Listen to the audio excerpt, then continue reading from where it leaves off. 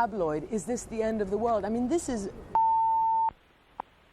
All right, we apparently have lost our satellite to London, where Christiane Amanpour was just giving us the British reaction to the catastrophe that the United States witnessed yesterday. We will hope to bring her back a little bit later this morning. She also gave us some insights as to how the Prime Minister is dealing with this. He just very recently had a long conversation, 20-minute conversation with President Bush, as there is continued talk about what kind of collective effort needs to be made to fight this brand of terrorism. Let's catch up with Kira Phillips right now, that has some more thoughts on how the nation will continue to react to what happened in Pennsylvania yesterday, what happened at the Pentagon, and the twin attacks here in New York City. Kira? Paula, thank you. Reaction is definitely the key word here. We're going to take you actually live to Logan Airport, and that is where two of the hijacked planes came from. We're going to turn it over to our Bill Delaney, who's live at the command center there. Bill, can you tell us what's happening right now within the center? Well, thank you, Kira. Hundreds of federal, state, and local police, led by the FBI, now fanning out here in the Boston area to try to determine how these hijackers could have gotten on the two planes that left Boston yesterday morning and ended up crashing into the World Trade Center. The question, was there some kind of a terrorist cell here in Boston that enabled these hijackers to lay the groundwork for what they did? Now, a security expert I spoke to here this morning, Kira, said in many ways Boston is an ideal place for that sort of thing. It is a small city but a major city, and importantly, it's near an international border, Canada. Now, we know before the millennium, an Algerian was arrested on the Vermont border. This Algerian found to have ties to another Algerian who tried at that time to cross into Washington State for a terrorist action at the time of the millennium in Seattle. So we've seen that sort of thing here before. Also, we don't know if Arabs were involved in this, but if they were, there is a sizable Arab community here in Boston. It's a place one could obtain some anonymity, this security source said to me. Now, there are reports here, Kira, this morning of several suspects being looked at who may have been involved in this hijacking. The Boston Herald newspaper reporting 2 brothers may have been involved, both carrying United Arab Emirates passports, one of them a trained pilot. Also, importantly, Kira, a rented car taken from the central parking garage here at Logan Airport yesterday. Now, this rented car reportedly contained Arab language training manuals for flying a commercial aircraft. Now, the authorities focused on this car because a passenger who left here on a flight from Boston yesterday, when he arrived at his destination and found out about the terrorist actions, realized that he had had an altercation with several Arab men in the central parking garage. He called authorities, and they are looking at this vehicle. I should also mention that earlier this year, the FBI did determine that in the late 90s there were Arab men here, 2 with ties to the Osama bin Laden organization. They left suddenly in the late 90s, but one of them, a man named Bassam Kanj, had lived here for some 15 years working as a cab driver. He was subsequently killed in Lebanon in an attack on the Lebanese army, financed, security sources believe, by Osama bin Laden. The other Arab, Rail Hijazi, also was a cab driver here in Boston. He is in jail in Jordan for an involvement in a plan to blow up a hotel in Jordan that contained mostly American and Israeli tourists at the time of the millennium. So there have been traces of people tied to Osama bin Laden, if indeed Osama bin Laden was involved in this in the past here in Boston. And as I say, hundreds of federal, state, and local investigators now trying to sort out how hijackers got on those 2 planes here at Logan Airport yesterday. Our Bill Delaney, thank you very much. Those are definitely riveting details. We'll continue to follow up with you at Logan Airport. Miles, we're going to take it back over to you at the desk. All right, thank you very much, Kira. Live pictures from the Pentagon right now. Let's take a look at the scene that is unfolding as the effort there continues. Not a lot of hope this morning. Matter of fact, no hope of finding any survivors inside the wreckage there of the Army side of the Pentagon. 5-sided building, obviously 5 stories. Some portions of it are opened, and some portion of the 20,000 workers who typically report there every day are at work there on what is, of course, not a normal day, but the routine will try to continue.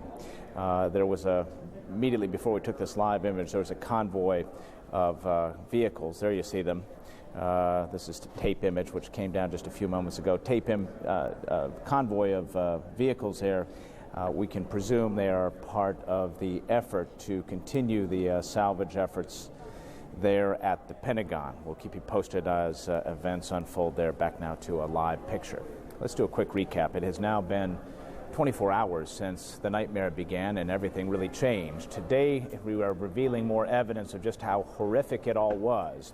In New York this morning, a frantic search and rescue effort continues. Crews have found some survivors amid the rubble of what was the World Trade Center. We underscore that point. Leveled the World Trade Center. Authorities tell CNN at least 9 people have been found alive this morning, but the death toll from the terrorist attacks is expected to be staggering. All we know now is it will be in the thousands. The horror began to unfold 24 hours ago as a plane tore through the first of the World Trade Center towers. This picture came in overnight. It's a different angle on it. Ripped into the building, created a huge fireball. That was American Airlines Flight 11, a 767 with 81 passengers, 11 crew members. It was supposed to fly from Boston to Los Angeles, somewhere over the Adirondack Mountains. It took a sharp detour to the south. Now, 18 minutes later, a second jet slammed in to the other tower of the World Trade Center, both of them 110 stories high. This is United Flight 175. Also, point of origin was Boston, also intended destination of Los Angeles. Both of those aircraft heavily laden with fuel for the transcontinental flight. 56 passengers, 9 crew members on board that plane. We've had reports from cellular telephone conversations that were managed to be delivered from these planes that there were knife-wielding suspects who commandeered these aircraft and were at the controls of the aircraft at the time. Now, both World Trade Center towers, of course, eventually collapsed. Here, as we see right here, the second tower imploding. That was at about 10 o'clock Eastern time yesterday. Those the gleaming symbols of New York for more than 20 years now, symbol of our wealth, symbol of U.S. prosperity. All of it now reduced to rubble today, and there are 5 sub-floors there. And earlier in our reporting, Gary Tuckman was indicating there is some hope that there may be additional survivors deep beneath that rubble. An amazing Herculean effort underway right now to try to find people who might be alive in that pile of rubble, many thousands of tons. At the Pentagon this morning, firefighters poured more water on the smoldering building damaged by the suicide plane attack. That was American Airlines Flight 77, 757, Dulles to Los Angeles, its intended destination. 58 passengers, 6 crew members, 800 people killed in that particular attack. Defense Secretary Donald Rumsfeld says the Pentagon is in fact open for business today. We should say portions of the Pentagon, those deemed fit and those deemed safe for occupants. But the concern about that structural integrity will keep everybody out but the essential personnel, at least for today. Still no word on exactly how many people were injured total in that attack. We are getting ballpark estimates of, as we said, 800 people killed in that attack. The attack at the heart of the U.S. financial center is reverberating throughout world markets today. In Japan, the Nikkei average plunged below 10,000 for the first time in 17 years. European stock market averages are undergoing sharp price swings today. Most opened lower and showed some gains before moving lower again. U.S. financial markets will remain closed today. The World Trade Center is, of course, at the heart of the financial district for this country. Across the U.S., there are some cases of soaring gas prices, which we could probably infer to be a bit of profiteering. In some places, the price jumped to nearly $5 a gallon. The nation's largest oil companies are trying to ease fears by pledging to keep distribution steady. That brings you up to date this morning on a morning that will be a morning that we are forever changed. Send it back to Paula Zahn in New York. Paula? Miles, I want to try to give you an idea of what life is actually like in New York City today, drastically different from an average weekday. As you look at the streets, there is a fraction of the traffic you'd normally see. You'd usually see bumper-to-bumper traffic at that corner at this time of the morning. The reason for this is that all public schools are closed, private schools, parochial schools. The Dow Jones is closed, the NASDAQ is closed. All businesses south of 14th Street, which is not far from this platform, are closed today. You still have bridges and tunnels, inbound bridges and tunnels closed at this hour. So you might describe the city as in a state of paralysis. Many companies advising their workers to stay at home today. And as folks stay at home, they're just beginning to come to grips with how their city has changed. I want to go to Gary Tuckman right now, who has gotten closer than just about anyone this morning to that perimeter area surrounding the World Trade Center. Gary, can you give us an update now on any of the rescues underway? Well, first of all, Paul, it was 24 hours close to this very moment that the United Airlines plane went through the South Tower of the World Trade Center. And that's where the South Tower used to stand. You can see the skeleton of it right now. And in the foreground, you see dozens of members of the Army National Guard who are now on the streets of Lower Manhattan here, protecting New York City at the site we never thought we'd ever see in New York City, let alone the United States. Members of the National Guard like this standing out there with their helmets on, guns on their sides. But that's the situation here right now in Lower Manhattan on the corner of Church and Reed Street, normally a very busy place. This would be morning rush hour. Now it's quiet. No members of the public are allowed out here right now. It's just emergency officials, police, the Army National Guard, and some members of the media who've gotten as close as we can. We are using right now a video telephone because we're in a place where we can't use our normal live truck to give you a live signal, and that's why we have this particular signal with you right now. And with us right now is an officer who's been on the scene for more than 12 hours. This is Officer Wayne Diana. He's with the South Plainfield, New Jersey Police Department. Sir, tell me what the scene was like for you. We got in, they bust us in from New Jersey into Staten Island, and they brought us over on the ferry. We started out at the lower end and walked up. We wound up in ground zero at about sometime, I guess, around midnight, searching for survivors. Myself and two other officers from my department were in the alley in the road between the two towers. We spent about 4 or 5 hours going through vehicles, looking under vehicles. At one point we got into I guess it would be the South Tower. The second floor of the South Tower, there's a daycare center, apparently employee daycare center. We searched through there, we found nothing. Apparently those people were able to get out. It's a war zone. It's an absolute war zone. It's the worst thing I've ever seen. How many people would you say are down there right now? Rescue workers, thousands. They're just all over the place. I mean, the city has come together. Every possible city agency you could think of is down there. Private contractors in there with heavy equipment moving huge pieces of building and steel, and police cars and fire trucks that are wrecked down there. They're in the process of moving those out now with forklifts. It's going to be a long operation. We've reported that 9 survivors have been found, 6 of them members of the New York City Fire Department, 3 Port Authority of New York and New Jersey police officers. Did you see any survivors? We didn't see anybody. We had already pulled out of the ground zero area before that rescue operation concluded. We went back a couple blocks outside of the ground zero area and went to sleep on the sidewalk. We slept for about 2 or 3 hours, and we came back in. It's a very frustrating effort because there's just so much debris that you can't get near where the people who may have survived the explosion are. Frustrating and frightening. How horrible has this been for you? It's scary. It's scary. Life as you and I know it has changed in this country. I mean, we've always felt that the United States of America was the safest place in the world, and we're wondering now whether that's still the case. Officer, thanks for joining us. Good work out there for the last 12 hours. I want to clarify the damage that occurred here. We all know that the 2 big towers, the 110-story towers, 1 World Trade Center and 2 World Trade Center both came down. We are told that when 1 World Trade Center came down, it fell on a smaller building called the 4 World Trade Center building. And then many of you know yesterday afternoon, the 7 World Trade Center building, another 47-story building, also came down. So 4 of the World Trade Center buildings in the complex have been destroyed. Paula, back to you. Gary, there is so much we've heard over the last 24 hours. You made it clear. It literally was just about 24 hours that the second hijacked airliner slammed into South Tower, trapping thousands of people inside before the building collapsed. There's so much we've heard to absolutely sicken us. But I think that the one piece of information that has really affected New Yorkers is the fact that some 250 New York firefighters are presumed dead. Among those, New York City's fire chief, its deputy fire chief, some 85 New York City police officers missing. What kind of impact does that have on the morale of these rescue workers who are in extremely challenging situations? It has a multi-dimensional impact.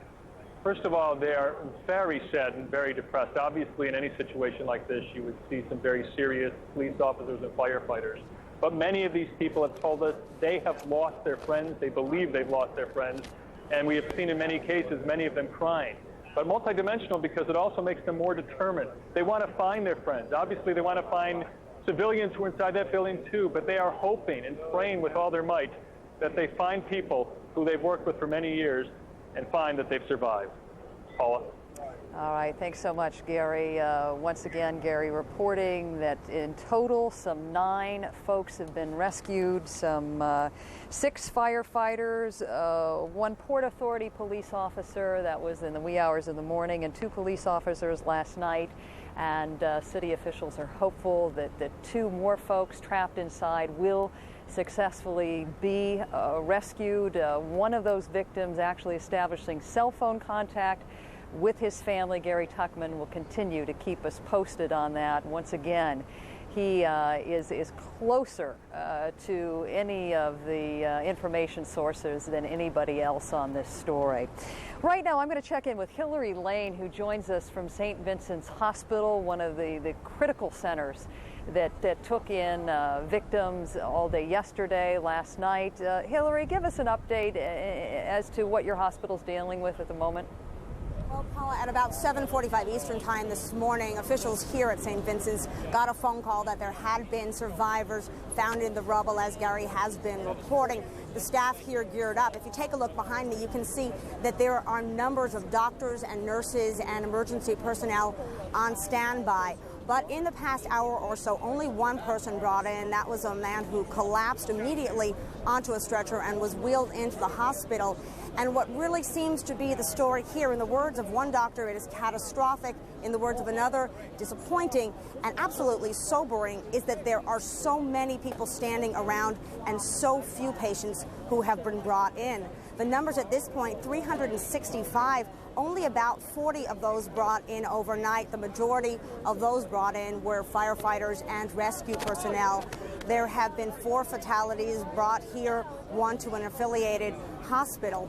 A short while ago, we heard from one of the paramedics who had been on the scene as of 9 a.m. yesterday morning, and here is how he described it. Initially, I was there for about 15 minutes. There were a couple explosions. It became dangerous. We grabbed one person, we commandeered an ambulance, and just hightailed it out of there. My prayers are to the fellow firefighters, EMS, police officers that have died, and hopefully we'll be able to get some more out of there. We weren't able to get to the scene simply because it was very unsafe. So please, if you can, everybody, please pray for those that have fallen today. Now, major burn cases have been some of the most serious injuries here, and doctors say those were people who were able to make it out on their own yesterday. And if you take a look at the rubble, you can see the delicate situation that the rescue workers have to go through in order to extricate anybody who might be alive. They are cheered anytime that they do receive some sort of communication. Some of it has been by cell phone, but those cases are few and far between. What one of the hospital officials here was telling me earlier is that the paramedics say that they stop about every 45 minutes and they check in for sounds. They use special dogs to see if they can hear anything, if they can smell anything. Yeah, let you take a look. There's an ambulance pulling up behind me and shouts that there may be one of the firefighters inside. I can't confirm that for you at this point, but people moving into action here as they wait for any survivors to be brought in. Triple the staff than usual in the emergency room, ready to handle any of the victims. And doctors here are saying that the sort of casualties they're likely to see here today are going to be far worse than anything that they have seen yesterday. As I mentioned earlier, that first phone call came in at about 7:45 with word that some of these rescued personnel might be on their way in here. Doctors were then saying that they hadn't seen anything at that point. They may have been transferred over to other centers to handle burns, maybe up to the trauma unit at Cornell or over to Bellevue perhaps. So that is the story here. Very, very sobering to these people who are waiting to treat the victims, and very telling that many more victims have not been brought in. Paula? Hillary Lane, thanks so much for that update. As I hear you heard your report, I guess I'm reminded that none of us are supposed to inject our own personal feelings in covering these stories, but you can't help but have a great deal of respect for the way volunteers are dealing with the carnage that has been wrought in this city. We had told you earlier this morning we expected Mayor Giuliani to hold a news conference. It has been delayed. We were expecting that about 45 minutes ago. We were told now it will get started shortly, and we'll go to that live. But once again, the level of support shown for the victims here is extraordinary. The scene you just saw playing out at St. Vincent's Hospital is being repeated all over the city, with doctors from neighboring hospitals trying to get in the city. In fact, it's difficult to get into the city today because there are a number of inbound bridges that are still closed. They're trying to get here to volunteer their services. People are trying to donate blood. There are reports even this morning of lines continuing to wrap around blocks of people trying to help out. In one of the more disturbing stories that's being reported, a barge last night actually carried some of the dead from New York into New Jersey. There are reports of cab companies literally ripping seats of their vans to actually carry the dead to New Jersey as well. We've heard a number of paramedics reinforce the fact that makeshift morgues are being set up all over the city. But the bottom line is, and I am sure that the mayor will probably reiterate this morning, no one, Miles, has any idea of the magnitude of loss in this city. There is hope downtown this morning, as you just heard Gary report, that 9 firefighters and police officers have been rescued from the rubble. There is hope that 2 more rescues will be successfully pulled off. But the fact is, what the mayor said last night will probably be true. And his words, quote, the deaths will be very, very high. The death toll, quote, horrendous. So, Miles, maybe some of this will become clearer later today. I doubt it, though, because once again, I think Gary Tuckman has made it quite clear from those rubble pictures how difficult it is for rescue workers to even get into this area. Miles? All right, thank you very much, Paula. Undoubtedly, it'll be a very difficult number to fathom. We should let you know that in about 7 minutes' time or so, officials at the Los Angeles International Airport will be holding a news briefing. 3 of the 4 hijacked flights were destined for Los Angeles, and we hope to bring you live coverage of that. That also lies ahead. Let's move now to Capitol Hill. Yesterday on Capitol Hill, a lot of tough talk and at least one touching moment. The tough talk coming from members of Congress vowing for retaliation, singling out Osama bin Laden and his organization as the group responsible for these attacks. The touching moment coming on the steps of the Capitol as members of Congress broke into song, singing God Bless America, a moment I will never forget. Let's turn it now to Kate Snow, where she will tell us about the U.S. House of Representatives going to gavel to session, and a symbolic session, right, Kate? That's right, and the Senate as well, Miles. At 10 o'clock this morning, they will be gaveling back in here. In fact, they never went out of session last night. Yesterday, they were evacuated, but they technically never stopped meeting, and that's an important point to make. Let me tell you first about the security situation here, Miles. There is a perimeter set up around the United States Capitol, 1 block east and west of the Capitol behind me, 2 blocks to the north, 2 blocks to the south. They're checking IDs. They're letting in people who work in the buildings here, staff, and obviously members members of Congress starting now to come back. We have seen some joggers, some people walking their dogs around this area, so we know they're also letting people in on foot. Whether they're going to let tourists into the United States Capitol for tours today is still being decided. Normally there's a huge line of tourists out here by this hour. Miles, this morning there's hardly anyone here in the way of tourists. Let me tell you also that clearly there is an effort to show that it is business as usual here in the Capitol this morning. At 10 o'clock this morning, as we've mentioned, the House and the Senate will reconvene. They will both be in their chambers, at least for a short period of time. The Senate plans to debate a resolution and give 10 minutes to every U.S. senator to speak on the floor. That translates into about 16 hours worth of talk that we're going to hear out of the senators today. On the House side, they're going to come in, they're going to come back a little bit later this afternoon and debate the same resolution. This is a resolution condemning yesterday's actions. We also understand that the House members and the Senate members are going to receive a closed-door briefing at some point this afternoon from intelligence officials, perhaps from the FBI, perhaps from the CIA. All night long, Miles, the dome light on the very top of the Capitol has been burning here. That's because, as I mentioned, the Congress never officially went out of session. That light that you see at the top of your frame is always on when the Congress is in session. It's a technical thing, but it's also a very symbolic thing. Last night, that shone all night long. The leadership, as you mentioned, appeared on the steps of the Capitol to send a message. Republicans and Democrats last night speaking with one voice. We will stand together to make sure that those who have brought forth this evil deed will pay the price. As the representatives of the people, we are here to declare that our resolve has not been weakened by these horrific and cowardly acts. The message has to be that we're going to hunt you down and we're going to find you and we're going to make you pay that price.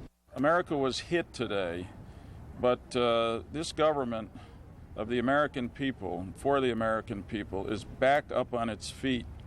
And we are functioning, and we are going to go forward together. The leaders of Congress will meet this morning with President Bush at 11:30 at the White House. We also understand that those leaders were in hiding yesterday for some period of time. There's about 9 leaders between the House and the Senate, 5 from the House, 4 from the Senate, who are the highest ranking people in this body of government. They all went to a secure location. We've learned some more details about that, Miles. 2 by 2, they were taken by helicopter to an underground location. Speaker of the House Hastert was taken earlier in the day, right after the plane crashed into the Pentagon. He was immediately taken away from the Capitol. About 3 hours later, the rest of the leadership was taken to that secure location. They sat together for several hours watching television together, we're told. I'm told by one aide that it was a grim situation, and I'm also told by that same aide that they were a very bipartisan group. This aide saying they're bipartisan now. I expect that will carry over in the business in the coming days. Miles. CNN's Kate Snow on Capitol Hill, thank you very much. We've just learned that President Bush will be holding a meeting of his national security team in about 2 minutes' time in the Cabinet Room at 10:45 a.m. Eastern Time. He will be making a statement to the media. We'll, of course, bring that to you as soon as we get that videotape, as soon as we capture that. Kelly Wallace is manning our post at the White House this morning from the North Lawn. Kelly, this meeting, they'll be discussing the parameters of response, undoubtedly. Can you give us any insights as to what is being discussed right now? Well, that is going to be the opportunity for the president to get the most up-to-date briefing on the investigation into who could be responsible for these attacks, as well as for the search and recovery efforts, because a big focus for the administration today is that the administration, the U.S. government, is doing everything it can to assist with recovery efforts in New York, in Pennsylvania, and of course outside Washington, D.C. at the Pentagon. So you will obviously hear the president talk about that. In fact, we understand he will be calling on the American people to do their part and to step forward and donate blood. There will in fact be a blood drive here at the White House, a bloodmobile pulling into the White House driveway earlier today. But again, as you noted, a big focus, just who might be responsible for these attacks. Now, Miles, U.S. officials publicly and even really privately not speculating at this time who they think might be responsible. U.S. Secretary of State Colin Powell on the air earlier today saying that he doesn't think it will be too long before the U.S. government is confident it does know who is responsible. But as we've been reporting, senior officials did brief key members of Congress last night. Some of those members talking to some of my colleagues at CNN, those members saying U.S. officials confident that the evidence right now pointing to affiliates or associates of Osama bin Laden. One other thing I want to show you, Miles, really a picture that sort of captures the mood here at the White House. As you would expect, the flag at half-staff on top of the White House and on top of the Eisenhower Executive Office building. Really a measure and a reflection of the tragedy felt all across the United States on this day. Another note, as Kate mentioning, members of Congress coming over here to the White House to meet with the president. This is an opportunity to show that Democrats, Republicans, all united behind the president. And one other note, security quite tight here at the White House, still very much on a high state of alert. Miles, back to you. CNN's Kelly Wallace at the White House. Thank you very much. Once again, the president will meet with his national security team right about now, and we should be hearing from them a statement to the tight pool, if you will, of press reporters that will be allowed into the cabinet room at 10:45 a.m. Eastern Time. We will get that to you as soon as we receive it. Let's turn it now to David Ensor, who is in our Washington bureau with a bit of breaking news. David. Well, Miles, I want to be very careful how I put this, but U.S. officials confirm that 3 planes in the airspace of Western Canada near Vancouver are currently being tracked by Canadian officials, by the Canadian Air Force and ground officials, and it's unclear what these aircraft are up to. They are attempting to ascertain who's flying them, and chances are, officials say, that there's nothing to this, nothing nefarious. You're probably going to hear a lot of these kinds of reports. The airspace of the entire North American continent is now being watched very closely by thousands of people. But nonetheless, we can confirm that there are 3 aircraft that they are still trying. The Canadian officials are still trying to identify, figure out who they are, why they're up there. They expect to very soon be able to report that there's nothing untoward about this, but at this point they are not able to do so. So those 3 aircraft are being tracked very closely, according to U.S. officials, Miles. David, cognizant of the delicacy of this situation, do we know them to be large aircraft, airliners, or are they general aviation aircraft? We have no additional information beyond what I've just told you, except to say that it is a tracking effort by the Canadian Air Force as well as Canadian civilian authorities. Being taken very seriously up there, but as I say, U.S. officials believe they will shortly be able to announce that there's nothing to this, but given the level of alert now, anything like this is being watched closely, Miles. And David, just to clarify one point in my mind, that unprecedented grounding of all aircraft in the United States yesterday, did that apply in any way to Canada? My understanding is there were some parts of Canada, particularly along the border, that where airports were grounded. A lot of planes were rerouted to there, of course, from the United States. Canada has been very closely cooperating with U.S. officials in the effort to get to the bottom of this and to retrack aircraft if need be. So they are now in constant communication with U.S. officials here in Washington and elsewhere on these 3 aircraft, and as I say, they're hoping to be able to ascertain very soon that there's nothing nefarious to them. But they haven't done so yet. Miles. CNN's David Ensor, who covers national security for us, joining us from our Washington bureau. And we should just underscore the point that this is a story that is unfolding as we speak, and there will be many dead ends as we go down the road here. Bear with us as you join with us in the news gathering process, if you will. Let's turn it back now to Paula Zahn in New York. Paula. All right, thanks, Miles. I need to mention that a bunch of us up here on the platform have just sighted what we believe to be a military jet doing some kind of flyover. In light of what David Ensor is reporting, it doesn't make a whole lot of sense when he is describing, his report made sense describing the activity in Canada, but this jet was traveling south and slightly east of here, appeared over Fifth Avenue. We have no idea what the relevance of that flight is, but it clearly was a military jet.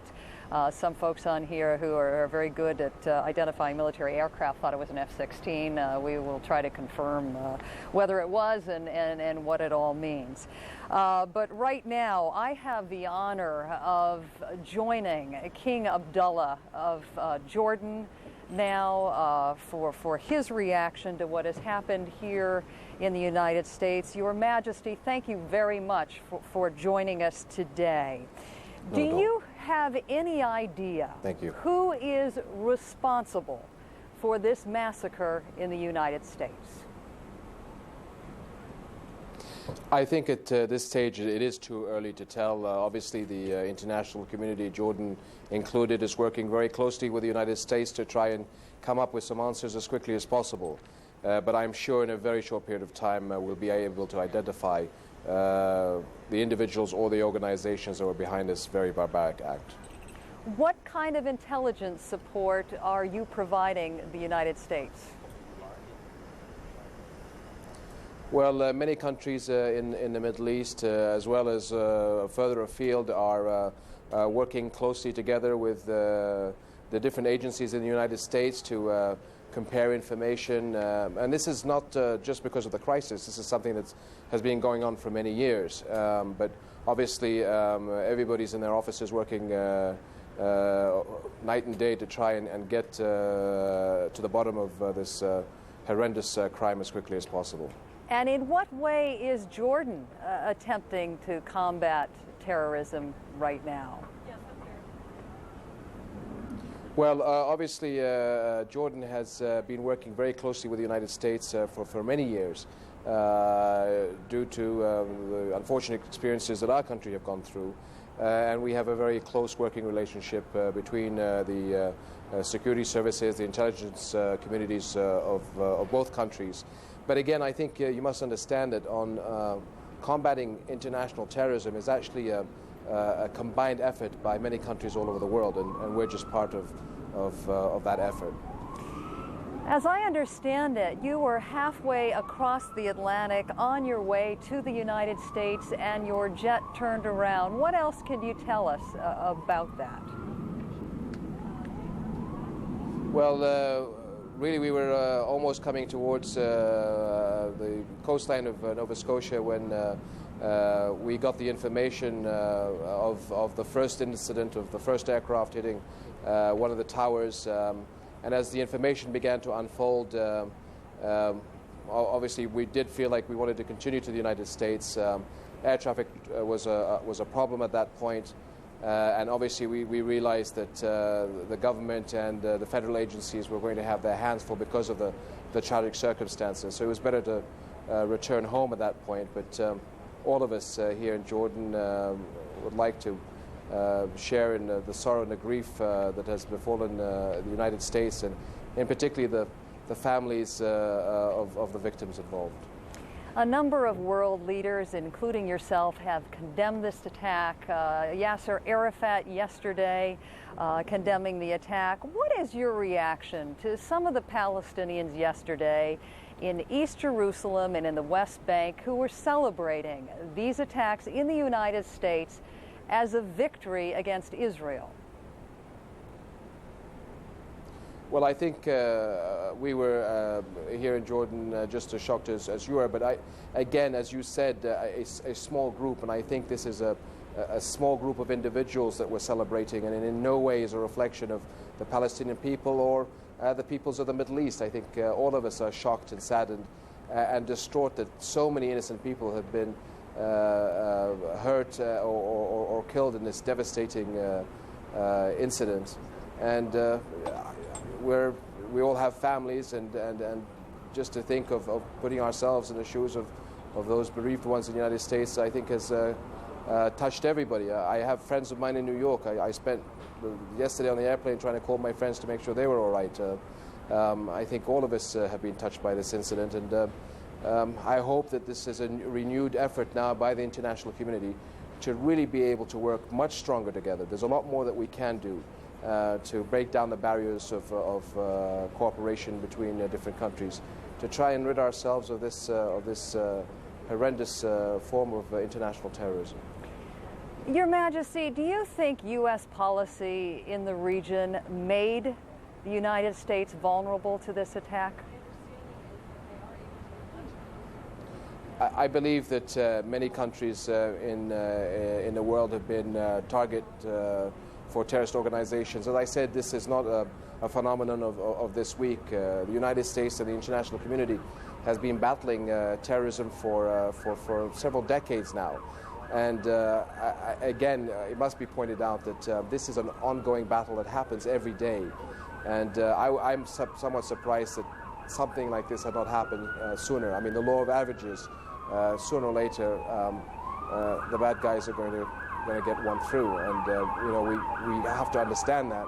And I hope America has, and I'm sure it will have the strength and determination to pick ourselves up and really take the fight back to the terrorists and those responsible for the heinous crimes that we saw perpetrated yesterday. So it sounds to me, Your Majesty, and I have to do this briefly, that in essence you're saying perhaps even if, as one of our guests suggested earlier today, peace had been achieved in July of 2000, this still, in the Middle East, this still might have happened.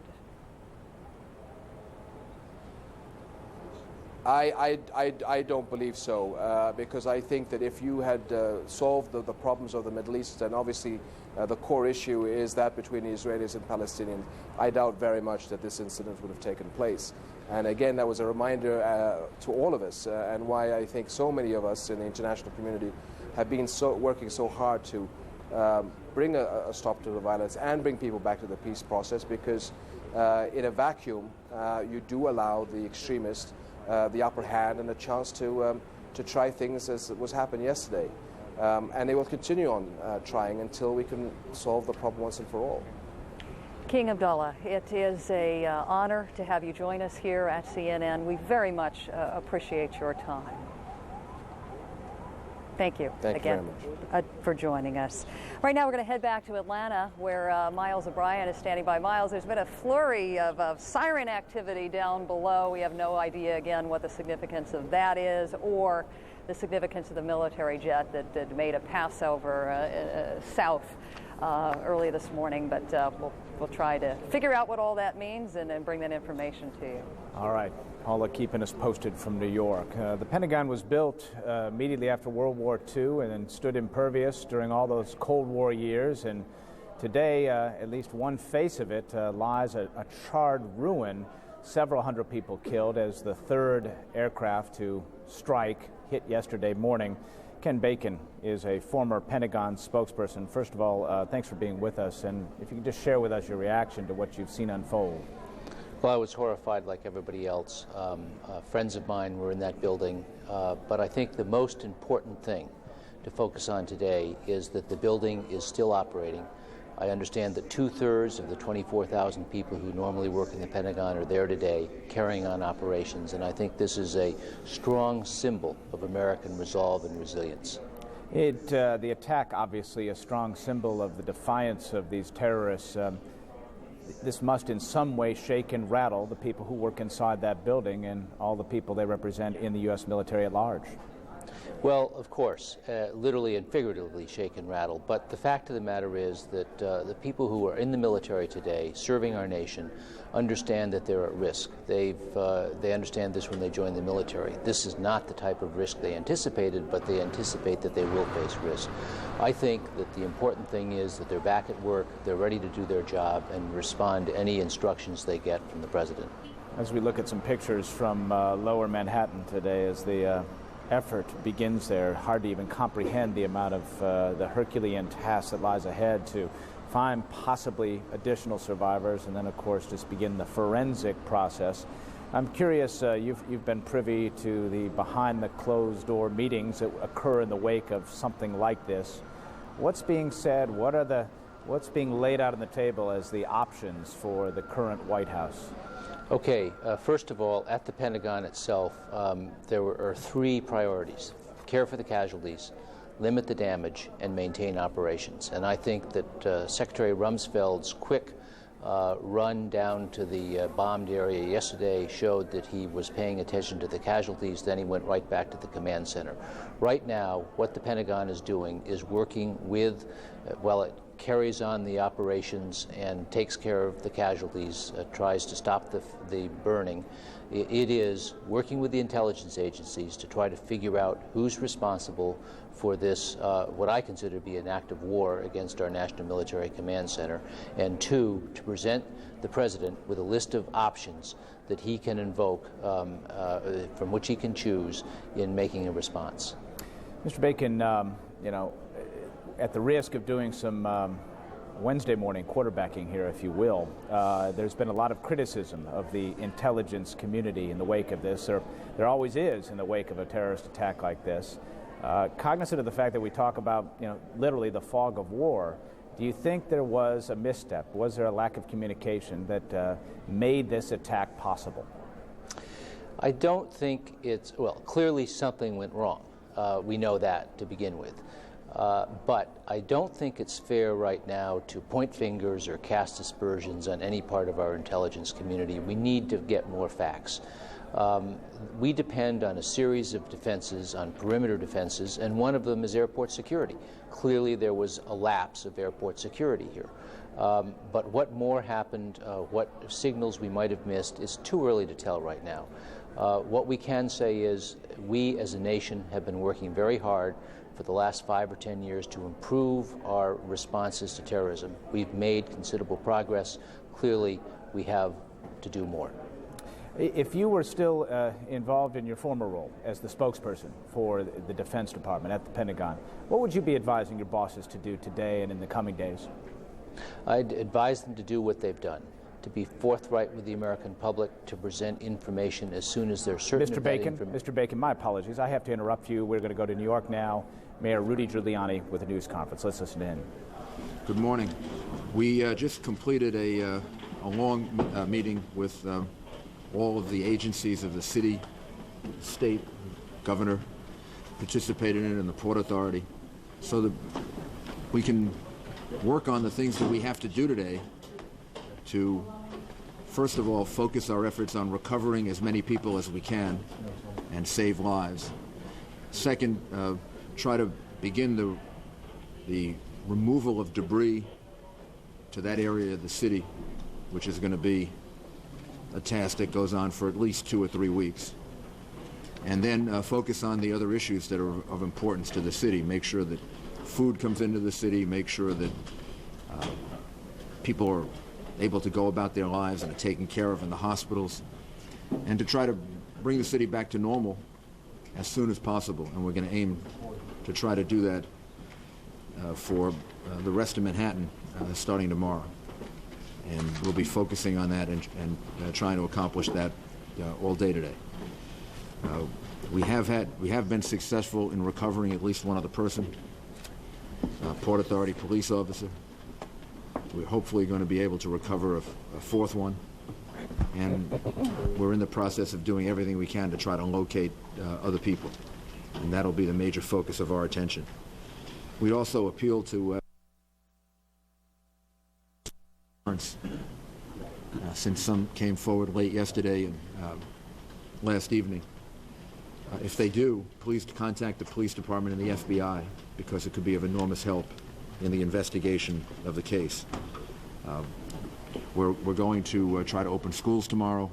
We're hopeful that we'll be able to, we certainly will be able to do it in the entire city, and we'll be working on a plan for the maximum number of schools that we can open on the east side of Manhattan, particularly the Lower East Side of Manhattan. Con Edison is working, I think, as intensely as they possibly can to try to get power restored. It's going to take some time, and we're bringing generators in.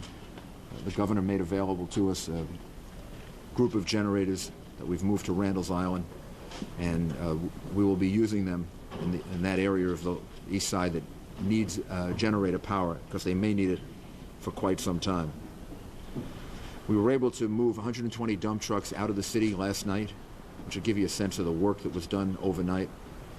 So some of the debris has already been removed. More of it is being removed, and it'll be done by barge all throughout the day today. The subway system is operating in all of the city, but below 14th Street, and largely because right now we have that closed. So If you're in any of the other 4 boroughs, public transportation is normal, the subways are normal, the buses are normal. If you're in Manhattan, the subways are going to be working to 14th Street, and then for those that go underneath, they'll just go straight out to Brooklyn. As soon as we can get that area of the city open, however, there will be subway service there, except for the 1, 2, and 3 lines, the West Side IRT below 34th Street, because of the collapse that took place. And again, we ask all New Yorkers to cooperate and to try to help each other. There are going to be a lot of people today who need help and need assistance, either because of the fact that they know people that were lost in this terrible tragedy, or because they're just frightened of what may happen. If you could comfort them and help them and assist them, particularly elderly people, that might be a way in which you can contribute. And we're getting very, very close cooperation from the state, from the federal government. I think people in New York, the best way they can deal with this right now is not only to deal with their own grief, which we all feel and have, but to show that we're not going to be in any way affected by this, that we're not going to be cowed by it, that we're not afraid, that we're going to go about our business and lead normal lives and not let these cowards affect us in any way like they're trying to do, which is to instill fear in us. Governor?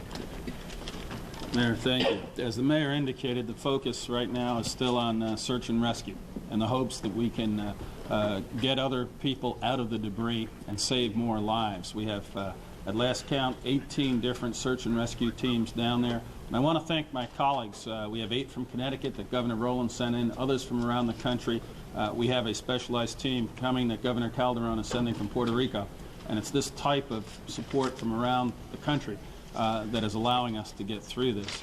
I have to tell you, I was down at the scene last night, and Mayor, your police and fire not only were heroes at the beginning, but they're still heroes. They're down there under enormous personal strain and risk.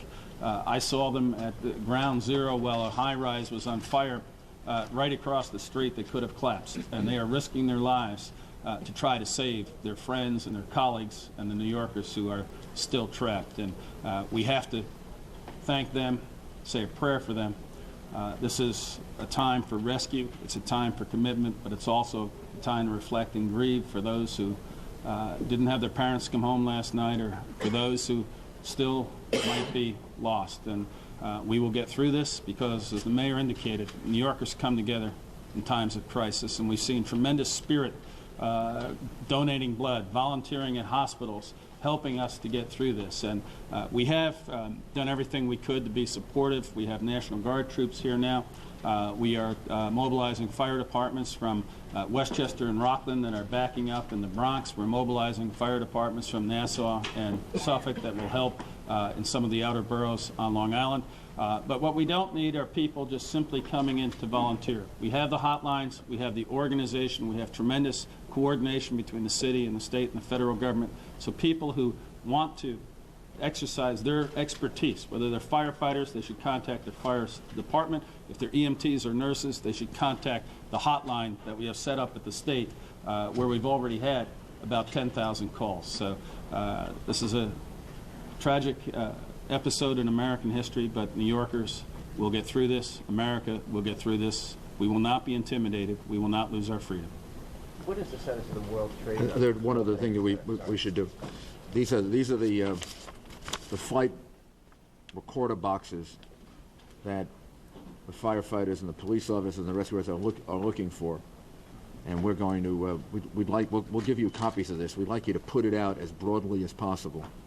We're giving copies to all the rescue people and recovery people, so that they can try to find them. Altogether there'll be 4, 2 for each airplane, and that's what they look like, except it'll be obviously covered with soot and dirt. But there are a lot of people involved in the recovery and relief effort who know what they're looking for, and then there'll be some that don't. So if we can give those out, it would be very important. This morning's meeting was devoted to the relief and recovery effort largely. This afternoon we're going to focus on the economic recovery of the city and work with the hotels, the restaurants, the real estate industry. We're going to we're going to rebuild. We're not only going to rebuild, we're going to come out of this stronger than we were before. And in addition to having wonderful people in New York, as the governor indicated, we also have the strongest business community of any place in the world. You know, we're going to call upon them, and we're going to need their help. But we're going to come out of this emotionally stronger, politically stronger, much closer together as a city, and we're going to come out of this economically stronger too. And we're going to start working on that right away. What's the status of the World Financial Center? There appears to be a fire burning across the street now, fairly significant. I believe. Do you want to answer that, Rich? I don't have the FBI. The smoke from the World Financial Center was from a defective generator that the fire department worked on. There was no major fire at the World Financial Center. A statement from the FBI. The FBI. I'll make a brief statement. Obviously, as you all know, this is a pending criminal investigation. I can tell you that it is being coordinated by Director Mueller at FBI headquarters. We have essentially all 56 field offices in the country involved in this. There are primarily a dozen offices where the airplanes were hijacked and left. We're doing a lot of things as far as at those particular airports, checking on the planes, checking with crews, cleaning people. All of that is ongoing as we speak. Probably the major thrust that we are doing right now is we do have the manifest. We're reaching out to all of the families, interviewing them, and the primary purpose of that is obviously to get any information. You have had, in the media as reported, there's been a number of calls made from these various planes. We would like to put out to the people, if they haven't reported that to law enforcement, to call their local law enforcement or FBI so we can get a hold of it.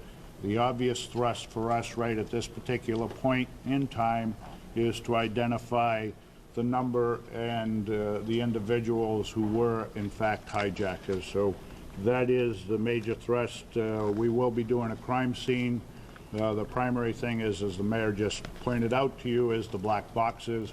We're working with the city, but again, that's going to follow the search and rescue, ongoing intensive investigation. That's all I have at this time. Can you say anything about the arrest in Florida and the seizure of a car in Florida and the seizure of a car? We have a number of leads that we're running around the country. A number of these, I'm not going to get into specifics other than it's my understanding we did detain some individuals over in New Jersey.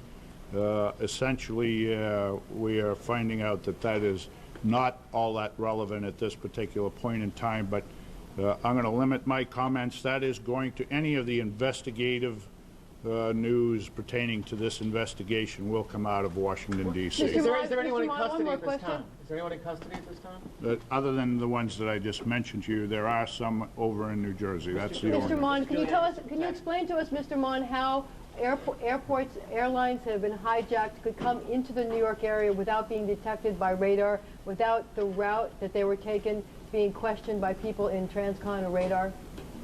I can't really answer that. That would be FAA and NTSB. I'm not going to get in. I don't know the answer to that. Did you have any warning at all that there were hijacked planes in the air? No, I can tell you this was a surprise. As the mayor and the governor has pointed out, it was a surprise, a shock. We had no forewarning of this happening. Mr. Mon, there were reports that the FBI was investigating a hijacked plane just before the first plane hit the World Trade Center. Is that true? I'm not aware of that. Do you have any sense at this point of the range of potentially of people that were in the World Trade Centers and that are still missing or presumed dead? What is even the conceivable range that there is at this point? The numbers that we're working on are in the thousands. Obviously, we hope that's not the case, but the estimate would be for both of the buildings that although building number 2 had a chance to clear out, a lot of people probably cleared out of building number 2. Building number 1 had some time to clear out, but there were areas of it that were affected. The best estimate that we can make, relying on the Port Authority and just everyone else that has experience with this is, that there'll be a few thousand people left in each building. Mr. Mayor, you talked about... And then our recovery relief efforts and our work with the medical examiner are premised on those kinds of numbers. Mayor, can you explain, if there are thousands of bodies and there were 120 trucks of debris taken out, where are the bodies if there's only 41 confirmed fatalities? Where are the rest of them? A lot of the debris that was taken out are structural things that were in the way of the relief effort. I don't know that the debris was actually taken out of the actual buildings that fell. But if some of you haven't been down there, but the area was very constricted by lots of structural damage and things that were in the street. So a lot of the debris that was taken away, I suspect, was the debris that blocks the entry and exit of the vehicles that have to go in and out of there. Altogether, I think so far, we account for about 45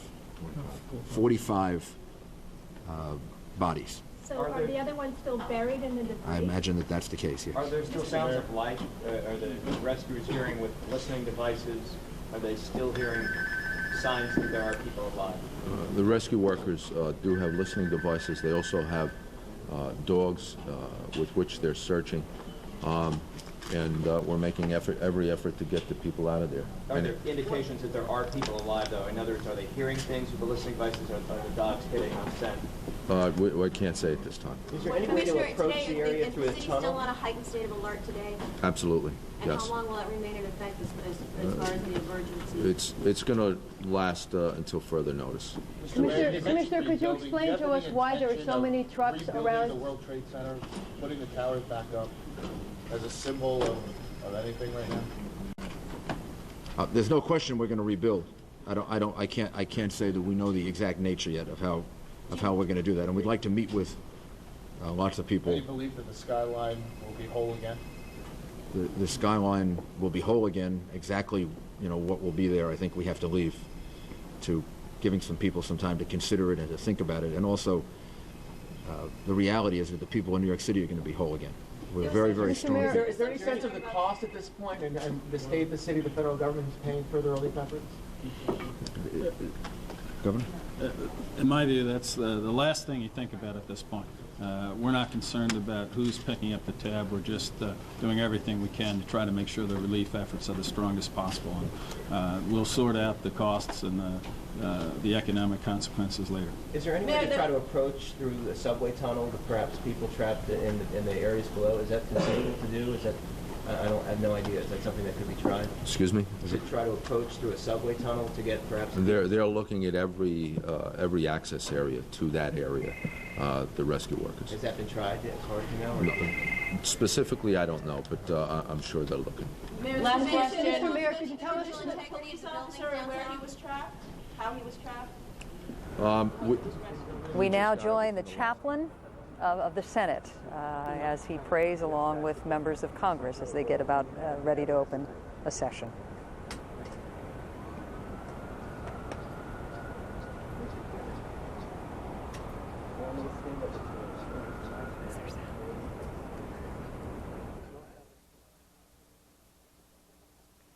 Okay, unfortunately, as you can imagine, with the amount of stuff going on here today, we don't have that sound, but a session of Congress is about to get started. The chaplain presiding over a prayer right now.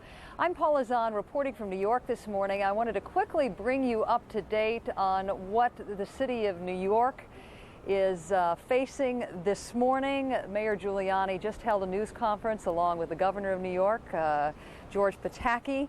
They say their goal right now is to rescue as many people as they can and to save lives. The good news, according to Gary Tuchman, and these numbers go back and forth, you need to understand that it is very difficult to get confirmation of this, but Gary Tuchman has gotten closer than any other reporter to the perimeter area of the World Trade Center. He has had confirmed for him by some city officials that in all 9 people have been rescued from this horrendous rubble you're looking at right now. 6 firefighters, 3 police officers, and there is hope, Leon and Darren, that 2 more people will be rescued sometime this morning. Leon, Darren? Paula, thank you very much. Good morning, Paula. I'm Darren Kagan at CNN Center in Atlanta. And I'm Leon Harris as well. Good morning, folks. You're now looking at a live picture we're getting from the House. This historic joint session of Congress about to get underway. As they attempt to fill the gaping holes left in the fabric of this nation, send forth your Holy Spirit upon all the members of Congress, the President, and all government leaders across this nation. Free them of fear, any prejudice whatsoever. Remove all doubt and confusion from their minds.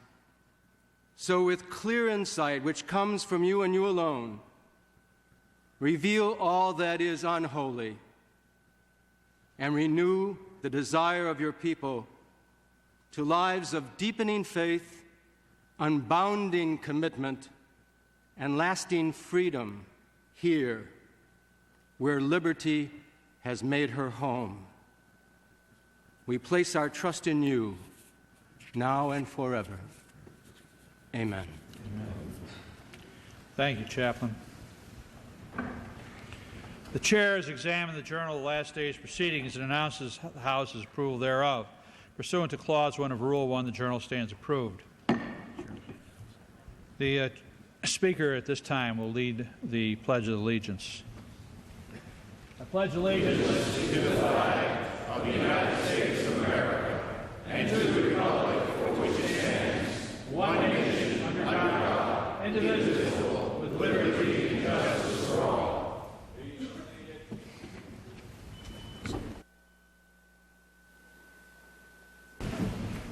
Due to the events of yesterday, the Chair wishes to announce that the joint meeting to receive the Honourable John Howard, Prime Minister of Australia, scheduled for today will not take place. The Chair wishes to acknowledge, however, the presence of the Prime Minister here today and extends on behalf of the House his appreciation for the solidarity of the Australian people and the presence of the Prime Minister today in this very difficult time. Thank you.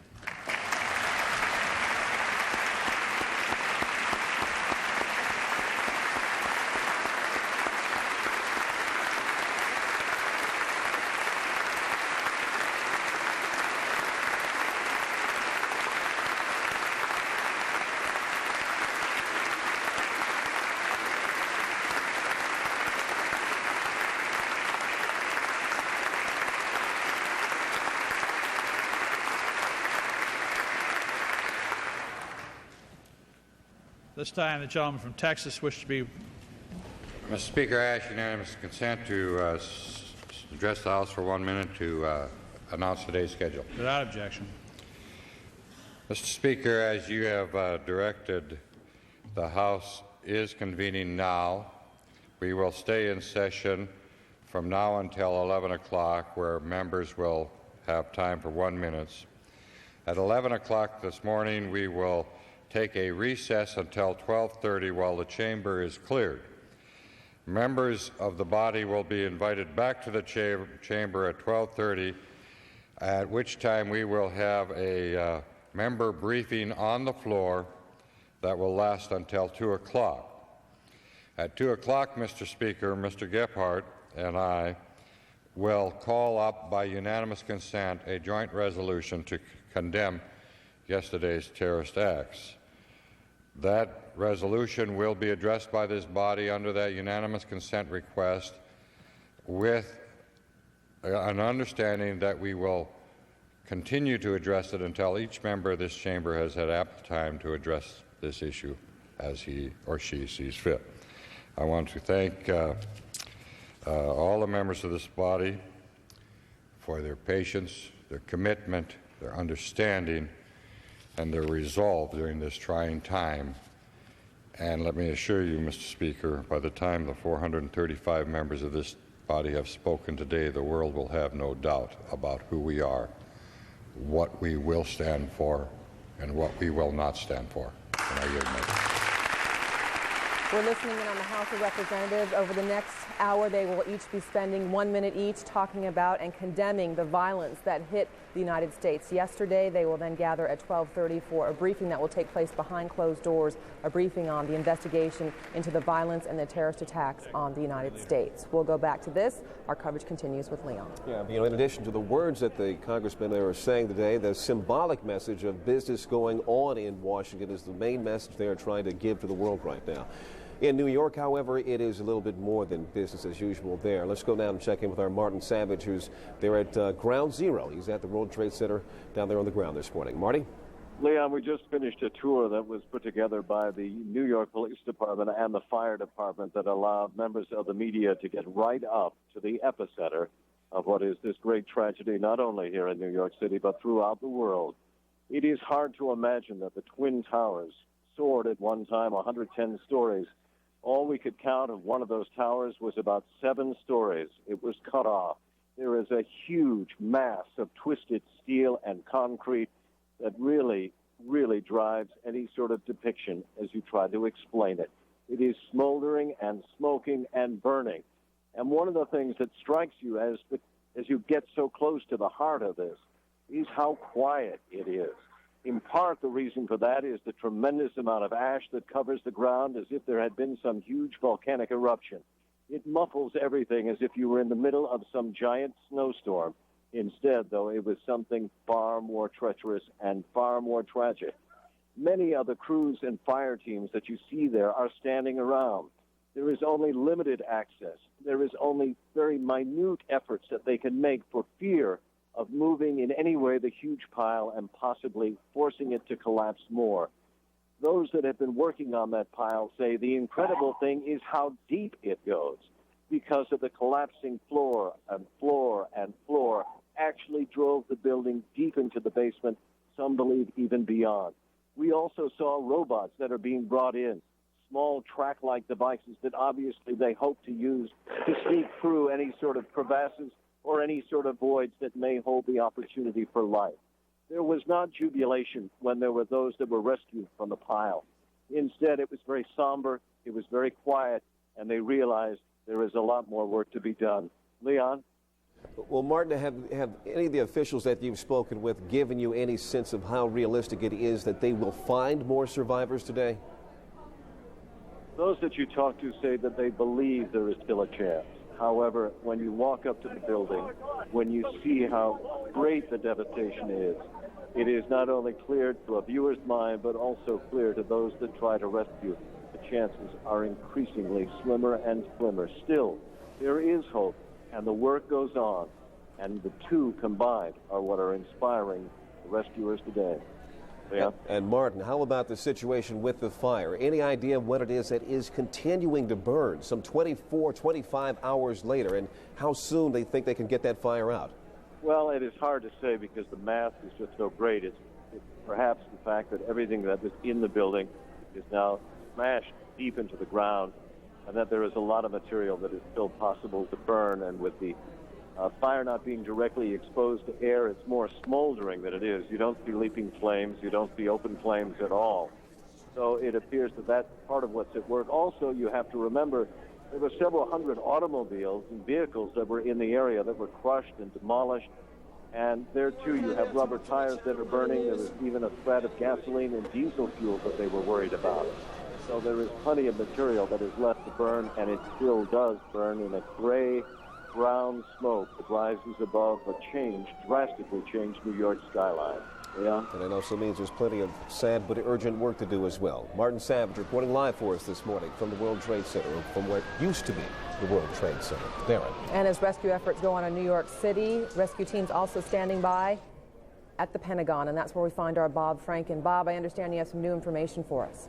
Well, I have several things. First of all, of course, this is a story so huge, and we talk about it in terms of institutions, when really this is the story, the human story as it is in New York, it is here too. CNN's Pentagon producer, Chris Plant, has just walked through the Pentagon, through a substantial portion of it. And he had some interesting things to report. You can see, of course, where the The plane collided with the Pentagon a little bit over a day ago. Well, now that the firefighters have spent that day trying to put out the flames, he's reporting that they have not been entirely successful, and as a matter of fact, the fire has spread a little bit. The plane hit on one of the outer rings, as you can see, but Chris Plant reports that it has now spread to the inner rings. It's gone around to my left, your right as you're watching, and you can see that the flames are going in that direction. Plant reports that there are actually some fires still in the roof area, and that the area around the inner ring has some spot fires, that type of thing going on. That, by the way, has been confirmed by some of the firefighters who have been out here. We are also told that the entire Pentagon, all floors of it, seem to be at least covered in soot, and there's a smoke on the walls throughout all of the floors of the Pentagon. As a matter of fact, even the areas that were not directly affected, like the secretaries' areas, have been in effect abandoned. The secretaries, the leaders of the Pentagon, have gone down in the basement where they're operating right now, and of course trying to keep the military operation going. As far as the search for the casualties here, it's very dangerous right now. We're told by the people who are in charge of that it is so unstable they can't decide whether to try and knock down the wall where the plane hit or restabilize it somehow. These are the decisions that are being made. It's very, very risky now. When they do go in, it's very dark. They worry about tripping and they worry about a collapse. So this is a story of individual courage. It's huge as it is. It's a number of individuals trying to see just how successful they can be, finding somebody who survived, although one fire official told me highly unlikely, but he said we're not going to give up. That would be despair. Leon? Actually, it's Darren, Bob. You mentioned the talk with the firefighter, but is there any indication that people might still be alive inside the Pentagon? They have found nobody yet. They have found that there are some bodies. They have not been recovered. There are really a wide variation in the number of casualties we'll have. The best guess is it might be 100 or less, but the estimates have gone much higher than that. Thus far, no sign of survivors, particularly in the area where the plane hit. None are expected to be found, but there, in fact, have been some casualties spotted, not removed, but spotted. Bob Franken at the Pentagon. We'll be checking back with you throughout the morning. Right now, back up to New York City and Paula. Thanks so much, Darren. I just wanted to quickly recap for you what we know at this hour. As we've been reporting all morning long, all the public schools are closed, the private schools, the parochial schools are closed. But the Securities and Exchange Commission has now told CNN that the SEC chairman believes that the financial markets will indeed open for trading on tomorrow. However, an official decision has not been made at this moment. Right now, I want to go to Gary Tuchman, who is as close as you can get to what is left of the World Trade Center for an update on rescue operations underway. Gary, what do you got? Well, yesterday morning at this time, the tallest buildings in New York City, the second tallest buildings in the United States, stood in the street just a couple of blocks behind me. And now the skyline here on this street, Church Street, looks like it did back in 1971 before the World Trade Centers were built. That beige building was there in the early 70s and the late 60s and the 50s, and that's what it looked like if you were here in New York City before that. It's a very strange sight indeed, not seeing those gleaming 110-story buildings behind me. We just saw a very disturbing sight on this area where we're standing. These are all emergency workers here right now, police. We have members of the military who are here. We have other emergency officials. And just a couple of minutes ago, you're going to look right now. This is one of the disturbing sights. There you see a car that was incinerated in the parking lot of the World Trade Center. It's very hard to look at those sites and imagine what happened to the people who were nearby. We've seen a lot of cars like that today. This truck right here that just passed by has wreckage from the World Trade Center, but an even more disturbing sight about 5 minutes ago, we saw a vehicle from the medical examiner's office carrying body bags. We can tell you we haven't had any good news whatsoever in the last couple of hours about survivors, but there have been 9 survivors found. And with us right now are 2 of the gentlemen who worked with one of the survivors. Gentlemen, can you come over here for a second? This is Brian Van Flander. This is Steve Martinez. They're emergency medical technicians. I want to ask you, Brian, you told me that you loaded up onto an ambulance a police officer who survived this terrible tragedy. Tell me about that. Yeah, I was going to say, as a transit authority officer, we worked on them for, when I say we, I mean the EMS, the firefighters. Those guys were just incredible down there. They worked on him for a better part of 4 to 5 hours. He was only extricated maybe an hour and a half ago. And the reason it took so long was because they were trying to save his foot. They were very worried that they were going to have amputate his foot while he was still in the wreckage? Yes. We actually, as I understand it, and I didn't actually get the chance to see him in the wreckage. You put him in the ambulance. That's right. I loaded him in, or helped many guys load him in. They crawled down into, he was in a pit, and they had to crawl down next to him or beneath him and physically cut a cable that had punctured his ankle, as I understand it. Was he talking to you as you put him in the ambulance? He was lucid. He was aware. He wasn't. He was talking, but not. Kind of thumbs up. There was a nice big round of applause as we got him on the stretcher, and then again when we got him into the ambulance, and people were. It was actually a very tearful moment, a very touching moment. Kind of shows the best of New Yorkers. These guys are just working their hearts out. They're trying to save their fellow colleagues. So. Also touching what you have in this box. Show me what you have in it. Yeah, well, we found this at Ground Zero. There's 3 command stations. We're at Liberty 1, which is about as close as you can get to Ground Zero without being in a pit. And we found Herb just lying outside amongst the rubble. The carnage, I know you guys hear everyone coming out of here saying the carnage is unbelievable, but it's just beyond comprehension. You cannot possibly imagine the devastation down there. And this kind of tells the story unto itself. Tell me what you're going to be doing with this. Well, I'd like to clean it up and give it to a young girl in memory of the people who died, and maybe when she's old enough she can appreciate. Hard for you. Yeah, a lot hard. How are you coping right now, sir? I'm all right. I'm fine. It was rough in there, We went in. Basically, we provided EMS services for the fire department and the rescuers, the people who were digging. They were having a hard time breathing, having a hard time seeing with their eyes. You can see that the rescuers have their masks that they wear. Yeah. Anyone in this area is supposed to be wearing these masks. Yeah, so there's a lot of crap floating around in the air, and it's rough in there. We had firefighters pass out on us. We had to give them oxygen, things like that. Are you scared? Yeah, it was scary a few times in there with the fire and all that. Then there was one point where they thought they had found somebody, so they called EMS in, and we ran in. And that's when we really got a really good look at it, because from the outside, it's a lot of hilly rubble, and you don't get to really see it unless you're in there digging. And when they called EMS in, we ran in and actually really got to finally see what it looked like, and it was just chaos. It was chaos, and also it wasn't nothing but a couple of DOAs down there that they took out. Dead on arrival. Gentlemen, a country thanks you for your service. You're welcome. We appreciate it. We have one more gentleman over here. If you can come over with us, sir. This is a member of the Guardian Angels, the crime prevention group, who was crawling through the wreckage for many hours. Can I get your name, sir? Bill Coscarelli. Bill, tell me what your experiences were at the site just a couple of blocks behind us. Well, like he was saying before, my mayor thing was yesterday night. I started, when the fire went down a little bit, I started to get into the buildings, over the basements, over the fire station, looking for people.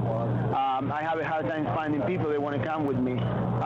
Finally, would-be rescuers who wanted to come. Yeah, rescuers or firefighters. The firefighters that were mainly on top of the building, and basically nobody wanted to leave the top of the building. I went out there. I went to the path train. Basically, I went to the station. Which is the commuter train in the bottom level of the building. Yeah, exactly. I went all the way down to the station looking for people. What did you see, sir? Everything is. It's no roof. It's basically. It's nothing left from the building. It's a 60-feet hole where the building collapsed, and everything is there. Sir, I want to thank you for joining us and talking with us. Appreciate your help. You can see it's an extremely stressful, very troubling situation. They are hoping to find more survivors, but right now, officially, we know a total of 9 survivors have been found. Paula, back to you.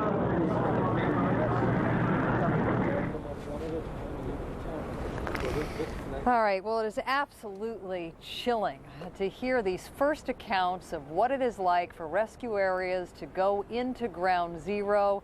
As you may remember from last night, rescue workers weren't even allowed into the area till very late because of concerns about debris continuing to fall, the fumes that continue to come from the crash site.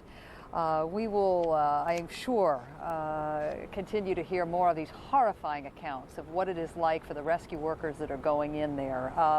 We do need to make it clear there has been some positive news this morning. Some of those very brave rescue workers have, in fact, according to Gary Tuckman, rescued some 9 folks trapped inside the rubble, 6 city firefighters and 3 police officers, and the hope is that 2 more victims trapped inside the rubble will be rescued. One of those victims actually establishing cell phone contact with a family member. It is hard to imagine, by looking at these pictures, that anyone ever could have survived the strength and the force of this kind of attack. But the mayor of New York, Rudy Giuliani, expressing the hope that there might be more people trapped inside the rubble.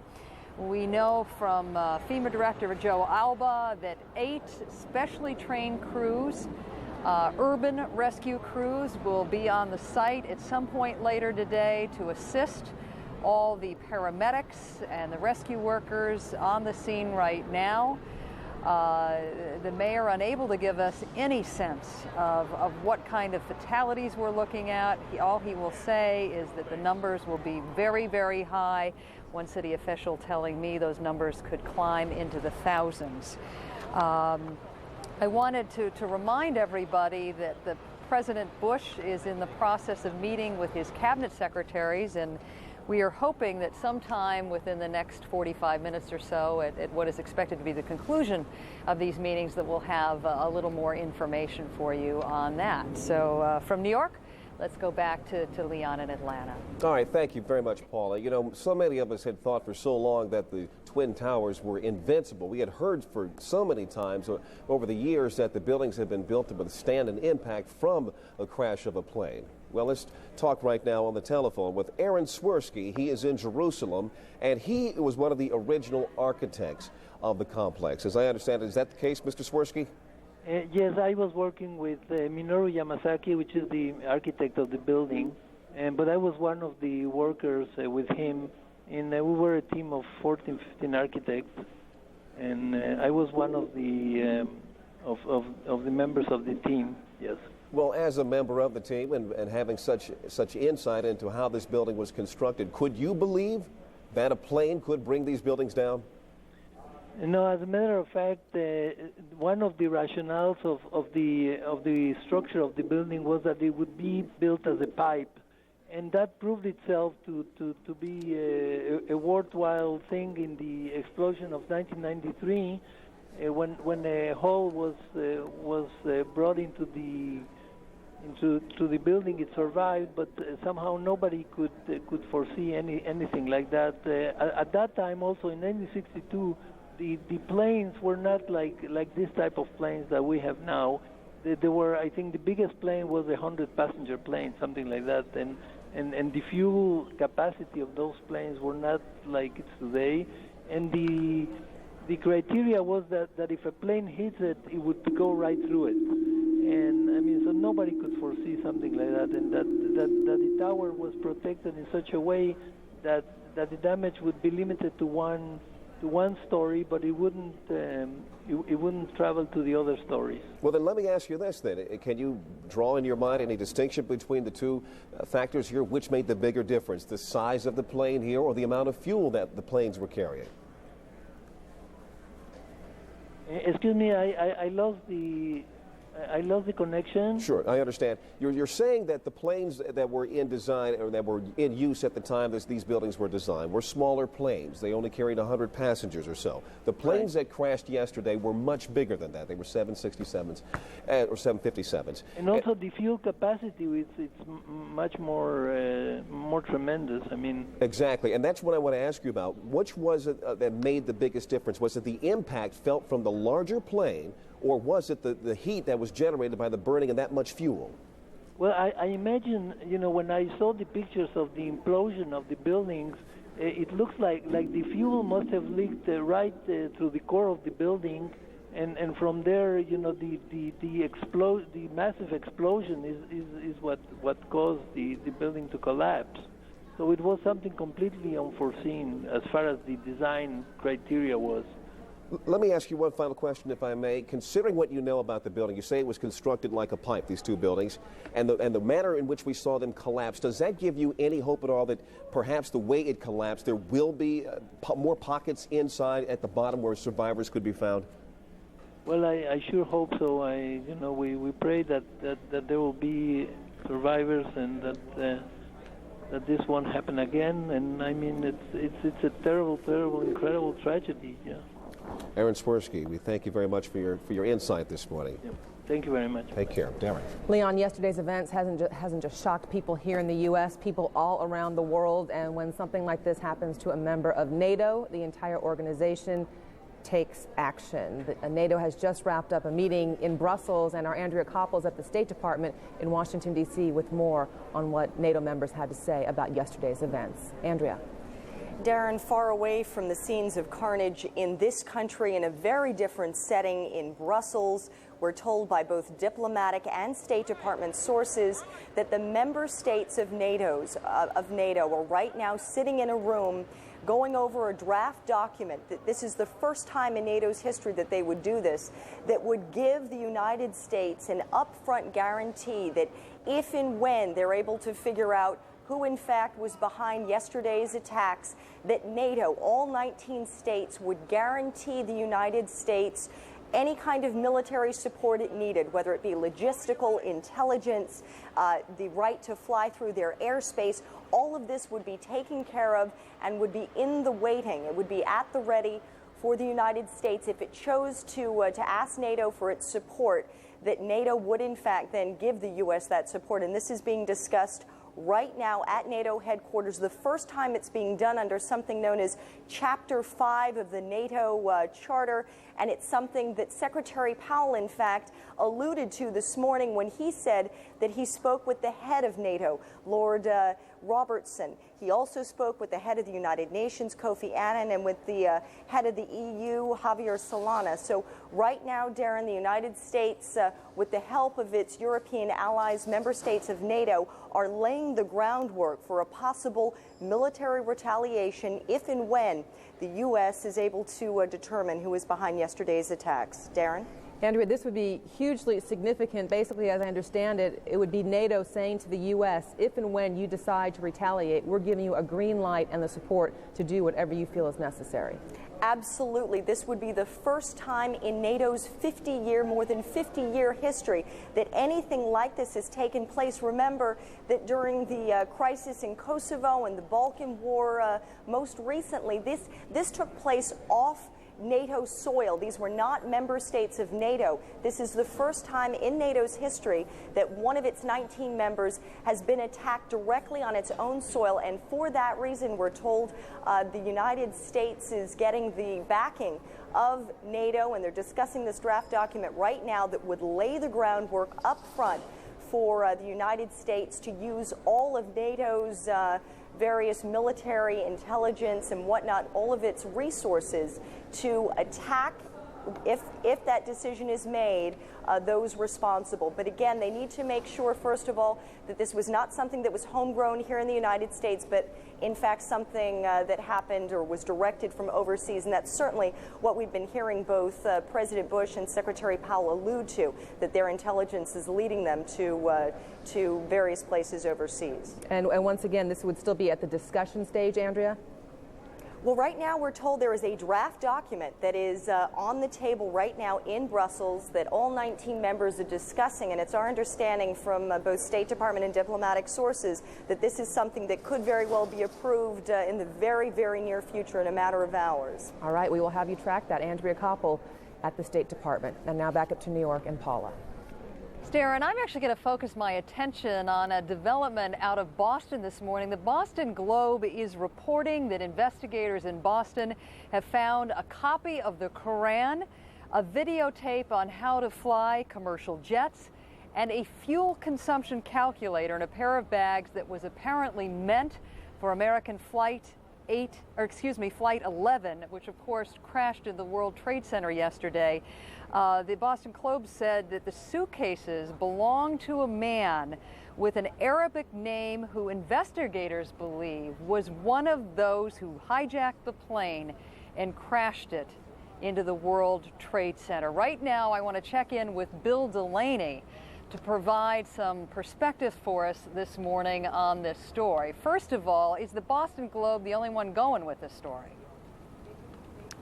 Well, actually, it's the Boston Herald, in fact, Paula, that's been leading the way on this story as hundreds of federal, state, and local investigators fan out to try to determine who hijacked these planes. It was the Boston Herald, their entire staff of dozens of people thrown into this yesterday, who broke a lot of this important news this morning in their overnight edition. I have with me one of the reporters on that staff, John Wells. John, what did the Herald learn about the hijackers involved in these two planes that eventually crashed into the World Trade Center? Well, what we learned rather late last night is that authorities have identified 5 suspects of Arab men as possibly involved with this, that 2 of them may be brothers. Another 2 of them apparently traveled into Boston from Portland, Maine, originating, authorities think, in Canada. And that they also seized an automobile here at Logan Airport out of the central parking garage, a Mitsubishi sedan. And apparently within the sedan were pilot training manuals, or a manual that was in Arabic. This is what we're told by reliable law enforcement sources here in Boston, which it speaks to there's some roots to this in Boston, which not many people are aware of, but it speaks to the idea that there may be a terrorist cell in Boston. It was in the late 90s, the FBI said earlier this year, that there was a small, possibly just 2 men linked to Osama bin Laden here in Boston. What can you tell us about that? Well, yeah, there are 2 men. They're both cab drivers who have been, have alleged ties to bin Laden, who lived here in the 90s. One of them has since been killed in Lebanon. The other one has a death sentence over his head in Jordan, I believe. And they were linked around the time of the millennium. They were gone by then, apparently, from Boston, but they were linked to some plotting around the millennium for terrorist bombs in the U.S. A security source I spoke to this morning, I must say, because we do have to be cautious about these reports, somewhat scoffed at the idea that someone who was heading to a hijacking, who was going to fly that plane, would bring with him a manual about how to fly an airplane. What do you make of that? Understandable that he would have that reaction. This is raw information that we're getting from reliable law enforcement sources. We're not in the business of selecting out things that seem unlikely. He may be right. I don't know. We're going with the best information we have right now, and things are changing quickly. Why Boston? Well, there's a lot of speculation about that. Geographic location, close to New York, close to Canada. If this is true, that there is some cell that's linked to a cell in Canada, a cell here in Boston, that's logical because travel is easy from across the border. I think that there's been talk also about that Logan has a spotty security record. So there's been speculation that terrorists would think this is a good place to stage something like this, although there's been no information regarding that. The FAA in the late 90s finding some 136 security violations here, fining the airport $178,000, a spotty record at Logan. Yeah, and I'm hearing today also that Logan workers are coming out and on the radio talk shows and talking about how horrific they feel the security is there, and that they've known it for years. And one of them said today that he comes to work at Logan Airport at 5 a.m. He could drive a tank in here. This is how some of those workers feel. So there's clearly a problem that needs to be addressed. Obviously, a little bit late. John Wells of the Boston Herald, thank you very much. This still unfolding story, as I said, hundreds of investigators fanning out to try to determine how hijackers hijacked the planes that crashed into the World Trade Center yesterday that originated tragically in Boston. Back to you. Bill, it's interesting now that you have both the Boston Globe and the Boston Herald essentially reporting the same thing. I also found it interesting that the head of the Massachusetts, or the aviation director of the Massachusetts Port Authority is saying that when Logan reopens, that, quote, there will be very significant security changes, including no more curbside luggage check-in and a ban on anyone except registered passengers passing checkpoints. That sounds to me that the spotty record that you were talking about was, well known and well established. It's been a problem here for years, I have to tell you. They also have had their security successes here, but there have been notorious cases. For example, 2 summers ago, a teenager managed to get over the fence surrounding Logan Airport. He was dressed as an Hasidic Jew. He got over a fence with razor wire on top of it. He went to a 747, got into it, and made his way all the way to London, a notorious case here 2 summers ago. So yes, Logan has had problems over the years. On the other hand, even the FAA report from about 2 years ago, which blasted Logan, said that for a major airport, the violations here were really no more serious than they found at many other major airports. Logan Airport has problems, so does virtually every major airport in the United States. So we shouldn't brand them completely, but yes, it's conceivable that if there was a cell here that was spending time in Boston, examining the place, laying the groundwork for all this, that one of the incentives for being here in the first place was an airport that any of us who travel through it regularly will tell you has its weak points, has its checkpoints that it seems rather effortless to get through. Frankly, we've often commented on it ourselves as we fly in and out of Logan Airport. But Bill, I got to tell you, that doesn't give flyers out there a great deal of confidence if you're saying that no one wants to brand Logan as particularly much worse than the other airports. The fact remains that hijackers were also able to hijack planes out of Newark and out of Dulles yesterday. And I know from talking to folks on the street earlier this morning, there's a sense of outrage that this could happen, that 4 hijackings could take place in a couple-hour period. Are you getting, I know that John Wells was saying that he's talked to workers at the airport who say that they aren't surprised this happened, but what kind of buzz are you getting from Boston residents about this? It's the buzz that you hear all over the country, and it's the simple question, how could this have happened? But added to that question, I will have to tell you, and I have spoken to a lot of people in this town in the last 24 hours, Logan is something that comes up here. People go in and out of this very busy airport.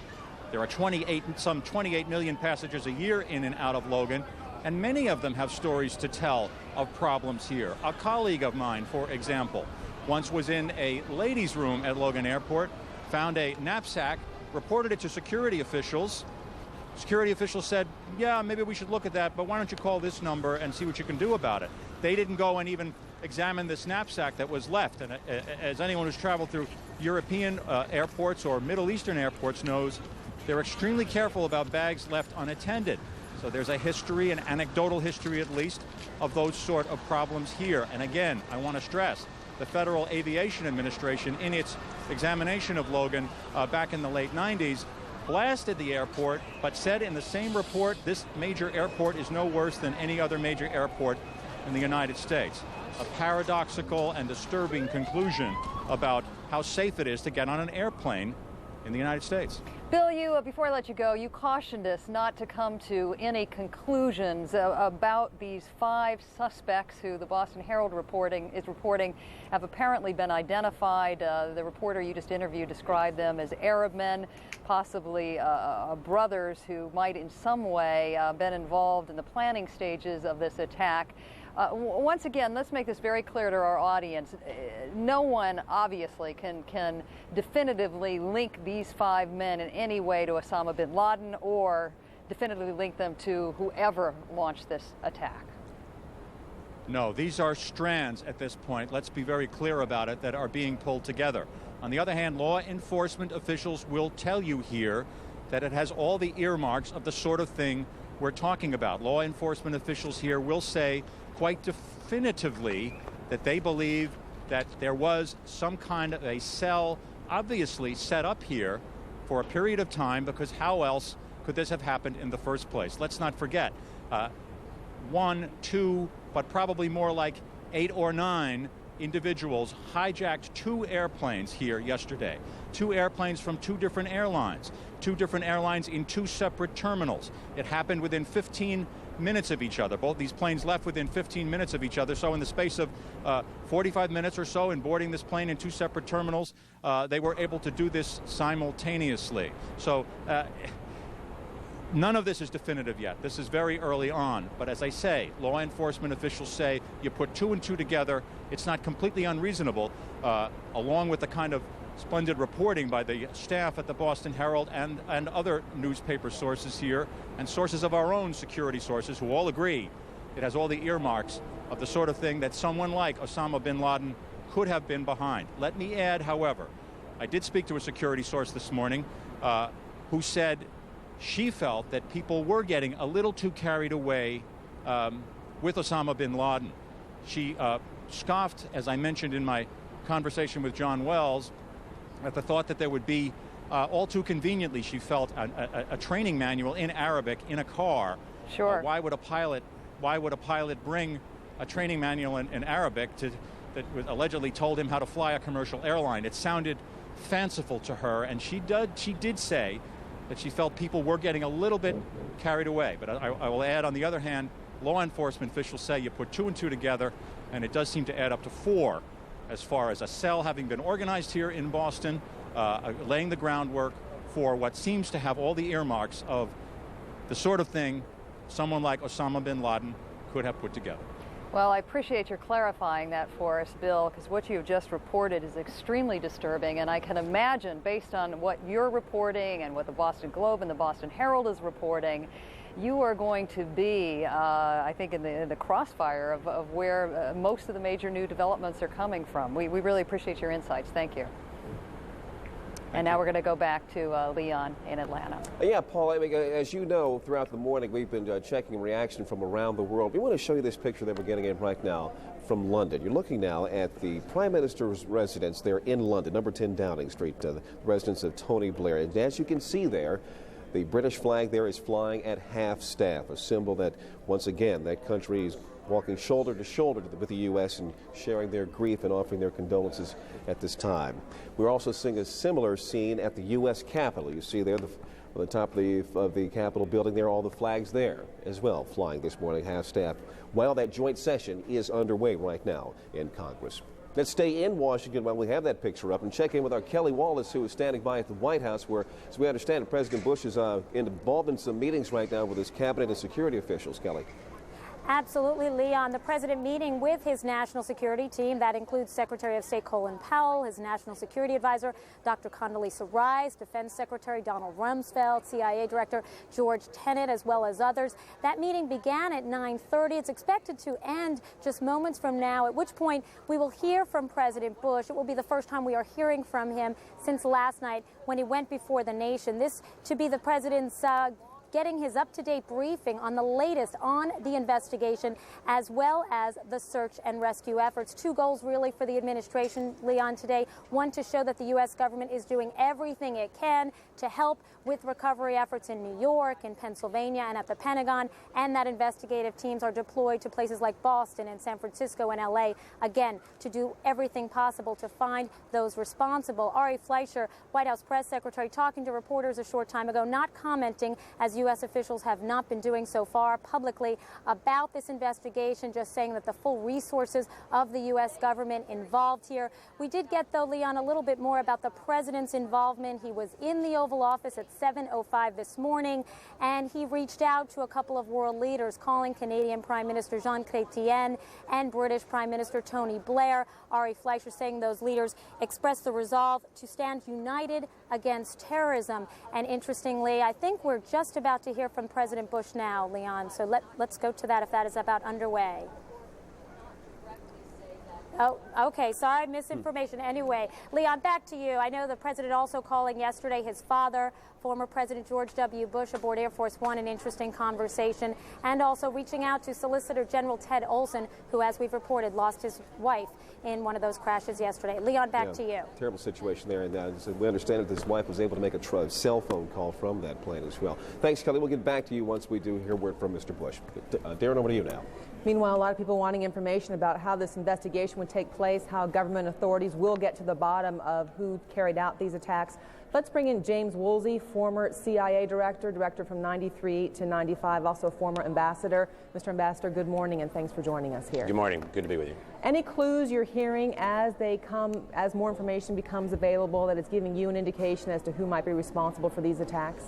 Well, of course, there's a lot of information that points toward bin Laden's group, and that's understandable. Bin Laden has been advertising himself now for some time, issuing fatwas, religious declaratives, condemnations, making videotapes, quoting poems, having his subordinates all talk about how they're going to be carrying out major terrorist operations against the U.S. So it may well be the case that bin Laden's group was instrumental in this and, in fact, carried it out. But one wants to be careful using the word behind it, because there is at least some possibility that someone else was behind it. This was a very complex operation, and the possibility that there was a state sponsor behind or working with bin Laden, such as possibly Iraq, I think has to be investigated.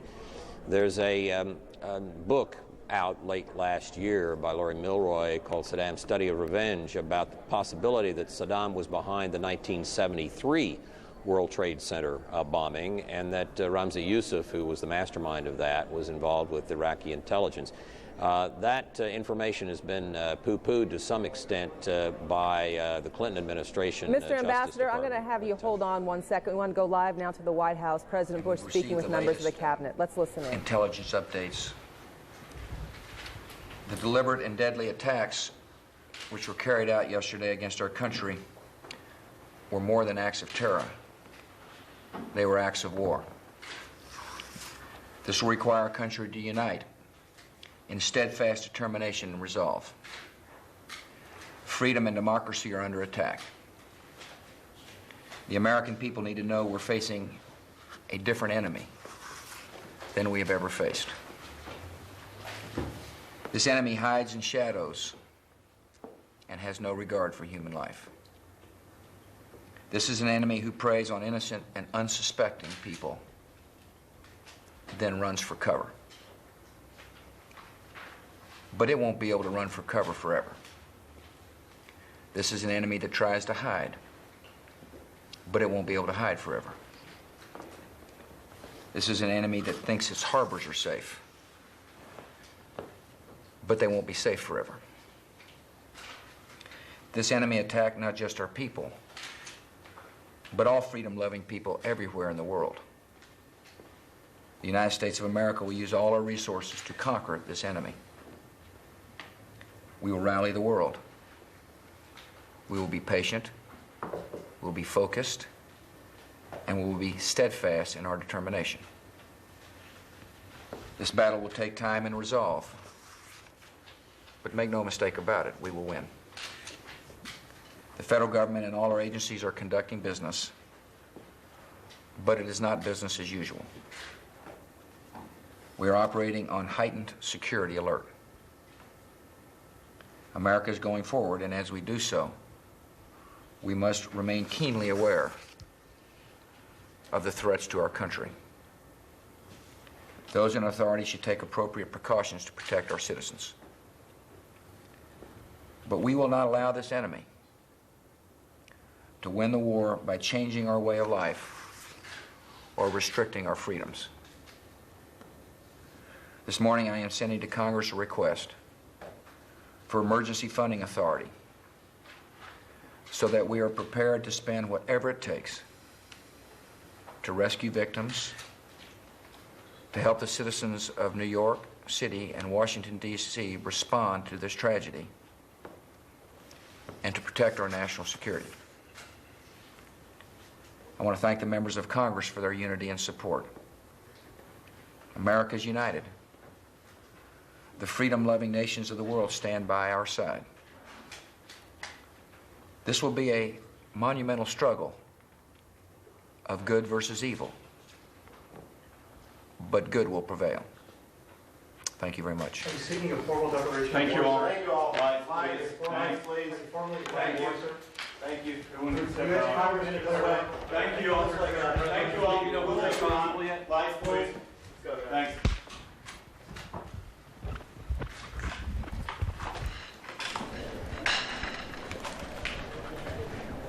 It doesn't appear as if President Bush is going to take any questions from reporters in the room. He is meeting at the White House with members of the cabinet. We just listened to him live, the first time the country's heard him speak since he addressed the nation last night. The president saying that the events of yesterday were more than terrorism. It was an act of war, an attack on freedom and democracy. Also saying that America now faces a different enemy than ever before.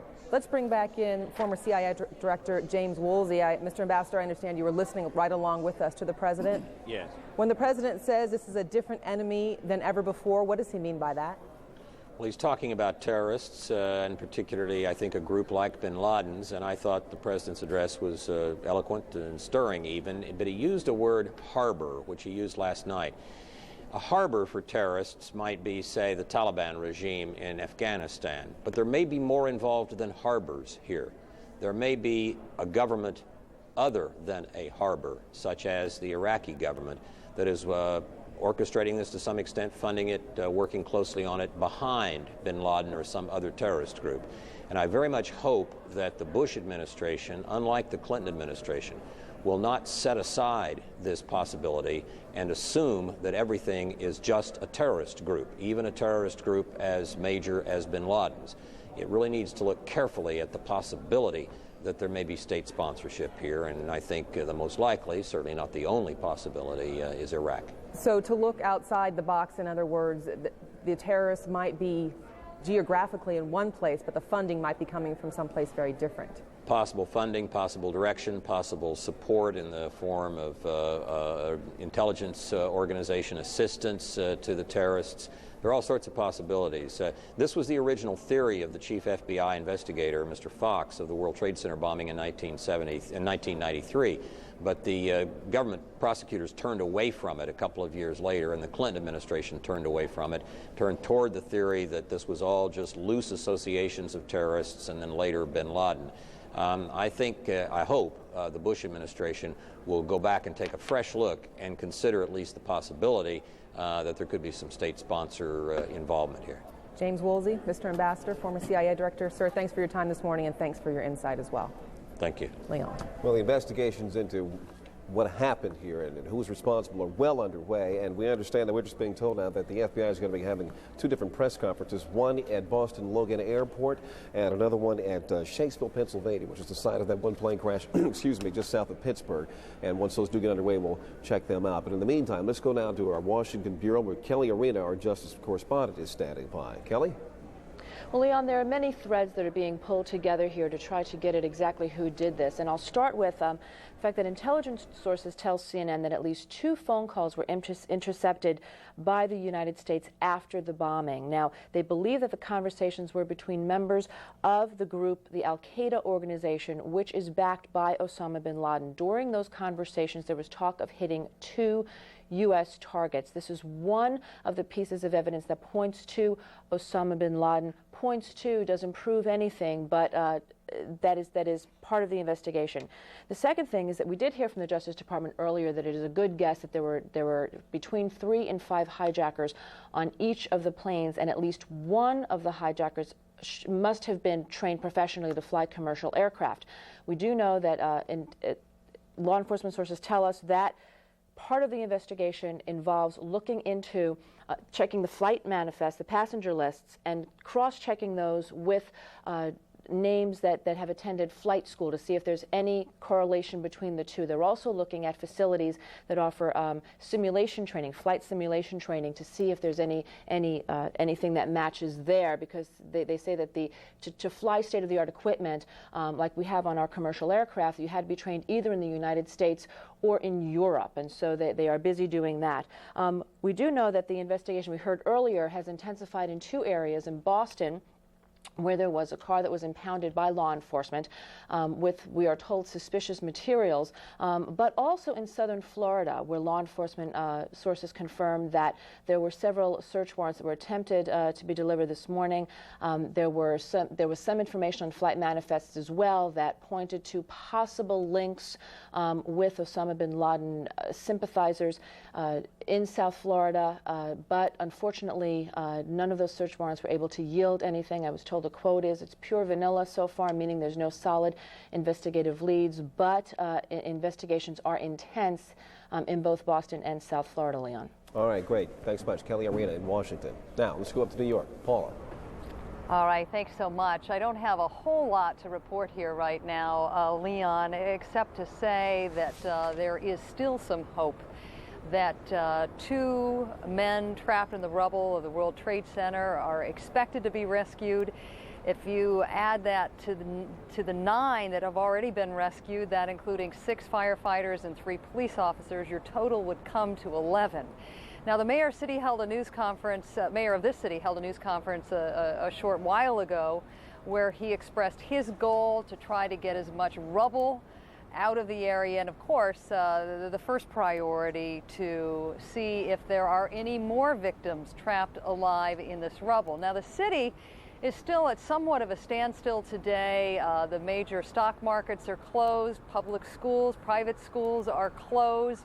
All businesses south of 14th Street, which is 20 or blocks away from here, are closed.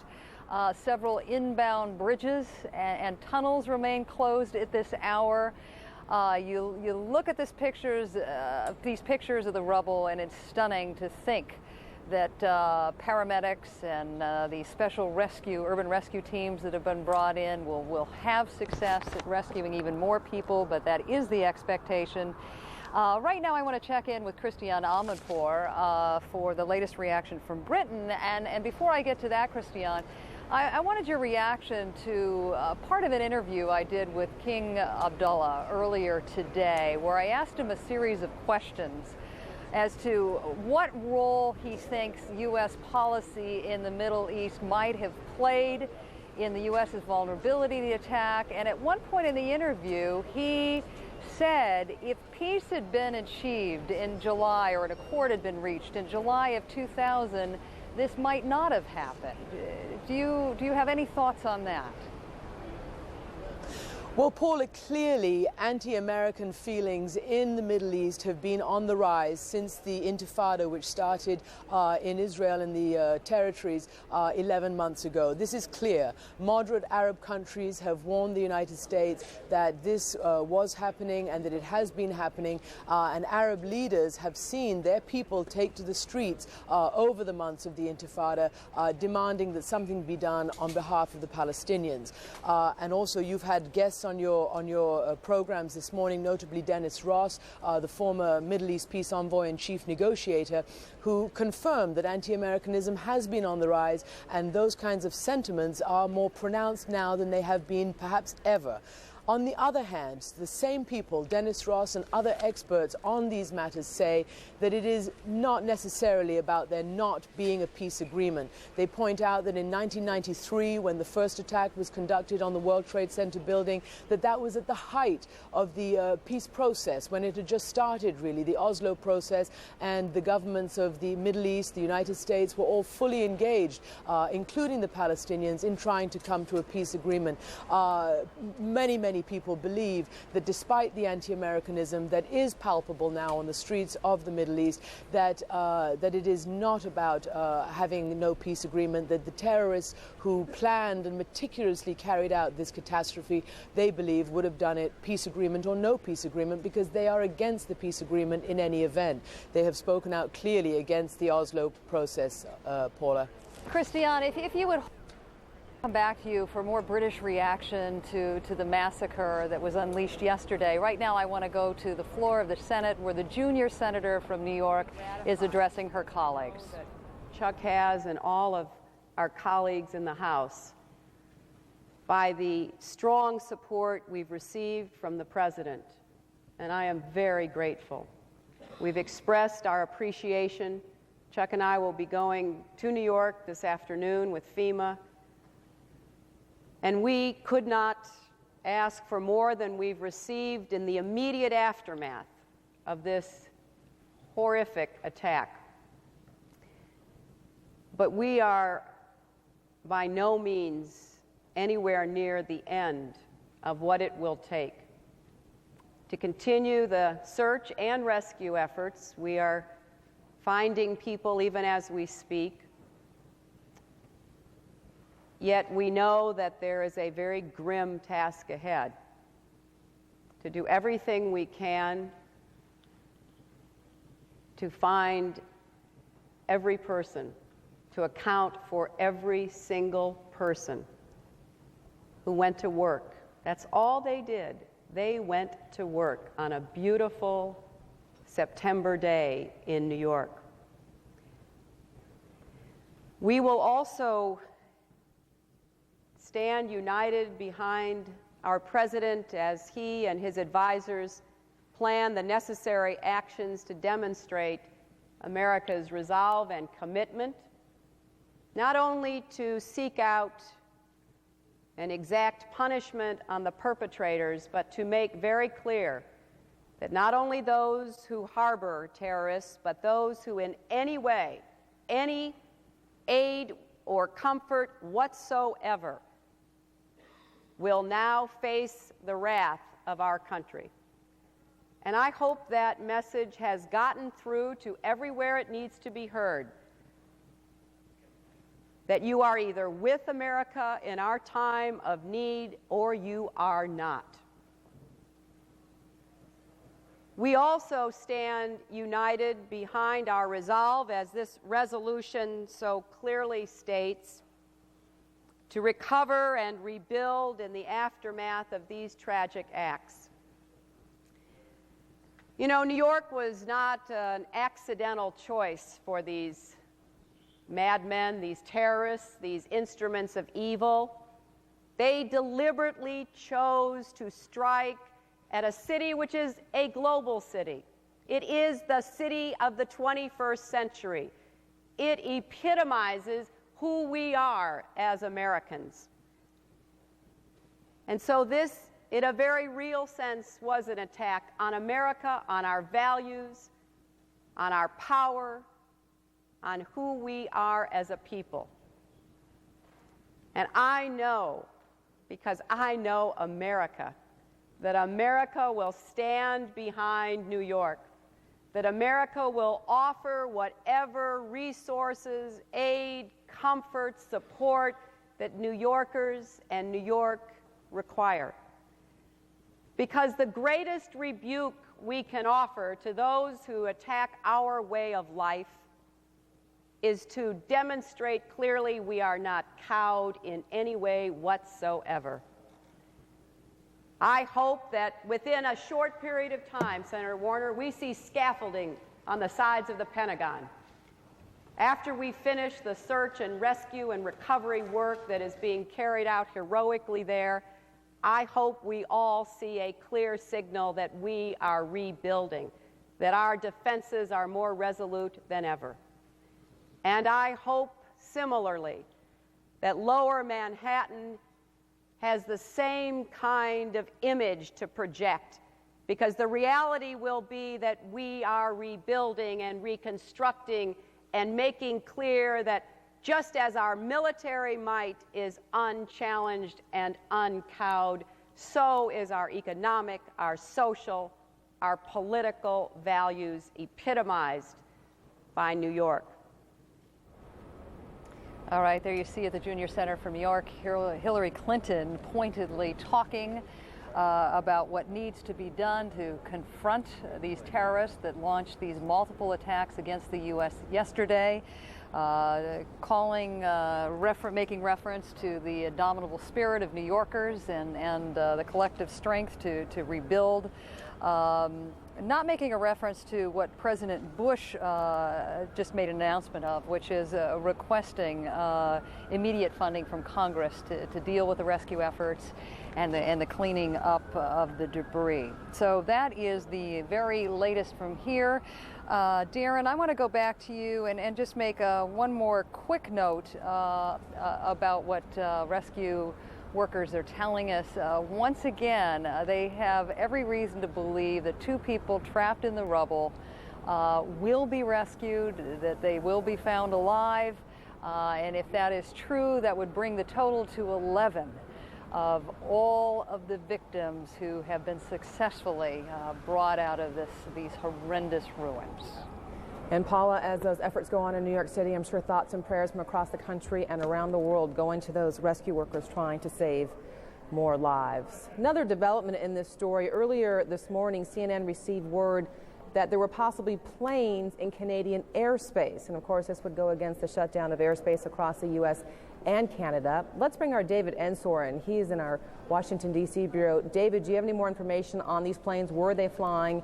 And perhaps did they have permission to do so? Well, we understand from Canadian sources that the planes are compassion flights, but we have not been able to get confirmation of that from U.S. officials. We should have it soon. The feeling is that these planes are probably no threat to anyone, but that has not been finally nailed down yet, Darren. What is happening in the U.S. intelligence community and over in law enforcement is, of course, a tremendous amount of work. They are being flooded with all sorts of data, intelligence gathered, but also received and unsolicited.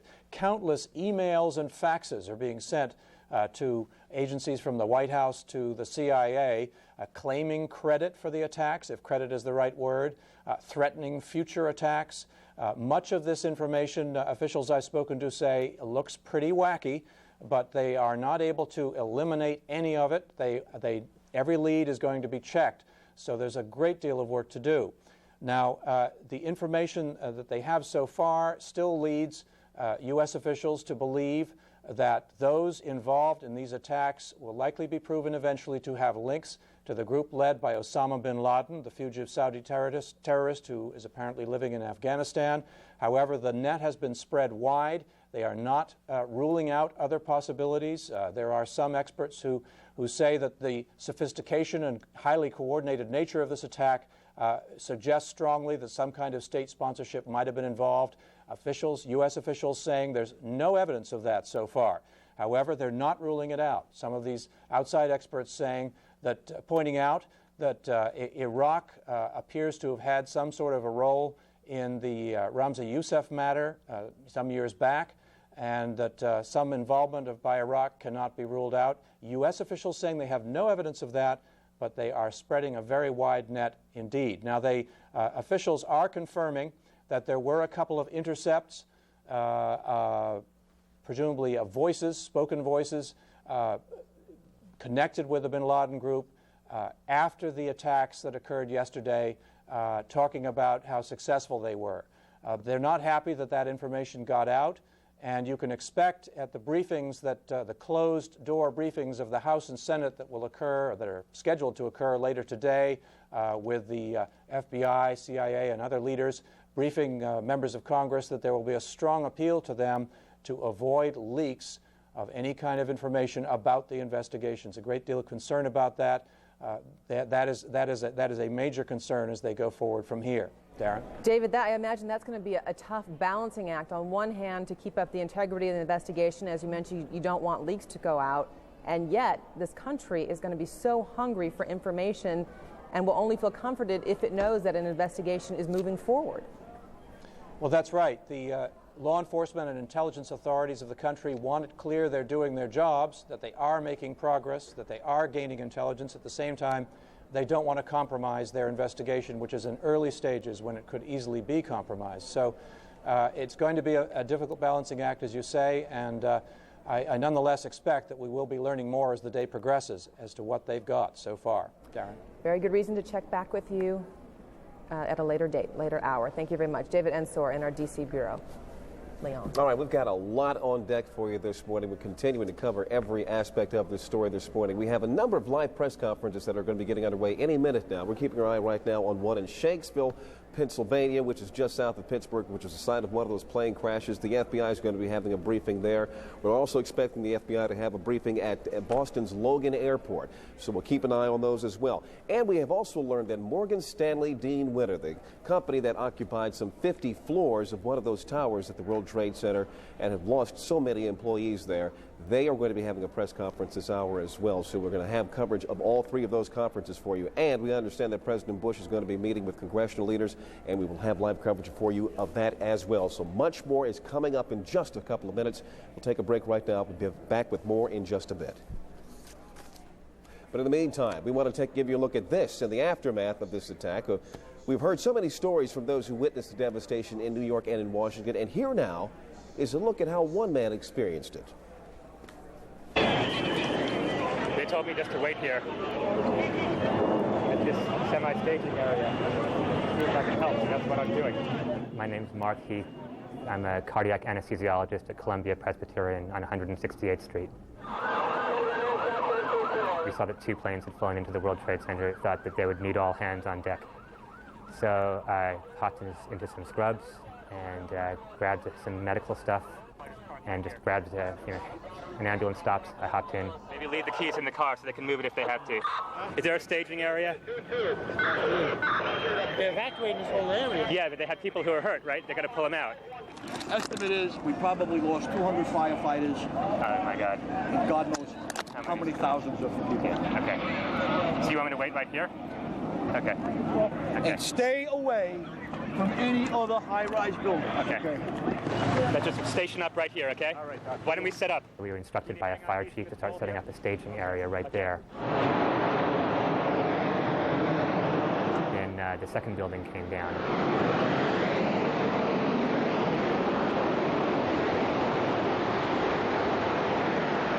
I videoed what I could, got behind a car. I hope I live. I hope I live. It's coming down on me. Here it comes. I'm getting behind a car.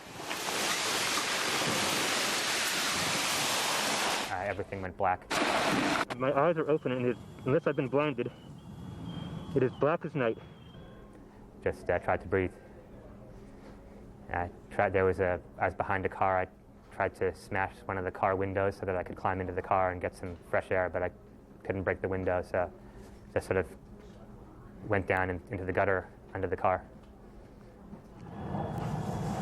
I'm sorry I came down. I just had to help people. I think I actually said into the microphone, I sort of apologized to my family for going down and trying to help, because I really didn't think I was going to make it out. Okay, I'm going to have to go find people who need help, because I don't think I'm one of them. You okay, sir? Okay. Can I just get a toot off your respirator? Yeah. Can I get a toot? I'm seeing a couple of clean breaths. It was hard to see. Everybody's eyes were full of dust and stinging, so it's actually quite hard to see anything. Okay. Back to you.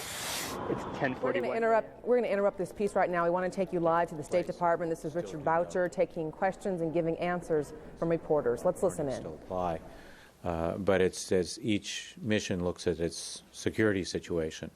Where does it feel safest? Where does it feel its vulnerabilities are? Are there vulnerabilities that we can correct by local action and things like that? And I would say the other thing is that around the world our missions have been asking host governments for support and assistance in all kinds of things, closing down streets, adding more guards, adding more patrols, having visible police presence, things like that. And in every single case we've gotten the support that we've asked for. Betsy? Some countries have offered assistance to this country and, teams of people to help in the rubble at the World Trade Center and things like that. Has the U.S. responded to this? Have we accepted or rejected any offers of help? We've been passing on all that information to the Federal Emergency Management Agency to make sure they know what's available from overseas sources. There's indeed been an outpouring of offers, specialized teams, bloods, just a whole lot of different things, equipment that people around the world have. I think we leave it to the federal authorities to sort of sort it out figure out if there is stuff that we would find useful. There's also, as you know, been an outpouring of support and assistance in the United States among our own people in terms of giving blood, or teams from the country coming up to help with the search. So I'm not sure that'll be necessary, but let the appropriate federal authorities sort it out. I'm not aware that we've asked for anything at this point. Terry? This morning the Secretary said that there's an accumulating mound of evidence, and that very soon the government will make a decision on what they should do. Are you steering us away from the general assumption that this is bin Laden related? Is when he talks about the evidence, is that pointing any other direction that you can share with us? I'm not steering you in any direction whatsoever. I'm not steering you in circles either. I'm just not into this. We're not pointing fingers. We're not saying who done it. We're going to do this carefully. We're going to maintain the ability to collect information and not reveal the sources of it. And we're going to, I'm sure, make the decisions in a careful manner at the right time. And I'm not intending to steer you towards, away, or in any direction whatsoever. I'm not driving that car. Return to Washington, did the Secretary have telephone contact with the President? No, they didn't actually talk until he got back to Washington. Rich Armitage, of course, the Deputy Secretary, was here, was working with the entire National Security team. And Secretary talked to Mr. Armitage numerous times throughout the day. They can talk when they need to, and it works out for both of them. It just didn't happen to be the case yesterday.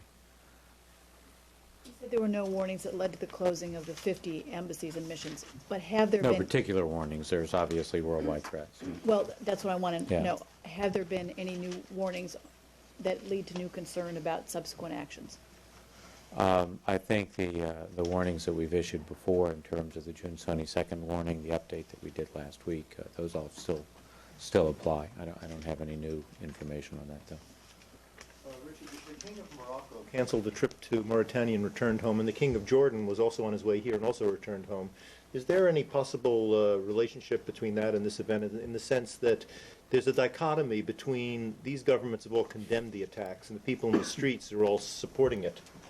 Once again, I'm really down here to tell you that Secretary can't brief right now. I wasn't coming to deal with all the dichotomies in the world, so I really don't feel I can do that right now.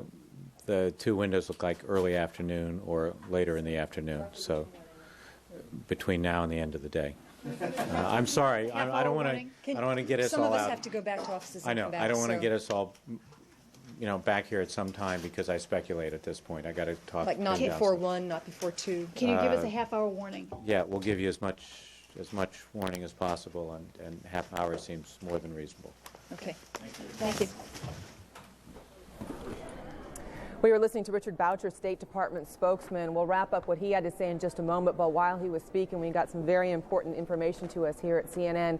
Word from the FAA. Of course, you are aware that flights were apparently or possibly supposed to resume across the U.S. at noon Eastern, 40 minutes from now. The FAA saying now that is not going to happen. They are not going to clear the hold on flights across the U.S.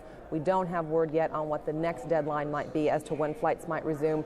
But very importantly, FAA is saying those flights will not resume across the U.S. 40 minutes from now, as was originally scheduled. Leon. Yeah, that's going to complicate matters for quite a few people, because I heard reports this morning of people who have been driving from city to city to try to get ahead of their travel plans for the day to perhaps get to the city they were going to leave on their connecting flight out of. And now it's going to complicate matters even further for them. So we'll keep our eyes on that and report you the latest details as we get them here. In the meantime, though, let's check in now with our Kate Stowe, who's on Capitol Hill. Kate? Leon, Congress has been in session now for just over an hour, both the Senate and the House taking a little break right now. But on both sides, in both chambers, what we're hearing and what we're seeing is raw emotion from members of Congress, people talking about the horrific events of yesterday. There are themes emerging. One theme that the Congress is unified, that there are no party lines here anymore. These attacks were attacks on the U.S.'s freedom. They were acts of cowardice, and Congress is prepared to fight whoever is responsible. Make no mistake, this was an act of war against the United States and all of our people. And we will not be divided.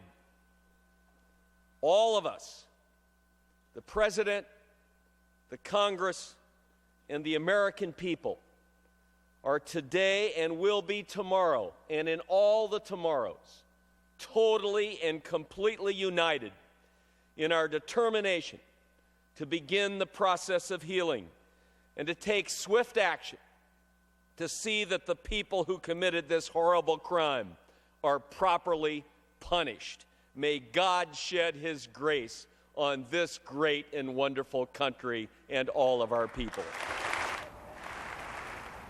Dick Gephardt getting a standing ovation for his comments, echoed in the Senate chamber by Senator Daschle and Senator Lott. Senator Charles Schumer, the senior senator from New York, also spoke a short time ago. He talked very emotionally. He talked about his daughter who goes to school at a building right next door to the Twin Towers, and how for 2 hours he and his wife struggled to find her. They weren't sure of her whereabouts. They did find her. Then he talked about the others who are missing in New York City.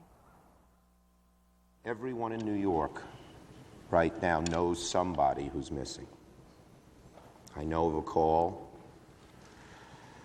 Someone on the 104th floor worked for the good firm of Cantor and Fitzgerald. We can't find hardly anybody from that firm, who called his parents, told them he loved him, and they haven't heard from him since. That emotion leading up to a vote later tonight. We expect to hear from every senator and every House member today about these terrible events, but they are voting on this. This is a resolution, a joint resolution of the House and the Senate, bipartisan. It says the Senate and House of Representatives condemn in the strongest possible terms the terrorists. It talks about extending deep condolences. We are certain the United States people will stand united. We commend the heroic actions of the rescue workers, volunteers, and state and local officials. This resolution goes on to thank foreign leaders and individuals who have expressed solidarity with the United States.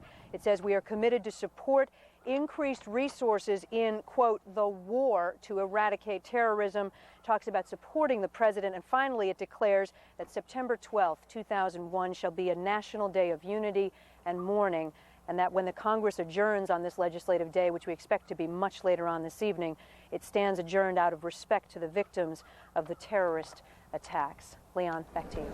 All right, thank you very much, Kate Snow on Capitol Hill. You know, many are going to withhold the process of mourning until at least the process of finding out who is inside that building is complete. Let's go up to New York now. Paula's standing by on the roof. Paula? Thanks so much, Leon.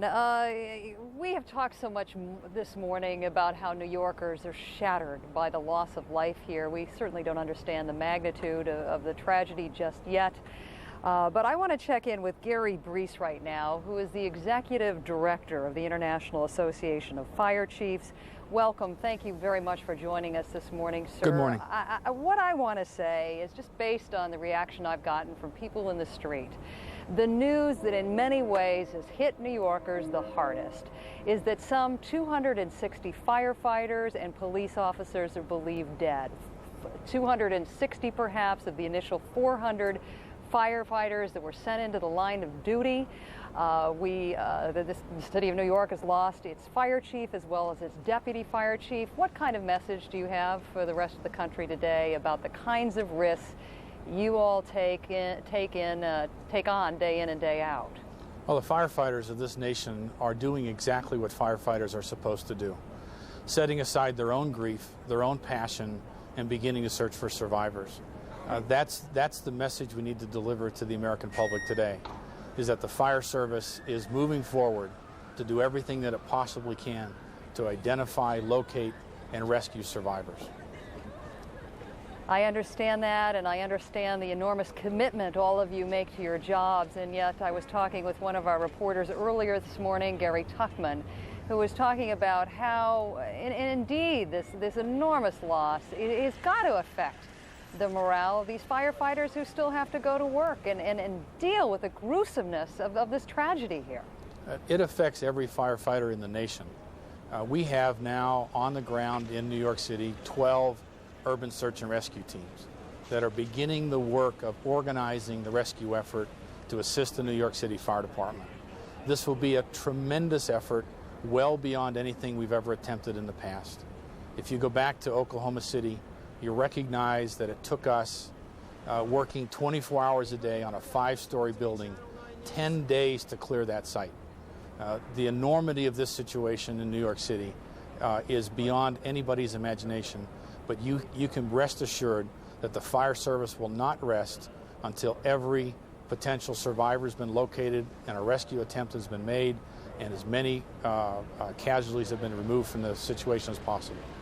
This horrible loss comes on the heels of New York City losing many, many other firefighters here to catastrophes. Have you given any thought to setting up any kind of fund for the family members of those who've been lost? Those discussions are initially taking place right now, but quite frankly, we are focused on providing as much assistance as we can to both the New York City Fire Department as well as the Arlington County Fire Department for the Pentagon rescues. We have 2 sites that are going on with 16 urban search and rescue teams and thousands of firefighters working on this issue on both of these sites. All right. That's the first priority today. All right. Gary, you just mentioned the 16 urban search and rescue teams.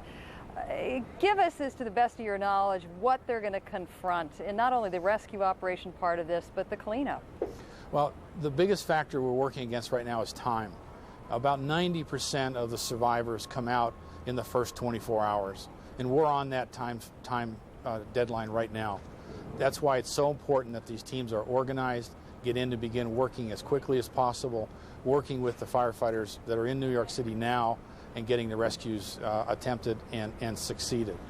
The longer we go into this rescue effort, the less chance we have of recovering survivors.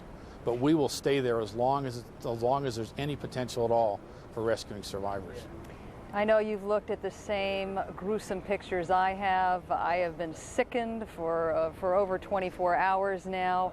I know you guys always have hope you're going to find folks in debris, but when you look at these horrific images, are you surprised that so far 9 folks have been rescued, including 6 firefighters and 3 police officers and possibly 2 civilians very shortly?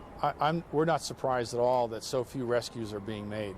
I'm actually suggesting the opposite, the fact that 11 people could potentially be found alive. I mean, we know that 9 have already been rescued and 2 are in the process of being rescued. Right. It seems a miracle to those of us that are looking at this debris, the tons and tons of debris.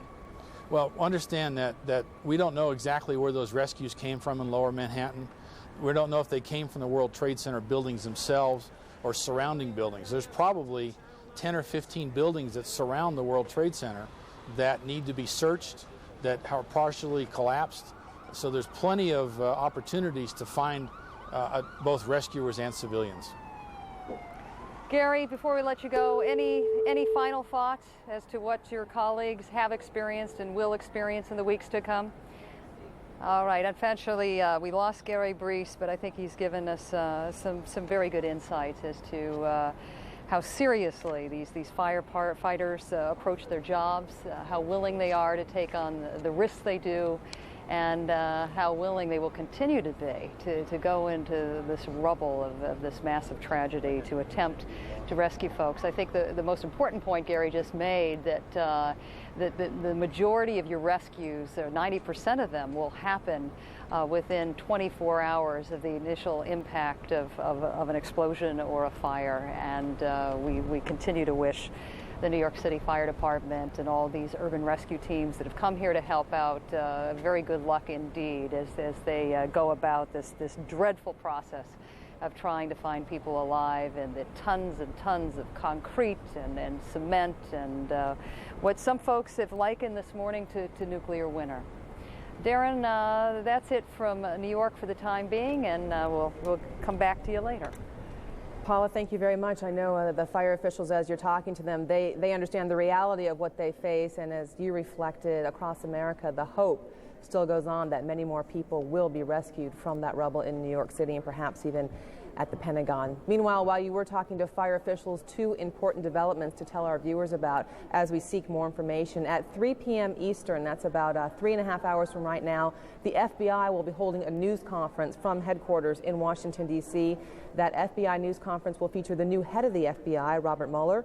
Also, the Attorney General John Ashcroft will be at that news conference. Of course, you will see that live here on CNN. We told you a few minutes ago, for you travelers out there, those of you who have loved ones that are stuck somewhere across America or perhaps overseas, noon Eastern today, a half hour from now, was the original time set as the possible lifting of that ban by the FAA for flights to resume over U.S. airspace. We did get word a few minutes ago that the FAA is pushing back that time, that at 12 noon. We don't have word quite yet, I believe, as to when the new time estimation will be. Let's bring our Patty Davis in, who's been following this part of the story for us. Patty, are you getting any word now as to when the FAA says flights might resume across the U.S.? Well, Darren, what the FAA is saying specifically is that the 12 noon was the earliest time that it might reopen U.S. airspace to commercial flights.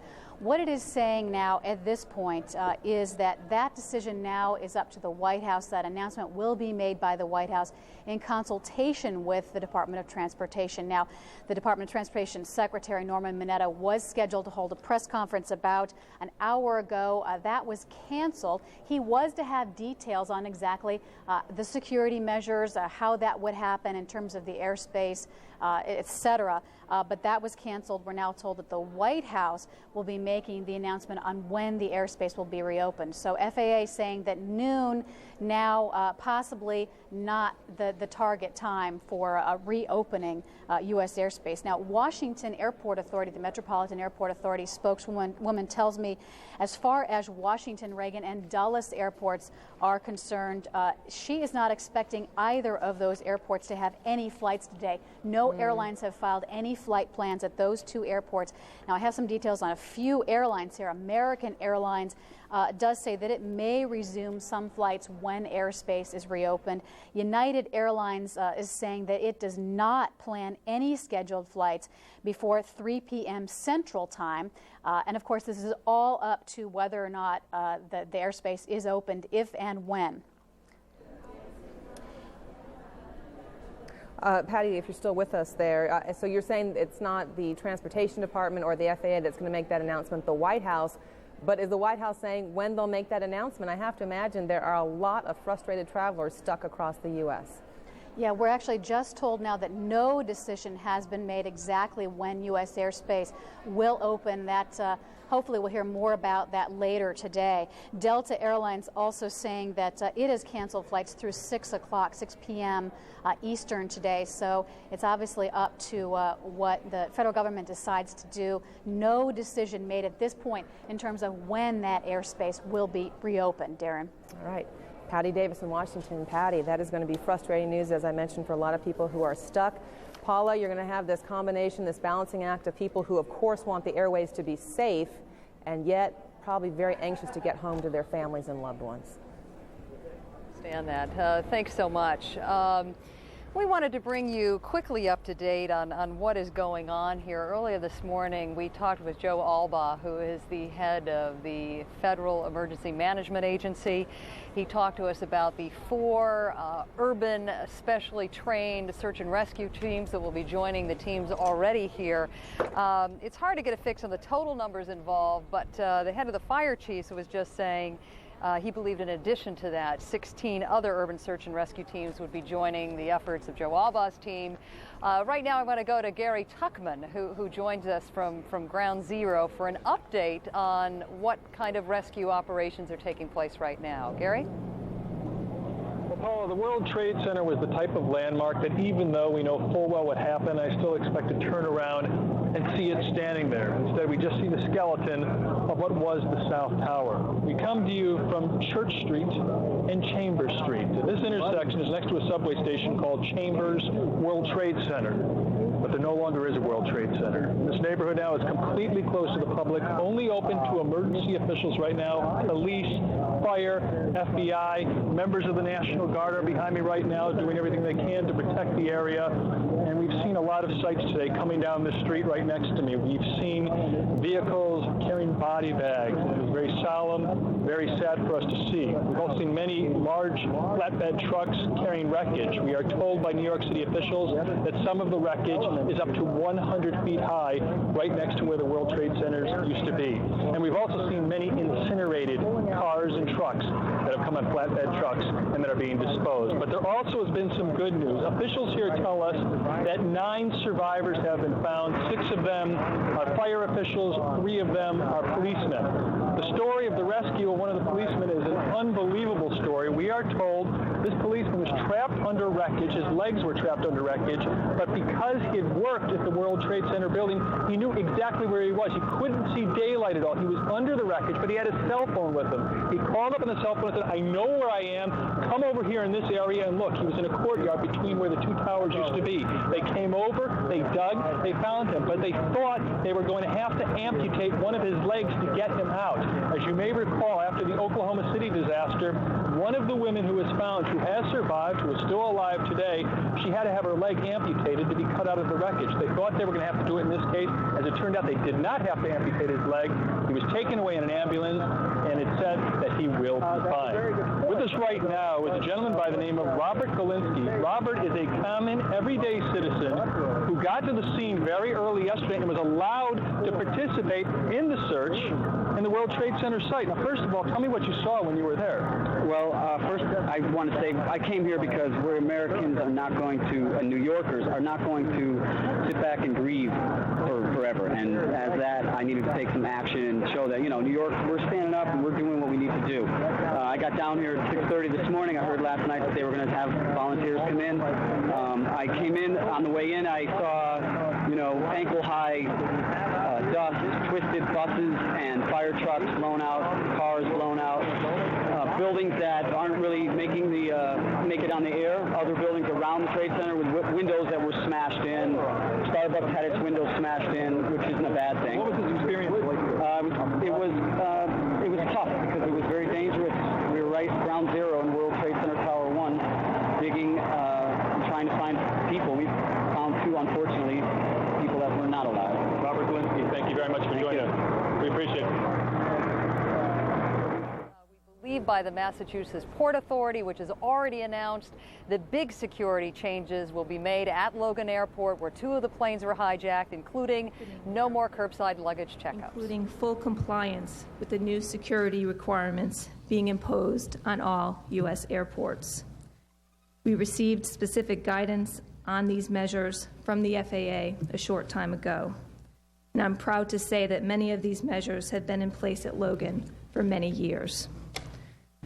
In addition, I spoke with Governor Swift this morning, and she has instructed us to go beyond these FAA requirements by placing state police at all security checkpoints at Logan Airport.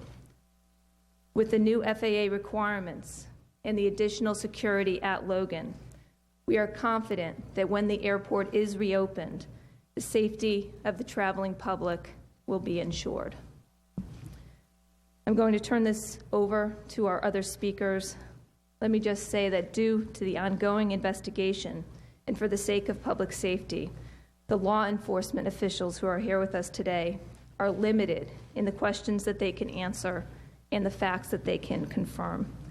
Let me first ask Tom Kinton, the Director of Aviation for Logan Airport, to speak. Good morning.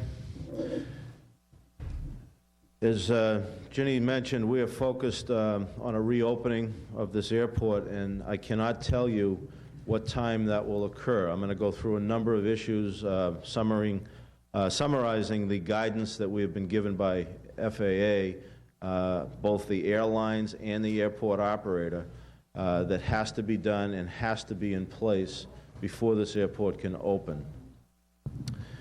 A lot of it, as you will see, will take a lot of time, and we are going to take our time.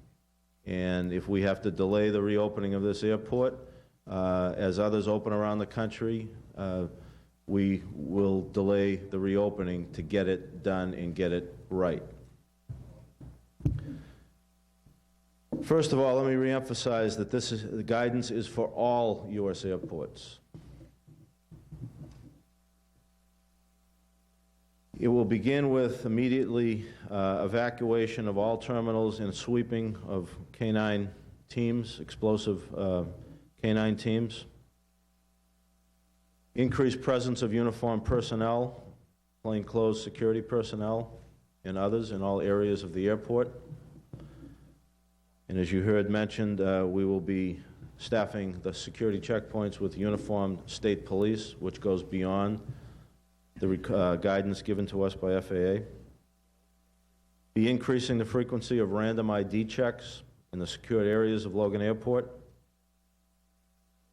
We will secure, we already have them in place, bomb detection teams for quick response here at Logan Airport. We will be reducing the number of operational access points into the airport. We will also discontinue curbside check-in and remove unauthorized vehicles that are within 300 feet of any terminal building. And that point there is probably one of the most time-consuming things we have to accomplish, because presently there are over 9,000 vehicles parked at Logan Airport. One of the garages, Terminal B, has almost 2,500 vehicles, and it needs to be emptied.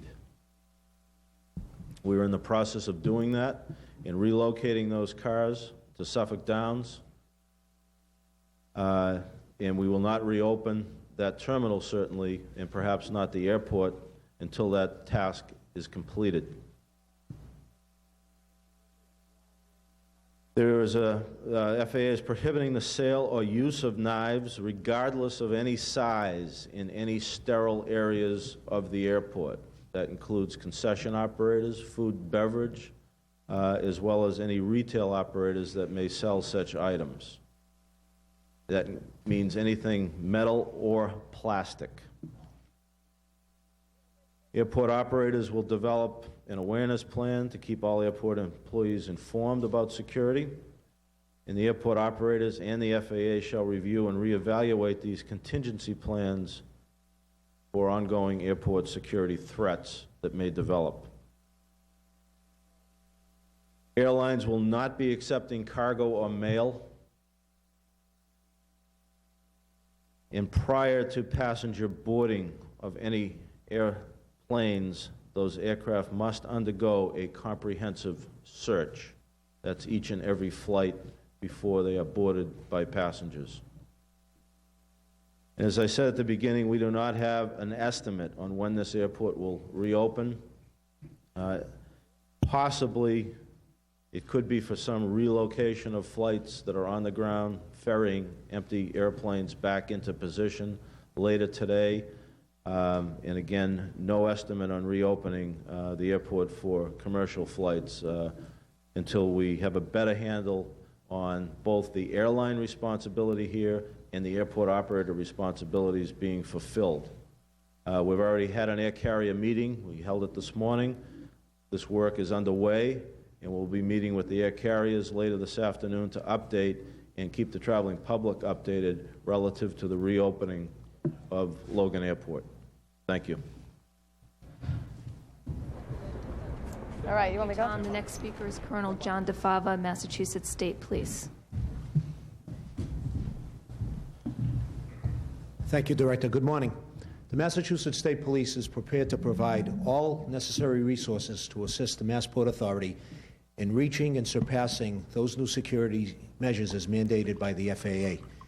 These resources will include additional personnel, special and tactical units such as explosive ordnance disposal personnel, and canines that are capable of sniffing out explosives. These measures will stay in place indefinitely to ensure the safety of the public at the airport. Thank you. Thank you. Our next speaker is Charlie Prouty, FBI Special Agent in Charge, Boston. Thank you, Director.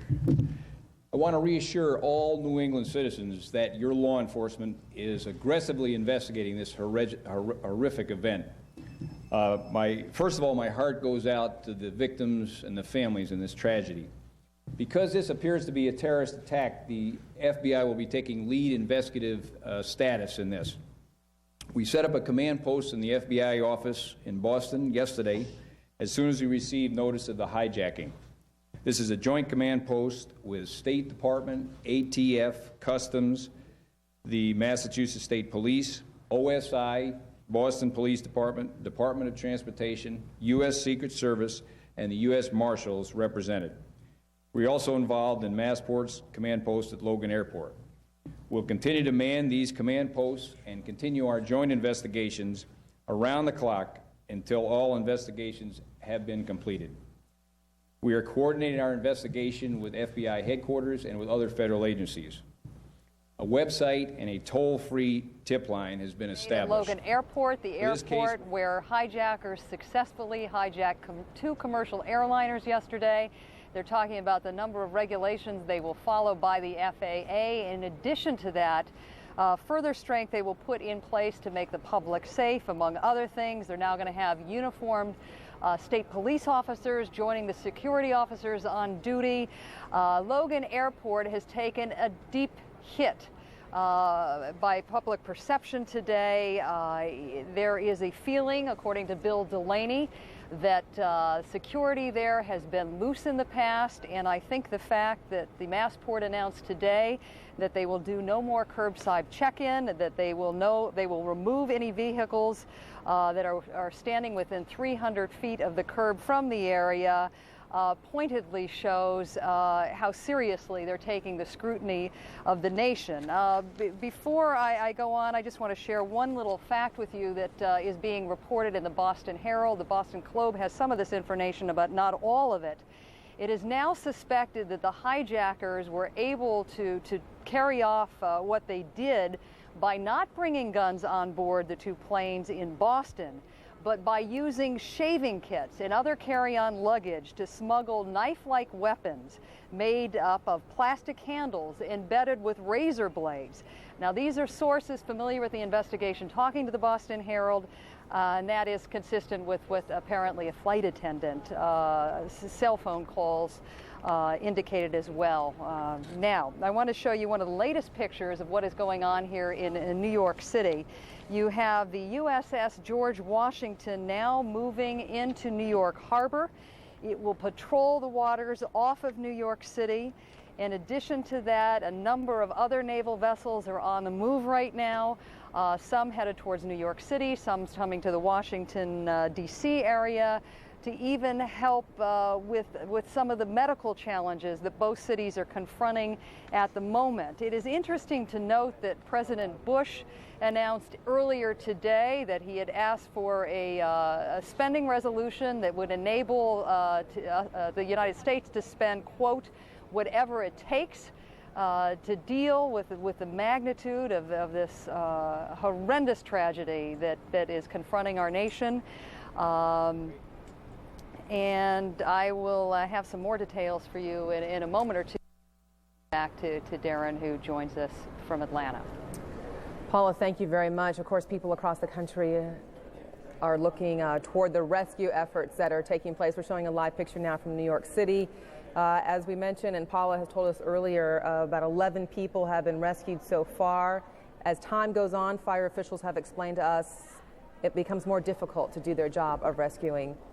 However, hope and prayers from across the country going towards that rescue site, both in New York City and also a hope toward the Pentagon. Leon. Well, Darren, you know, the only site that New York is not the only site that we have to keep our eyes on. Washington as well. Let's go there now. Bob Franken checking in from the Pentagon. Bob?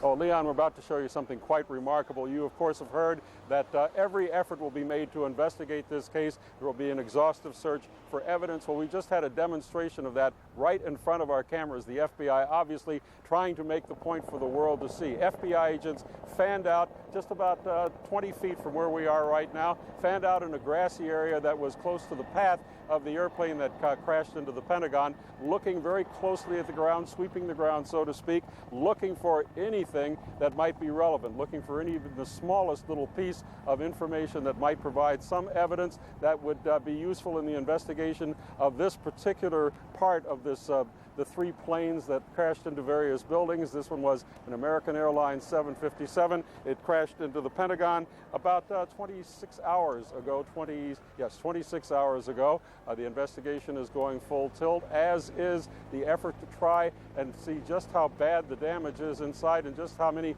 casualties there are. We're hearing now that they've located maybe scores of bodies. By scores, I mean under 100 located, but perhaps not removed from the building. Pentagon is not giving out actual figures. Of course, there have been estimates that there could be several hundred people whose lives were lost here, although various Pentagon officials do not in fact agree that it's going to be that high. But while that search is going on, and it's very fitful because of the precarious nature of the building, many of the families and loved ones of some of the friends and loved ones of the people who are missing inside can only stand here and watch. I told her that her father was missing and that when I knew, I would tell her. If he does come out in any type of capacity, that I will be one of the first ones there. They sent in some dogs, but that there was no sign of life. But that, what else? That it might be several days before they can even start pulling out bodies. And Leon, while the search is being conducted in a very painstaking way, firemen are still trying to put out the blaze, which on a spot basis has spread throughout much of the building. Leon? All right, thanks to Bob Franken, standing by there at that focal point for us there in Washington, the Pentagon. Now, up to New York and Paula. All right, we're going to head back to what is the second news conference of the day held by New York Mayor Rudy Giuliani. Let's listen in.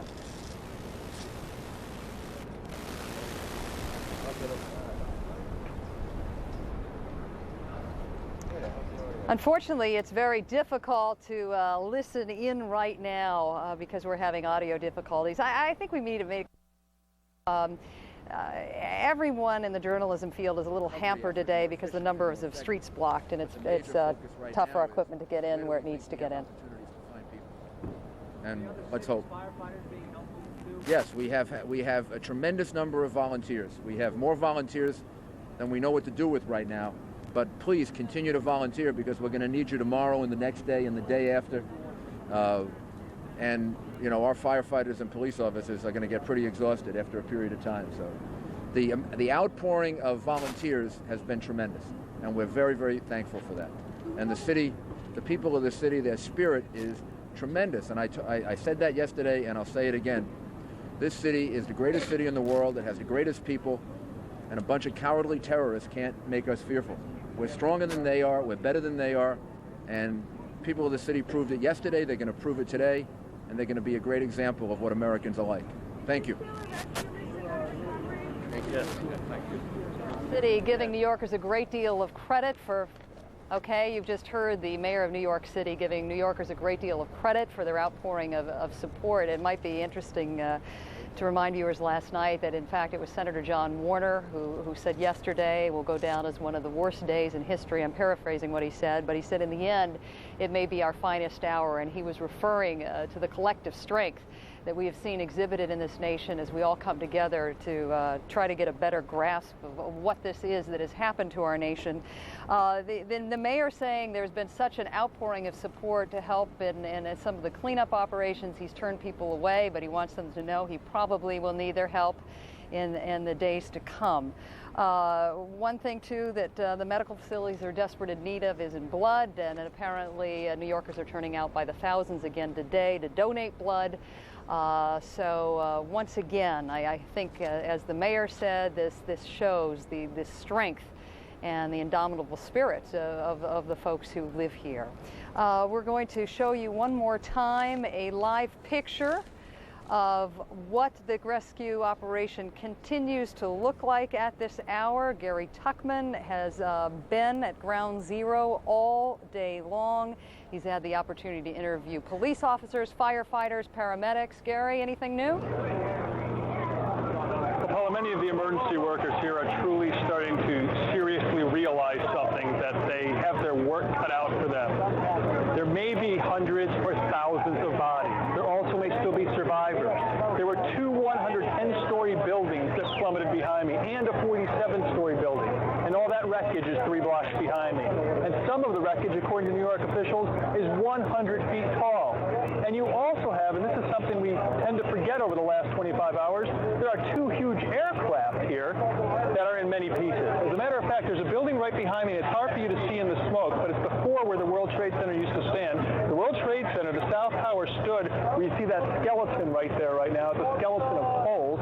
2 buildings in front of it on the right is where authorities told us one of the jet's engines landed. It landed on the roof and then fell on the street, and it's already been cleaned up, according to officials.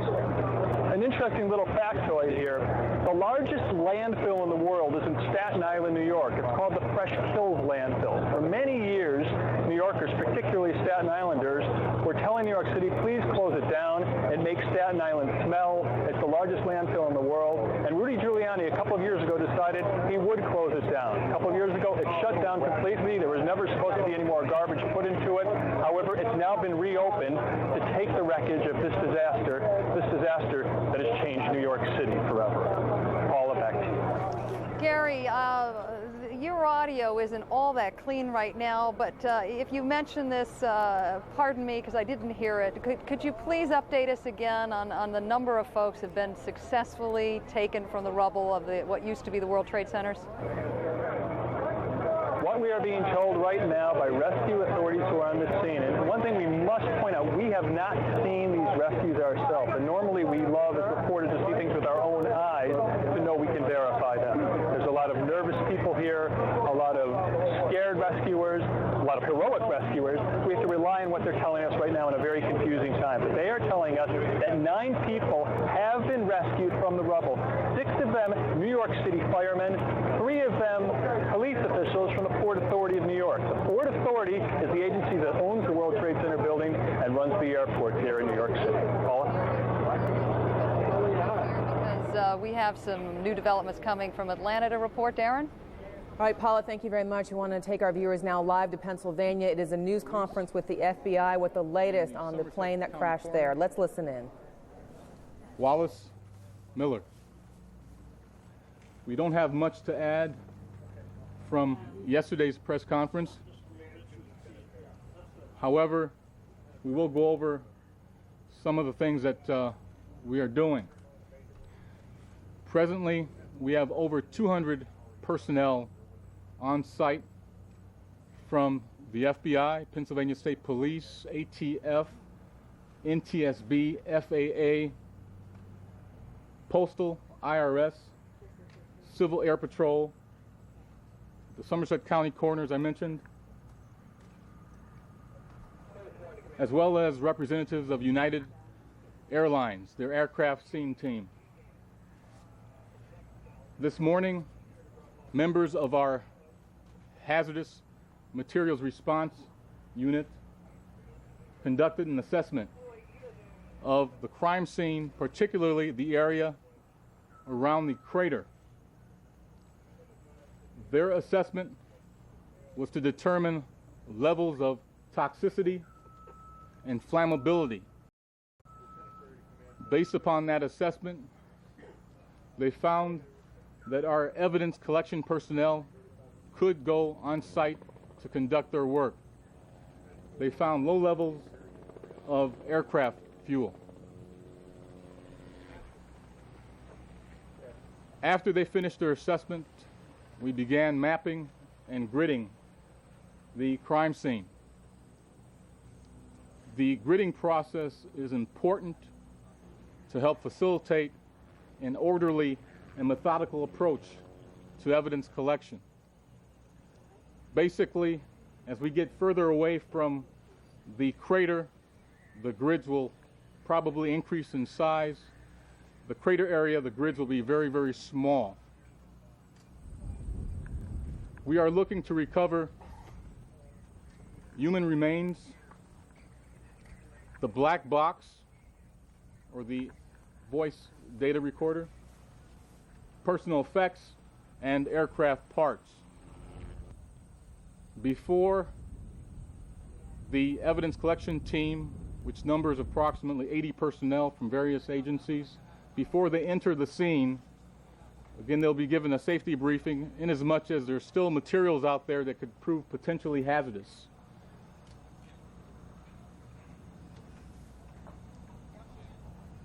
As you can expect, the search will be painstaking, will probably last, and again, this is an estimate, 3 to 5 weeks. I can't overstate how methodical and painstaking this process will be. The NTSB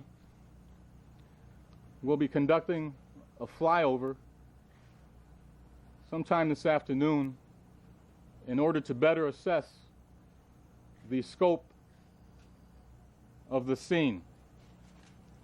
Certainly, in light of their experience, they are able to compare the scene here to scenes of past to give us a better indication of what we might have here.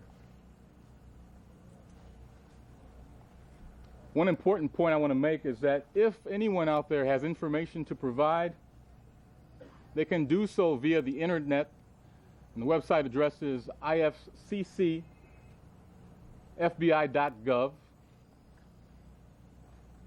Should there be any interest in finding out about the attacks, individuals should feel free to contact 866-483-5137. If there is any information to provide to the FBI with respect to what had occurred, feel free to contact the FBI Pittsburgh office, 412-471-2000. I'd like to defer now to the Lieutenant Colonel and the Major. They'll discuss the efforts of the Pennsylvania State Police. Robert Hickes, Hickes.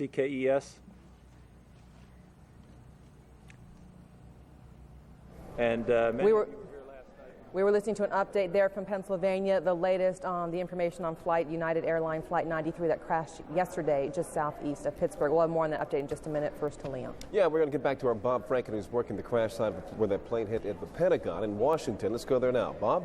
Well, Leon, I'm outside, of course, overlooking the place where the plane collided, but CNN producer Chris Plant is inside. He reports that the Pentagon is being evacuated. Of course, they wanted to open it for business this morning, the parts that were considered safe. But Chris Plant says it's being evacuated because of the danger of a spreading fire. We reported a while ago that the fire had spread from over there to other parts of the building and, in fact, had reached the inner ring. So for the second day in a row, the Pentagon is being evacuated. To give you some idea of just how tense it is here, something happened about 10 minutes ago. About 10 minutes ago, a police loudspeaker went off in this area. Get out of the area, said this person on the loudspeaker. Incoming plane, get out of the area. Well, all of us, of course, the camera crews, all of them pointed their cameras skyward, everybody looking to see evidence of this. About 2 minutes later, the police voice came on again and said, never mind, it was a friendly. So they are being so very, very careful and sometimes tense, and sometimes, as a matter of fact, they overreact, but of course their concern would be much greater if they underreacted. And we've also seen evidence just in the last few minutes of how intensely the FBI plans to live up to its promise to investigate. We saw just a couple of minutes ago FBI agents fan out in the little grassy area right in back of me, fan out looking for whatever tiny pieces of evidence they could find in the grass, trying to, in fact, live up to the promise that they've made that they're going to investigate this very thoroughly, and of course to make sure they did it in an area that cameras could see so the message could be delivered to the rest of the world. Leon? Well, Bob, let me get back to you. You're saying that the Pentagon's being evacuated right now because of concern about spreading fire and causing more damage. What is the latest right now on the extent of the damage inside the building? And do you know how many people were actually back at work in the building today? Well, no, but we had been told that it would at most only be about half of the workforce. What we have been hearing is that the fire has been spreading through the roofs. It has made it to the inner ring, and according to Chris Plant, that fact has caused them to decide that they want to, in fact, get people out of the building now because it is becoming unsafe. All right. Bob, can we give us an idea right now of which side of the building you're on and which side is perhaps is the biggest, I guess, looking at the biggest threat right now from this fire? Any idea on that? Well, right now the biggest threat continues to be the side where the airplane collided. You can see, of course, right over there where it crashed into the building yesterday morning. It crashed into the building, and there's a concern that there's going to be a collapse, particularly of that area. And as a result, the people who have been searching for some of the casualties have been very, very careful about going on. There's an ongoing debate about whether they need to just collapse that part of the building or whether they want to try and shore it up and make it safe. However, The other side of the building is where many of the top officials of the Pentagon are located, and the fire has continued to spread, sometimes through the roof, but it has gotten to the inner ring, and it has become a bit of a threat. The secretaries of the Army and the Navy, as a matter of fact, were moved from their offices on that side of the building and went down to the basement. The evacuation is just a precautionary measure, but the fire is not under control. All right, understood. We'll let you get back to covering that. Bob Franken by the Pentagon in Washington. We'll check back with you later on. In the meantime, let's go over to Derek. Yeah, we wanted to get to Bob very quickly to get that information on the air, and so I didn't give you a complete recap on what we learned from the FBI in that briefing from Pennsylvania. It was Wallace Miller of the FBI giving us the latest on the investigation into the crash of United Airlines Flight 93. That's the flight that yesterday crashed around 10 a.m. Eastern. It was going from Newark, New Jersey to San Francisco, California. 38 passengers, 2 pilots, and 5 flight attendants on board that flight. All of them lost their lives.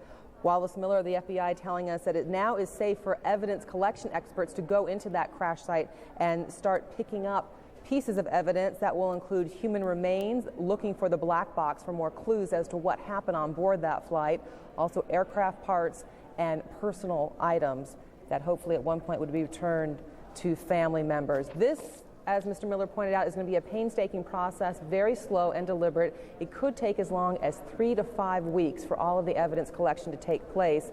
He also let us know that later this afternoon, the NTSB will be doing a flyover of the area to get a better idea of the total size of that crash site. Once again, that's the latest on the crash of United Airlines Flight 93 that crashed just about 26 hours ago. Paula, up to you in New York. Darren, I don't know whether you mentioned this. You might very well have, but I was busy talking with the producer during the tail end of your reporting. Apparently, government sources are now telling CNN that senior administration officials actually informed members of Congress and said that they believe that plane you were just talking about was initially directed at another government target, possibly the White House, the Capitol, or Camp David. Perhaps if those black boxes you were talking about are ever retrieved, we will have a better understanding of why that plane went down in a rural area outside of Pittsburgh. The paramedics in New York City, who have been working around the clock now, have just held a news conference in New York, and we want to share a part of that with you right now to give you an idea of just exactly what they're up against and trying to get to those folks they think might even be alive under all of this rubble. Let's listen. Was mentioned before, it's not so much an asbestos effect. The problem really has been the dust, the concrete and paper. When you look at the site, there's literally feet of dust. So that from that standpoint, there's been a lot of respiratory maladies. There's no toxic chemicals as best we can tell, and that's an advantage. But there have been a lot of respiratory problems such as wheezing and asthma-like symptoms. All right, there you have a paramedic describing some of the conditions that paramedics are up against. He was just describing wheezing. I imagine we caught that mid-sentence that he was talking about the tremendous amount of smoke that is still billowing from what is left of the North Tower, South Tower of the World Trade Center, both of which collapsed within an hour and a half of the initial blasts of the hijacked planes crashing into them. The third tower going, actually, which is called Building Number 7, much later in the day. Let's come back to what city officials are confronting in terms of the injured and the potential dead. Hillary Lane has just finished listening to a news conference that St. Vincent's Hospital held. This is one of the hospitals closest to the World Trade Center area. What can you tell us, Hillary? Well, Paula, I can update you again on the numbers, and that is going to tell you a lot. They are not very different from the last time we reported them. 369 patients passing through. That's just about 5 more from the last time we reported. 4 deaths reported here, 1 at an affiliated hospital. That says a lot. According to one doctor here, and I'm going to quote him, by not seeing a lot of patients, they fear that there are not a lot of survivors. So the process down at the site moving very slowly, meticulously, gently. We had been reporting earlier they had pulled some people out of the wreckage. The hospital here had gotten a phone call at 7:45 a.m. telling them to expect some of those people, but they have not received any more phone calls alerting them of any more survivors who may have been pulled out of the wreckage this morning.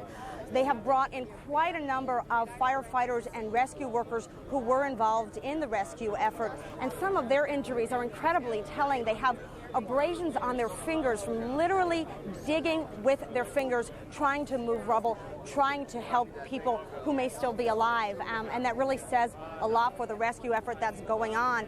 But what also says a lot is behind me, empty stretchers, empty wheelchairs, and dozens of hospital personnel here on standby and waiting to do what they're needed to do if they should be called into action. Paula?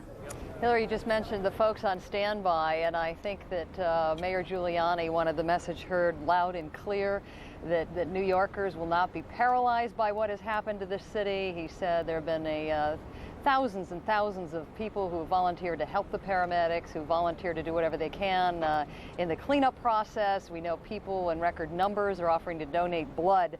And I understand, Hillary, at a bunch of hospitals around the city, you have doctors traveling from out of town to volunteer their services at emergency rooms. Have you seen that there at St. Vincent's? I think you mentioned a part of that about a minute ago.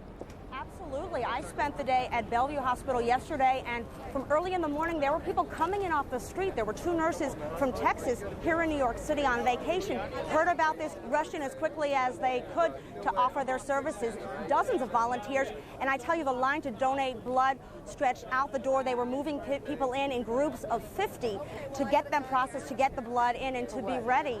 So an incredible, incredible volunteer effort, professionals and civilians as well. More. All right, Hillary, thanks so much for that update. If I'm understanding this clearly, someone's just giving me some messages from the New York Medical Examiner saying they are perfectly, the system at least, this sounds very hard and cold, but this is a fact of dealing with this tragedy, that they can handle more bodies. There were some reports, and in fact, we reported some of the Associated Press reports this morning that barges had actually taken some of the dead from New York into New Jersey. That is not the case. However, it is true that some New York City cab companies have removed seats from their vans to help in the transport of victims across the river to New Jersey, where some of the city hospitals there can accommodate some of the wounded. And I think it'll be clearer in the days to come exactly what transpired last night. I think one of the biggest frustrations of all of the workers who've been involved in this rescue process is that they weren't able to even get into that perimeter area surrounding the World Trade Center until the wee hours of the morning because of the fear of structures continue to fall on them and the amount of smoke billowing out from the area and other safety concerns. So there you have it, Darren, the very latest from New York now. And as you've seen, or actually Leon, a tremendous outpouring of support for these firefighters and police workers who have to do the Lord's work right now. Yeah, definitely, Paula. We've seen much of the same sort of reaction in the other focal point for this story as well in Washington, D.C. Many people there coming together, rallying to the cause, if you will. Now, the latest that we've gotten there on the scene at the Pentagon is that the Pentagon is telling people and reporting to the press that they don't expect any more survivors to be pulled from the rubble there. You're seeing in our live picture the work that goes on there at that scene. We just checked with our Bob Frank, and it was saying that they believe that they have found some places where there may be bodies, and they will be getting to them after they get more control over that fire that is still continuing to burn. But the victims that were pulled out of there and that were able to walk away from that location there are at Arlington Hospital, which is where our medical news correspondent Rhea Blinky is right now. Let's check in with her to get the latest from there. Rhea? Yeah, Leon, more than any other hospital in the United States, the Virginia Hospital Center at Arlington is the one that should be most prepared for a terrorist attack because of its close proximity to the Pentagon. This hospital's metal was tested yesterday when during a 3-hour period, make that a 2-hour period, some 30 patients were brought here with various contusions, burns, broken bones. The staff here was on an orange alert at that time, and there was nowhere near any level of great concern because of this hospital's preparation. Periodically, they do actually go through a number of procedures to make sure that they have all their procedures in line. In fact, some of the administrators who were involved in the emergency services yesterday mentioned that they had seen the plane crashes into the 2 World Trade Tower towers.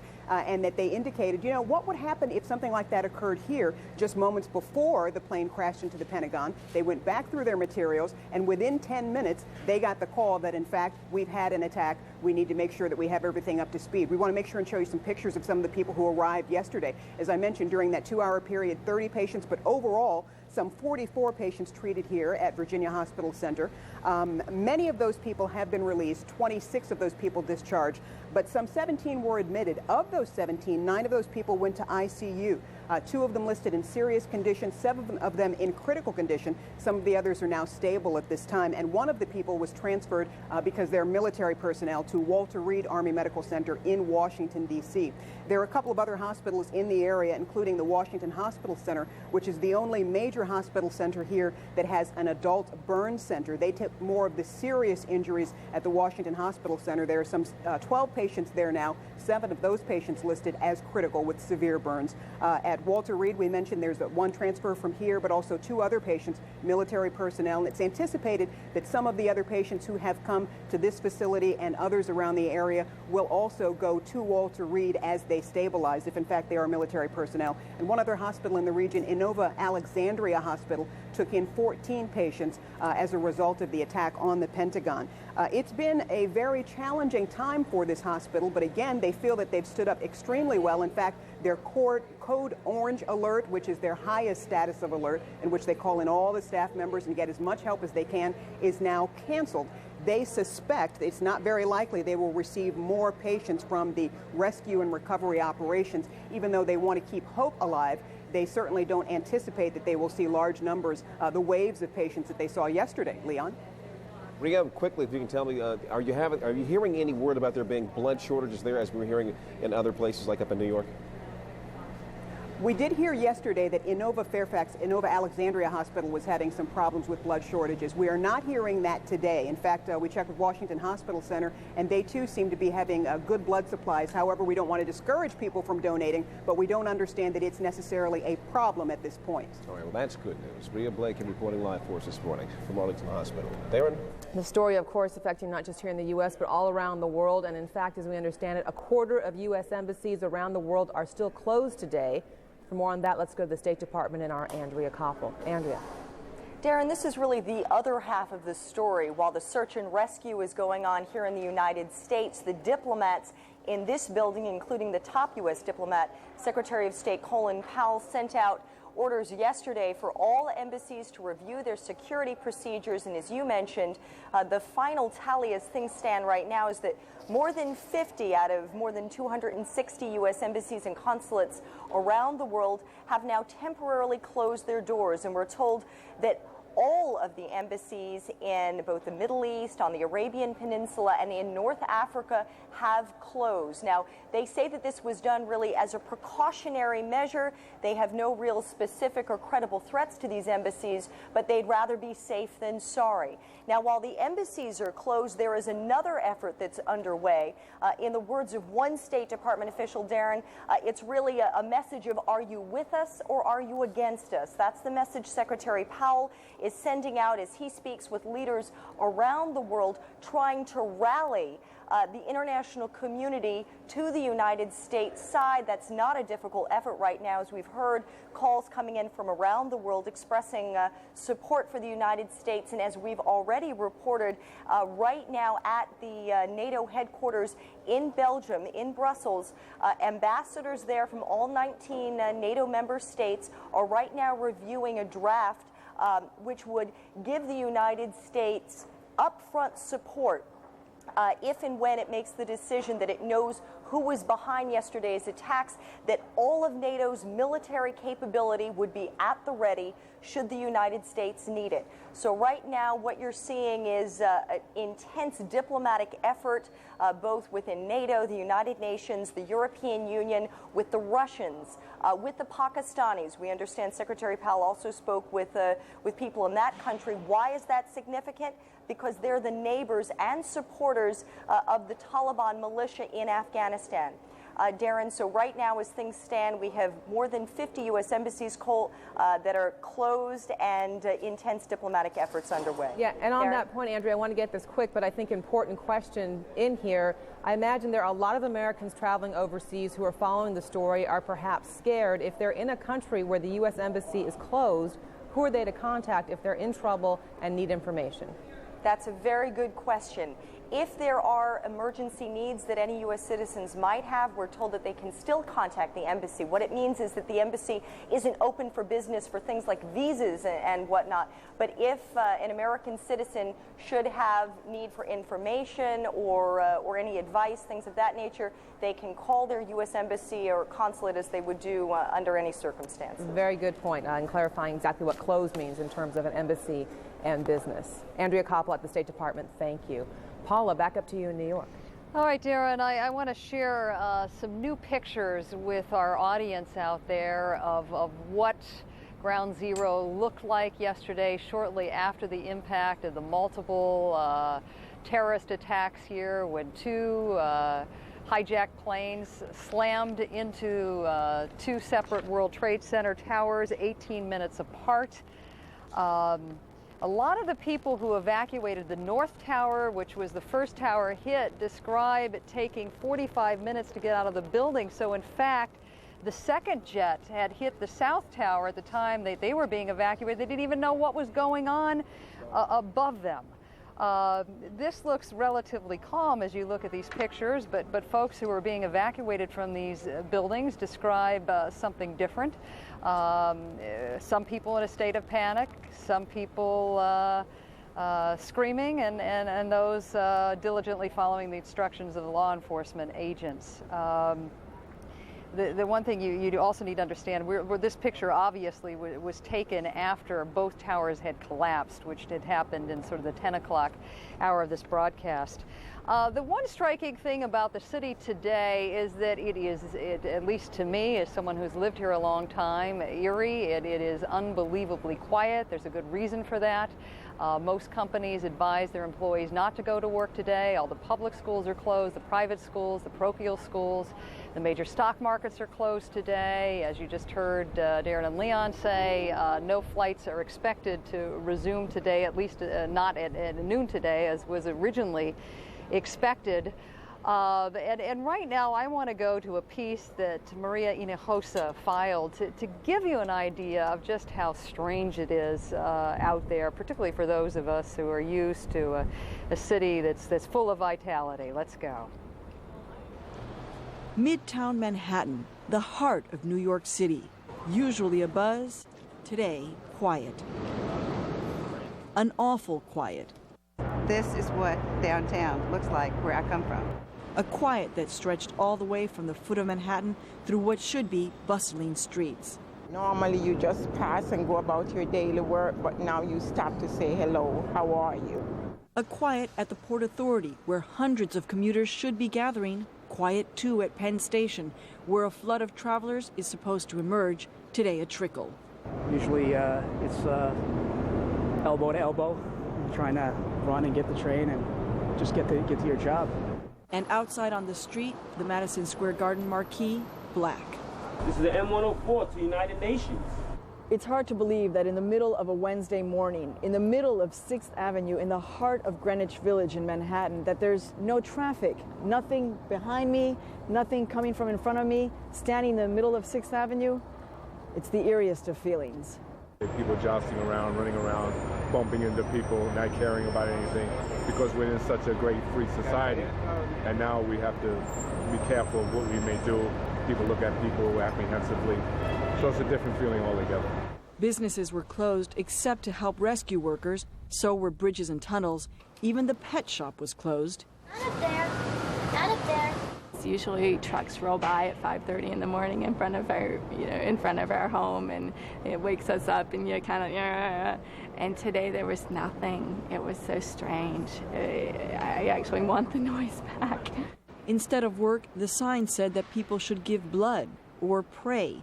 And missing from the sky, that signature view of downtown Manhattan, the Twin Towers used to poke into the sky. Now there's just space. A lot of things missing in New York today. That New York attitude gone for now. Maria Hinojosa, CNN, New York. And I must say to Paul, up there in New York, even from our perspective here in Atlanta, for many of those of us who have visited New York so many times, that is eerie to see a city that quiet and that somber. Well, let's talk now about the investigation into finding out exactly who is responsible for this. Officials are saying that early investigation into these deadly attacks point to Islamic extremist and alleged terrorist mastermind Osama bin Laden. Our national correspondent Mike Betcher is joining us here on the set. He's got the latest for us on the investigation, and you've been checking out things. And I want to ask you, first of all, and looking at what you've heard and seen so far and talking to those you have, has anyone said to you that they think that the 4 attacks that happened yesterday were the only 4 that were planned? Because that, to me, would seem sort of strange to think that any group that could be so efficient that they would have 100% effectiveness or efficiency here. Well, I was told by one source that they wanted to ensure, they're speculating now, but that these groups obviously wanted to ensure that they were successful. In other attempts that have occurred, usually a quarter or a half or sometimes none of the efforts work. But there was a concern, is this over? And no one can answer that question yet. All right, well, how close now are they getting to actually identifying who they think they're going to be going after here? Well, in the United States, the search is centering on 3 fronts. First, that car that was seized at Logan International Airport in Boston. Inside the car were flight training manuals. They're looking at that car. We've confirmed independently that indeed there are interesting items inside of that car that FBI agents want to look at. Also, another car was seized at Daytona Airport. In that car, again, there were items in Arabic apparently relating to Osama bin Laden, and that is the reason they are looking at that car. It has been towed away and is being looked at. And at a second location in Florida, in Venice, a couple there has been questioned by the FBI. They run a flight school, and they say that the FBI indicated to them that maybe 2 of their former students a year ago may have had something to do with the attacks yesterday, Leon. Let me ask you about the material you said that was found in Boston, because our Bill Delaney was on about maybe an hour and a half or so ago, and he was saying that there was some concern that that information may actually be false information floating out there, because they would find it, because the experts he talked to found it so hard to believe that you would find something left behind that would be an Arabic flight training manual. Is something as specific as that being left behind in the wake of this? Well, let me give you an example. The Daytona car may provide some answers to that. Maybe these people wanted those cars to be found, because we have indications in the Daytona car that information was left very obvious relating to Osama bin Laden, that it was left out there for people to see. So, you know, you can speculate all you want about this, and it's difficult to know. The agents, the intelligence analysts themselves are really wrestling with this issue, and to second-guess a terrorist is a difficult thing to do. All right, what about the overseas cooperation that we've been hearing about so much lately? That the U.S. is going to be seeking it from other states, other entities overseas. And we've heard also that many folks in the intelligence community are concerned that there is no human intelligence, at least not like there used to be. The U.S. doesn't have as many people on the ground in different places. Any concern that that fact alone will prevent them from finding out exactly who is responsible? No, they do not think it will prevent them from finding out who is responsible for this. And what they're looking at is information that they developed over the last 2 years, that Al-Qaeda is not a group, it's a network. And I think Secretary Powell said the same thing this morning. It is a network, and this network has been mutating over the past 2 years, and they've been trying to study this mutation. For example, Al-Qaeda has been reaching out to other terrorist groups, especially in North Africa and especially Algerians.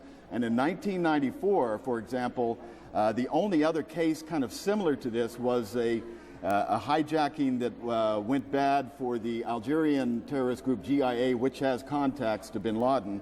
And in that case, they wanted to ram that jet into the Eiffel Tower, but that did not work. And so they're looking at that. They're also looking at possible significance of dates. Why did this happen in September?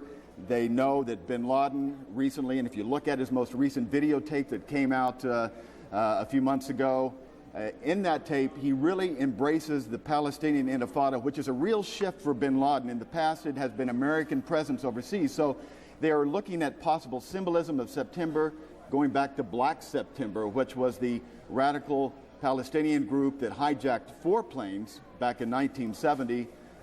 3 of those were successful hijackings, and also they were responsible for the Munich massacre during the Olympics. So they're looking at all of these things, going through their files, but nothing hard yet. And it's a great indicator of just how much work there is to be done here. Mike Betcher, thank you very much. We'll be talking with you throughout the day on this one. Darren, over to you.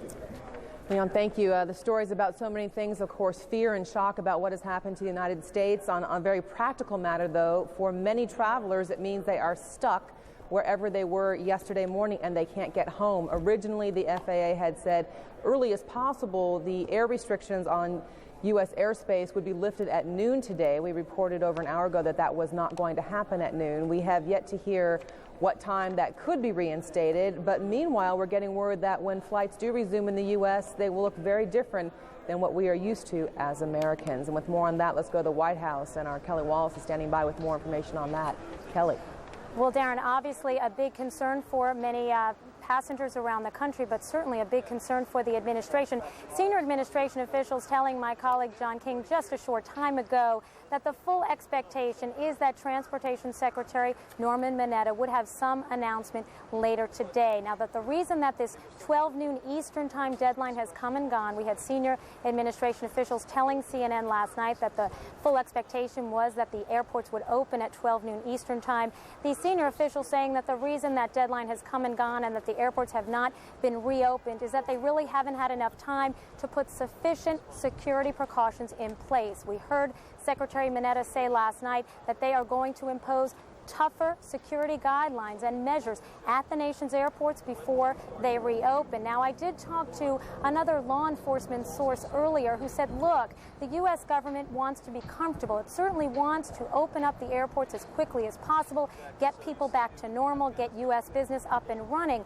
But the U.S. government also wants to be comfortable that proper security measures are in place. This source saying that there is a whole menu of recommendations on the table, including toughening security on the ground, such as checking in, such as identification, maybe even no curbside checking at some airports, and even some more security measures in the air, such as putting more air marshals on planes. So a lot of discussion right now, though, Darren. The full expectation, though, some announcement coming from Secretary Mineta later today.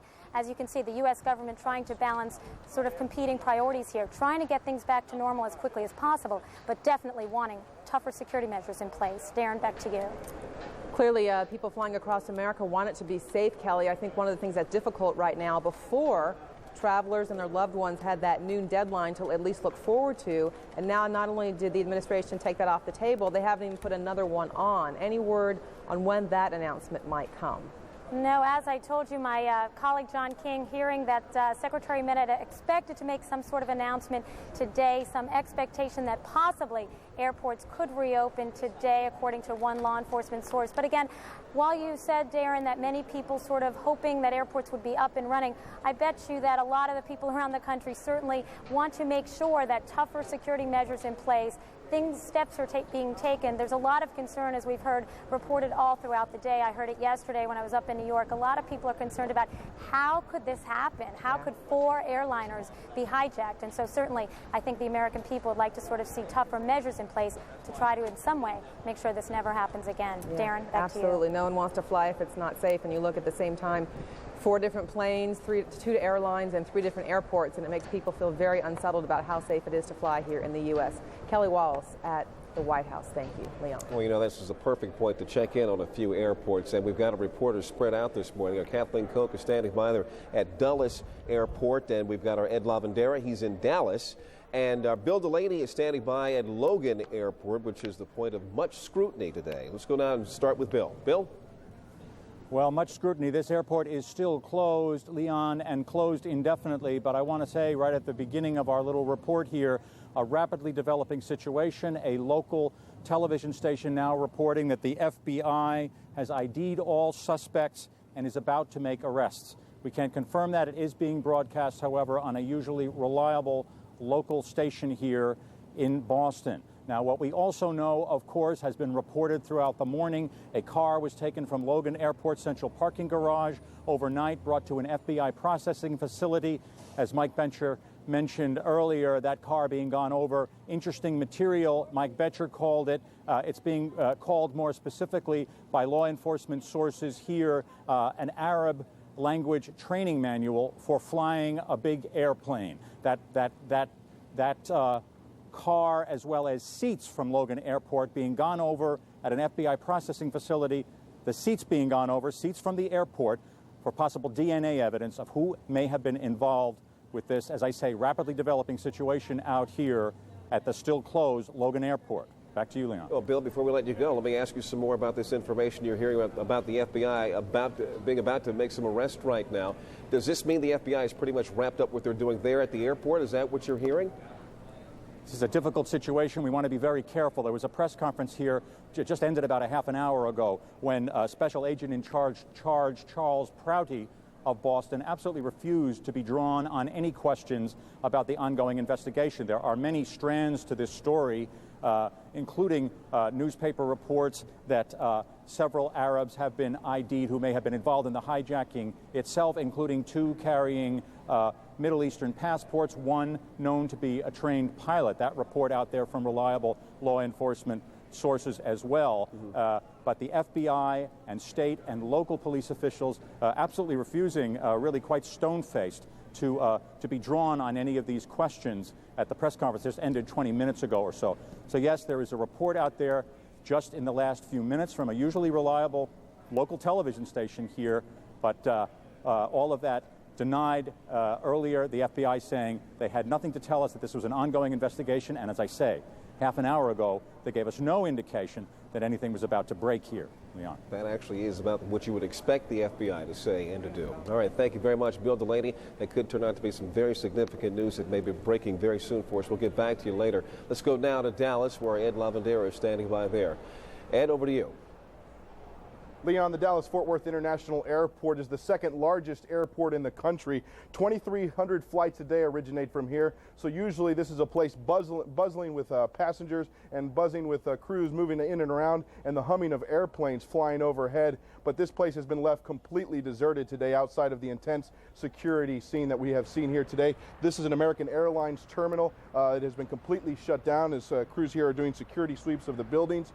152 airplanes are sitting on the tarmac here at DFW International Airport, waiting for the queue to be able to take off again. We have spoken with several airport officials and airline officials throughout the morning, saying that a lot of their crews have completely rested, so that when they do get the go-ahead to move ahead, the crews will be able to move ahead, but that there are a lot of airplanes out of place, so that when the government does give the official go-ahead to move forward with taking off again, that it could take a little bit of time to get a lot of these planes back into position. But they said that this is, in a lot of ways, is just like a severe storm, and that the airplanes and all the airlines will be able to get moving ahead quickly. Leon, back to you. Ed Lavandera in Dallas, thank you very much. Now, let's go over to Kathleen Koch, who is standing by at Dulles National Airport. Kathleen. Leon, as you can see behind me, this huge, normally bustling international airport is a barricaded ghost town. You see no one except media, except police officers moving around at this airport. When you look out on the tarmac where normally at this time of day there would be dozens of flights landing, planes lined up waiting to take off, there is nothing. There is not a ground crew. There is no human movement. The parking lot to my right is filled with cars, but no people, no one dragging their suitcases out, no one rushing to catch a flight. It is truly a very eerie sight. Now, of course, this is the airport where the doomed flight number 77, American Airlines Flight 77, departed from and then cut that huge gash into the Pentagon. Very near here is the Dulles Marriott, where we have had some families meeting there. They began arriving, some yesterday morning, a few more this morning, and they have been meeting with grief counselors, with chaplains. American Airlines has also established a set of people who have come in, some 75 of them, airline employees who have come in, and they're actually dispersing out to go to the homes of some of the families of these passengers who were killed in this deadly collision at the Pentagon, to help them cope, to support, to do whatever they can.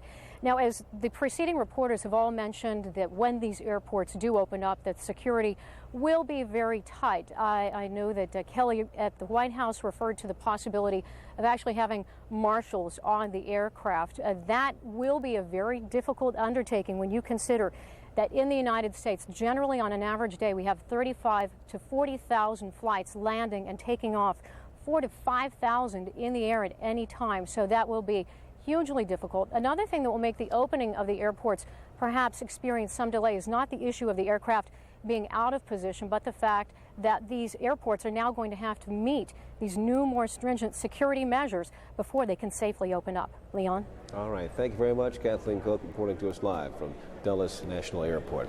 Now, let's go up to Paula in New York. Paula? All right, and Leon, I'm going to take you directly back to Daytona Beach. We're looking at some interesting pictures from the Daytona International Airport, where we are told a bomb squad is thoroughly searching the cargo hold of a Continental jet. We don't know a whole lot about it, but it is our understanding that the luggage in this plane, for whatever reason, did not make its connection. We do not understand at this moment how this might be connected to the other stories coming out of South Florida.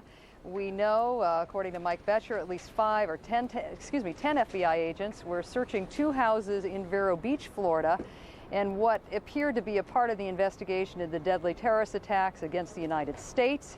We know that the FBI in Miami issued a national bulletin for law enforcement agencies to be on the lookout for 2 cars. The bulletin did not mention whether the vehicles were linked to Tuesday's attacks. This also comes on the heels of a report that a South Florida couple is indicating that they may very well have trained several of these hijackers, some men that might have trained with them a year ago. So once again, we don't know exactly what the connection of this bomb squad search at the Daytona International Airport has to these other Florida stories.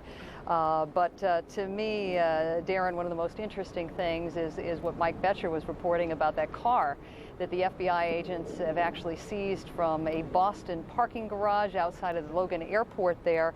He is reporting that some interesting materials have been seized from there. Bill Delaney going even further, his sources telling him that some Arab training manuals on flying a big plane were found in that car. So all of this will become clearer in the hours to come, as Bill Delaney reported earlier on. Lots of small bits of information that are very difficult to thread together and dangerous to thread together at this point. Yeah, Paula, and another thing from our David Ensor, he pointed out earlier this morning when we were talking to him, this very difficult balance for government officials. They don't want information from their investigations to leak out, and yet they realize the American people are very hungry for information. Perhaps we can get some insight now on how these investigations work with Stanley Bedlington. He is a former CIA senior analyst, and he is joining us. It looks, sir, like you are in our Washington bureau, or is it New York? No, I'm in Washington. In Washington. Thanks for joining us, sir. Give us an idea and some clues as to how investigators are trying to put together some information. I was thinking particularly looking at the plane manifest. Who got on board these 4 airplanes? Well, first of all, I think you approach that sort of investigation at 2 levels. First, from the level of law enforcement, and secondly, from the level of intelligence, both of which working closely in tandem. You look at the passenger manifest, you do checks with your records, your data banks, either in the CIA or in the FBI, and then you go out and investigate the people. You find their houses, their addresses, and just follow up on that. That, I think, is very, very important. So you look at everybody who was on board each of those 4 airplanes? Oh, absolutely. All must be very closely scrutinized. Who they were, how they bought their ticket, how did they get to the airport. These are all things that could point toward the direction as to who was involved in this operation. Of course, and you would investigate the taxi drivers who took them to the airport and every single detail about their getting on the plane. That is very important. This, of course, today has so many people scratching their heads, and yesterday as well. America living in fear of a lot of things in recent years, but things like nuclear war, things like biological warfare. How many people actually stop to think that an airplane could be a deadly weapon? Very few, including myself. I note that Louis Freeh, the director of the FBI, just before he retired, made a point saying that the most likely forms of terrorism in the United States in the near future would be first cyber warfare and secondly biological, chemical and radiological warfare. This is conventional terrorism, admittedly in a very, very deadly form. And as people try to put their lives together, the question becomes, how do we avoid future attacks? The point is that it's going to be extraordinarily difficult. I think we need a complete reordering of the Homeland Defense system on both a law enforcement and an intelligence level. Most of all, and most important, we need something that's being recommended over the years and has never been implemented. That is the setting up of some sort of body that coordinates throughout the country the activities of various departments of government and of state and local authorities. So that you're is suggesting very badly lacking. You're suggesting that one of the basic problems is just communication between the agencies and the people that are already trying to work on this problem. Well, it's not the major problem, but it is a problem, and I think we would be able to attack the problem far more effectively if we had such a committee with a very important person at the head of it who reports directly to the president. Stanley Bedlington, former CIA senior analyst, thanks for your insights today, sir. Appreciate your time. Thank you. Leon. And we ought to take another personal and I guess up-close look, if you will, of this tragedy from which so many are trying to recover. Our producer, Rose Arce, made her way down yesterday to Ground Zero at the World Trade Center, and she took a camera with her, and she kept this notebook and wants to show you now exactly what she saw. We took a walk toward Ground Zero. There's hundreds of fire trucks coming this way. The sky was filled with fine pieces of glass and acrid smoke. Cars were covered with dust. The street had a thick coat of debris. There was like 4 inches of dust back there right by that building, and down on the ground there was people's resumes lying, office supplies. There was, pictures from people's desks that had been just singed, and they'd blown up. The building had blown up and the stuff had just come down like confetti. There were doctors rushing to help people. Emergency workers were moving cautiously toward the building. You hear that? Keep your eye on that building. It'll be coming down. This firefighter was trying to rescue people from 2 World Trade Centers. What did it feel like? Very hot, pitch dark. Couldn't see almost anything. Almost crawling on your feet. A lot of debris everywhere going. A lot of rebar, a lot of broken glass, a lot of brick. Just not really too much smoke at the time, but a lot of debris. And what about the people? There are people in there. Another firefighter watched debris crush everyone on his truck but him. Well, what was it like when it collapsed? Was it? Nightmare, total blindness, choking feeling. You're covered in dust, rubble, smoke, everything. I dove under a truck. Closer to the building, it was almost like nighttime. What was left of the building was a fiery hulk. The firefighters thought it might collapse. Pieces of the building kept falling. The building is about to blow up. Moving back. Rescue workers pushed people away from the scene. We are walking back. There's a building about to blow up. On flame. Debris coming down. So everyone moved back, leaving debris and silence.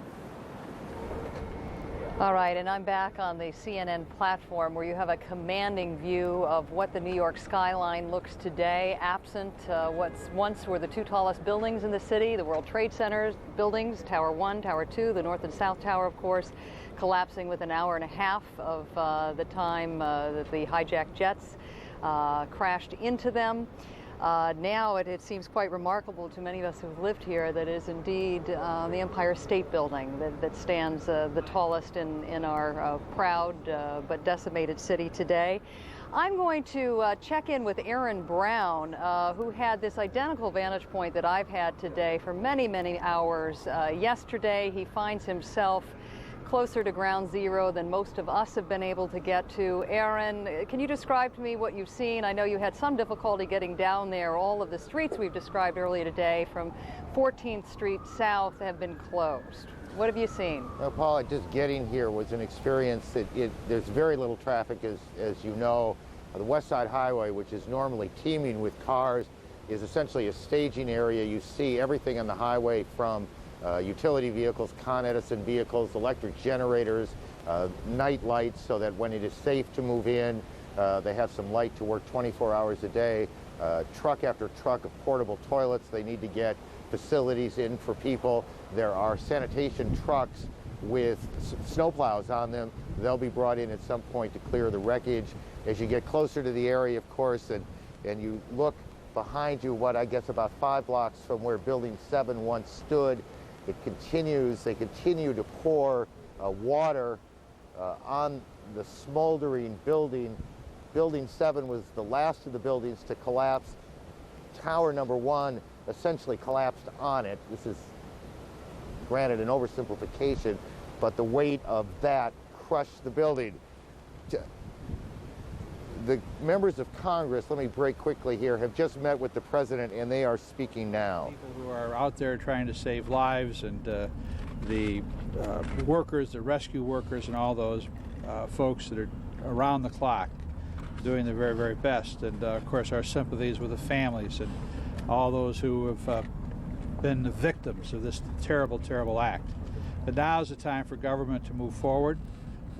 We're in complete agreement that we will work together, that we want to share information, that we will be ready to move on whatever the president suggests, and we will go through the debate and the actions of Congress in a bipartisan way to make that happen. But as we said last night, when somebody takes this country for granted, when it violates the people of this nation and the sovereignty and the freedom of this nation, this Congress stands united shoulder to shoulder to do the right thing, to stand up for America and do the legislative work and process that we need to do. And we confirm that with the president today.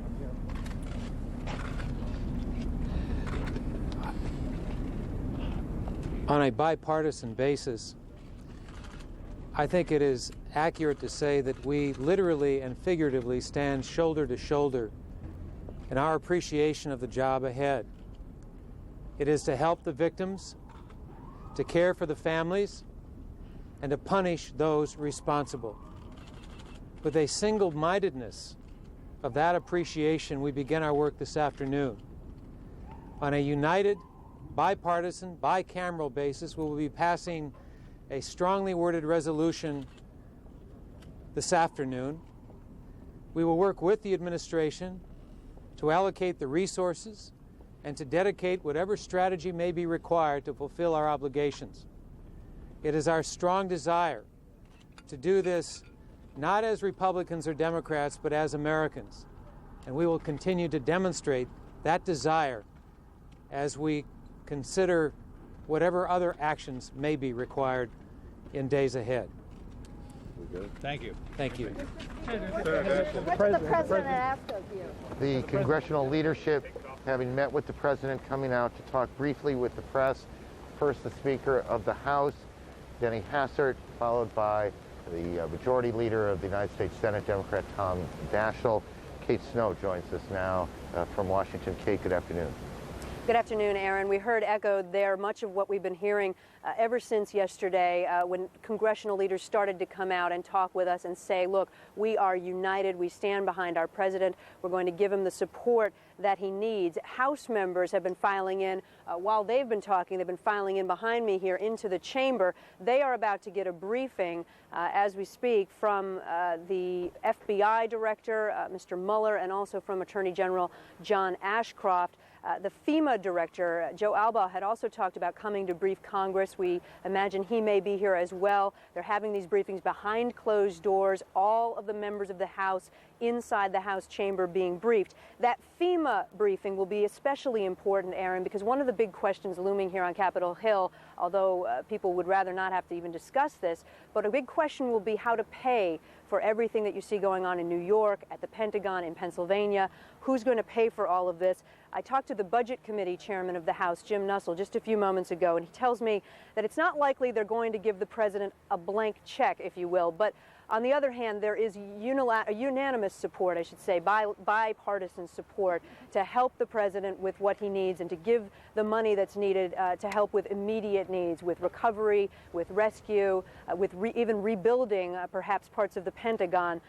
The Democrats, some of them are cautioning that they're going to be a little bit cautious about giving over too much and destroying the budget of the government. You know, there was a lot of discussion about the U.S. government's budget before all of this happened. Kate, let me interrupt you here. I'm sorry.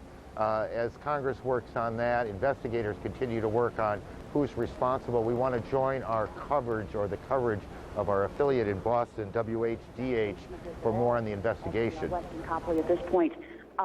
Relatively calm inside the hotel, except, of course, on the 16th floor where all of this flurry of activity is suddenly taking place. I was there briefly and saw that there were EMS standing by on that floor with stretchers, also police officers making sure that none of the guests or anybody else in the hotel was going to be getting off on the 16th floor, and also federal agents standing by there. They were obviously very intense in their efforts that were taking place there, whatever the operation was. However, they had not shut down the elevator to the floor as of 15 or 20 minutes ago. So it seemed to be that there was still some confusion among the guests, to some extent some confusion among the emergency personnel who were responding here. Much of what is happening in the hotel, though, seems to be business as usual, certainly outside of the extraordinary events now focused on the 16th floor. And are you in the lobby right now? Well, I don't want to tell you exactly where I am, Jonathan, but I'm upstairs in the hotel. Okay. Are you able to get to any authority or anybody in charge you might be able to interview on the telephone? We're going to try to do that right now, actually. We've been trying to reach those people, and I have talked to a few of the people. They're slowly beginning to understand what's happening, watching television sets where they can sneak into a room and see something that's going on. Very concerned for their safety, although nobody has officially told them that there's any threat to any of us who are inside the hotel at all. However, as the maids and some of the other staff here get word of this, they're just taking it upon themselves, I think, to leave and make sure that they're watching all of this from a better vantage point. We'll continue with Julie outside. Christina, why don't you take a walk around and see if you can get anybody to speak with you?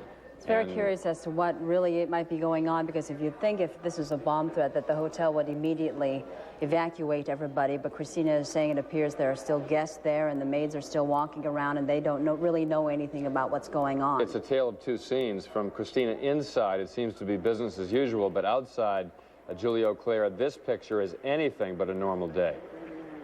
Anything but normal, Jonathan, and as you may be able to see, there are more and more people gathering. They are across the street all throughout Copley Square, everyone wanting to know what's going on in the Westin Hotel. At this point, as we mentioned, still dozens of police officers. They have the street blocked off just in front of the Westin Hotel. Tactical response team still inside, the entry and apprehension team, as I mentioned, going in with full gear, with their shields up, with their guns drawn. Up to the 16th floor where Christina McKenna saw them. They brought in the fiber optic equipment. They want to look under the doors. They want to see exactly what they're getting into before going into these rooms. We did get word a few minutes ago that possibly some suspects were in custody. That is not confirmed, but that they had gone back in to look and see if anyone else was in the rooms. I can't tell you how many people are out here. People are standing on top of cars just trying to get a better look. But as Christina said, it seems to be business as usual. I'm not sure what floor she's on at this point, but I can see into the lobby, still people milling about, employees still inside, trying to do their best to keep people calm, let everyone know that everything is okay for the time being. No evacuation at this point. But again, 2 ambulances waiting here outside. The armored truck that the tactical team came from, they have been going back and forth to get more equipment. The last time they came out, they did get that fiber optic equipment, and they haven't come back since. But there is a huge police presence as they wait to see exactly inside. This story, the wires, the Associated Press crossing the flash that dozens of police officers have pulled up outside the Westin Hotel in the Back Bay. A tactical team is seen running in and out of the hotel, as we've been reporting to you for about the past 15 or 20 minutes. Julie, we see from the glass doors of the entrance to the hotel a lot of plainclothes people just walking out slowly, almost like there really isn't a rush to get out of that hotel. Are you near the lobby, able to see inside the windows there to see what's going on inside the lobby? Julie? Julie Auclair, are you still with us? I'm still here. I heard that, but I'm having a very difficult time. I didn't hear the question. Okay, we're just wondering, as you walk around, whether people are rushing in and out of the lobby, are people still able to enter the hotel, or has it been blocked off at this point? No, people are apparently still entering the hotel, but they're... We continue to look now at this scene outside the Westin Hotel in Boston as some considerable operation, law enforcement operation, has gone on. We heard reporters on the scene talk about police officers moving in with full shields, essentially riot gear with guns drawn, whether they are going in to search rooms, searching for suspects who may or may not be in the building. CNN's Kelly Arena, who covers the Justice Department for us, joins us now. Kelly, can you tell us anything about arrests that have been made or that are pending? Well, law enforcement sources are telling CNN that at this moment they do have several people in custody. They will not describe those people as suspects. At best, they said these are people who may be able to provide important material information regarding the case. When asked what does in custody mean, arrested or just in for questioning, they couldn't elaborate at that point. But they also add that there are also people in custody, same mode, in Florida, southern Florida, who are also not described as suspects, but people who may provide material information regarding yesterday's terrorist attacks. As I said, Aaron, we do not know what information led them to these people. We do know that there have been several investigative leads that have led them to certain flight schools. We know that there is Huffman Aviation School. FBI officials are there. They are interested in particular in one student there, we are told by sources. So we do know that investigative leads have led the FBI to various flight schools and facilities that have flight simulator training equipment. And we do know that those passenger manifests on the plane have led investigators to both Boston and Florida. There were people identified on those lists as either people who had been either sympathizers with Osama bin Laden's cause, or people that for one reason or another raised a flag with INS or with federal investigators. Aaron? Kelly, just help me with one thing. This first group of, we won't call them suspects, I'm not sure what we will call them. They are in custody in Boston, is that correct? That's right. Several in Boston and several in southern Florida as well. In South Florida. Then let's go to Bill Delaney, who's our bureau chief in Boston. Bill, tell me what you're hearing, what you know. Well, Aaron, what we're hearing very much is what Kelly Arena is reporting for about an hour or so now. Reports flying around here of imminent arrests. We had heard rumors of that sort of thing, even from sources in the Middle East. Earlier this morning, it now appears that these these people that may provide some sort of material information, as Kelly said, they're not being specifically described as suspects, have now been arrested. Now, we had a press conference here about 45 minutes or so ago, including the head of the FBI here. He could not be drawn at all to confirm any of the many reports here in Boston about arrests. About the most concrete thing we have here, Aaron, is that there's a car out at an FBI processing facility in the Boston area that was taken from the central parking garage here last night. A car, a Mitsubishi Mirage, a rented car, in which were documents. Many of them, it has been widely reported in Arabic, including it has been reported a plan for the attack in Arabic, as well as some kind of Arab language flight training manual. That car being gone over at that FBI processing facility. Also, apparently, at that processing facility, the FBI going over chairs they took from the terminal building, or one of the terminal buildings, because these two flights left from two different terminal buildings.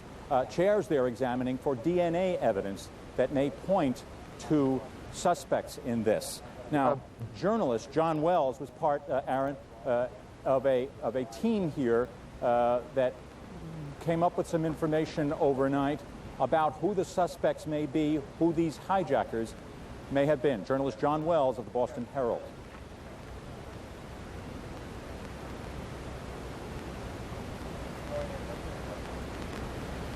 All right, we're having a problem getting the tape. We'll continue now with the coverage of our Boston affiliate, WHDH. TV. 4 ambulances. I see 2 parked outside here from our vantage point. There's one parked right beside the door, and then there's another parked up near the garage entrance. I also see the bomb squad truck here, the special operations truck, so they are on board here as well. And as we continue looking at the front entrance, we should probably explain to people, give them a little bit of a sense of what it is we're looking at. For those of you who are not familiar, the Westin Hotel is in the heart of Copley Square. It is bordered by, on one side, Huntington Avenue. It faces the square itself, and on the other side is Stewart Street. And it's in a slim triangle between Huntington and Stewart, and what we are looking at is actually considered to be the front door. Correct me if I'm wrong, Ann. Ann, are you still with us? No, that's correct. Yes, I was. I was just hopping up on an abutment so I can see if I can get a better view, and one of the passers-by was giving me a hand. So we're looking at the front. I'm trying to get a better vantage point. We're looking at the front. And I still can't see. And probably through the camera lens is at this point the best possible angle. But we are looking at the front door, a revolving door at the Westin. It is the side of the building that faces Huntington Avenue and Trinity Place, the new condominium complex that was recently constructed in Copley Square. And as we get that wider shot of the hotel, we can see that the ambulances appear to be parked on the street and not actually. The hotel has an inner circle, an inner driveway where guests can pull in and drop off luggage and so forth. That's right, Susan. And it looks as though police have realized that the crowd has grown to the point where it really is hampering this operation. They have formed a police line, and they are pushing people, gently pushing people away back from the entrance. That has resulted in the road in front of the Westin being completely blocked by people now. They have blocked off the road. It's creating quite a traffic jam here in Copley Square as we await what is happening inside, where tactical police wearing bulletproof vests, heavily armed, strode through the lobby. There was no running. There did not appear to be a rush. They walked into the lobby, a number of them, and presumably up to the upper floors where some kind of operation is going on, presumably connected to the hijacking and the terrorist attack. Folks, we want to just bring you up to date for a moment. If you have just joined us, what you're looking at is not New York City. It is not Washington. It is the heart of Boston, Copley Square, where within the last half hour, SWAT teams arrived at the Westin Hotel in Copley Square. SWAT teams identified as members of the Boston Police with an armored car, some of them carrying automatic weapons, wearing helmets and masks. Also, as we've heard Ann Dufresne report, there are at least 4 ambulances on the scene. They're parked on Huntington Avenue outside the front entrance of the Westin Hotel, not in the inner circle where the taxi cabs go and where people pull up to unload passengers and luggage, but actually on the street.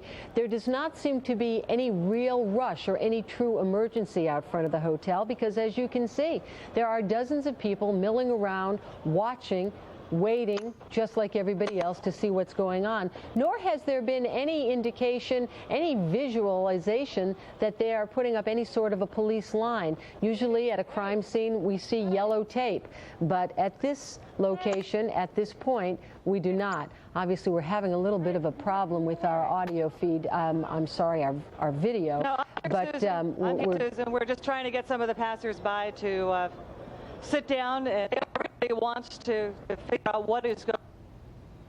This crowd has grown very, very. Perhaps you can hear me. I hope. Well, clearly there is a major operation going on at the Westin Copley Hotel in the heart of Boston. It is unclear. I think it is fair to say it is unclear exactly what this SWAT team is in that hotel looking for, what they believe is in there. Let me just focus on what we do know for a second. We do know that some number of suspects, that we don't know how many, I don't want to use the word suspects here because police aren't. Some people have been taken into custody. It's not even clear to us that they've been arrested. They are in custody, and law enforcement officials are not calling them suspects, at least not yet, simply suggesting that they may have information that is relevant. That is in Boston. There's another group, we don't know how many, of people in custody. Again, this is in South Florida. We don't know how many, and we don't know precisely why law enforcement agents believe they may have information or may in some way be connected to what is going on in Boston. Boston, of course, was the origination point for flights involved in this incident yesterday in the hijackings. There were also reports in Boston some time back that there was some small number of people who may have been involved in a terrorist cell somehow connected to Osama bin Laden. That was a report some months ago. Bill Delaney, our Boston bureau chief, helped me on this a bit. Bill, I believe I have that right, and absolutely correct me if I don't. And earlier this year it was that the FBI said that in the late 90s, 2 Arab men had suddenly left Boston in 1998. One of them had been a cab driver here for 15 years. The other had been here for a shorter period of time, but both, the FBI said, had ties to Osama bin Laden. Now, interestingly, the man, the taxi driver who had lived here for 15 years, Bassem Khanj his name was subsequently killed in Lebanon in an attack on the Lebanese army that was believed to be financed and driven by Osama bin Laden. The other man is presently in a Jordanian jail. He was arrested on the eve of the millennium for planning an attack on a hotel in Jordan that largely served American and Israeli tourists. Now, the FBI at the time said they couldn't say for certain whether these men were here actively working as a terrorist cell, if you will, for Osama bin Laden, or whether they were just living here for a period of time to raise money or whatever. And as I said, in 1998, they left, the FBI saying they left suddenly at that time. So there are antecedents for the possibility of some kind of cell here that may have laid some kind of groundwork for this boarding of these airplanes yesterday that led to the hijackings, that led to those horrific crashes into the World Trade Center. Aaron, a lot of information flying around here, but we do know for certain that there was some sort of an Osama bin Laden terrorist cell here just a couple of years ago. Okay, there is indeed a lot of information flying around, and trying to grab it out of the air and make sense of these floating pieces of information is the task of the moment. Back to Kelly Arita in Washington. Kelly's been working the Justice Department and her sources there. Kelly? Right, our sources, law enforcement sources, are telling us, as I reported just earlier, that there are people in custody in both Boston and in southern Florida. Now, what in custody means is not clear at this point. These were not described as suspects. They were described as people who may provide material information in this case.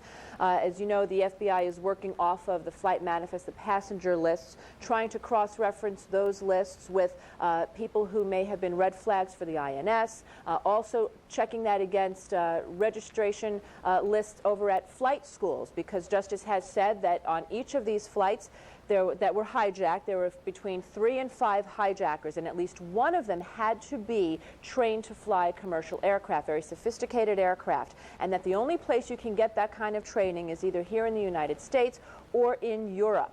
And so they are checking with flight schools. We do know that they're over at Huffman Aviation School in Venice, Florida. FBI investigators are there talking to school administrators, focusing, it seems, on one student in particular. I have not been able to obtain that person's name at this time. And we also know that there were investigators at another flight school in Florida doing just the same thing. So there's a lot of cross-referencing. There's a lot of loose hairs that they're trying to bring together.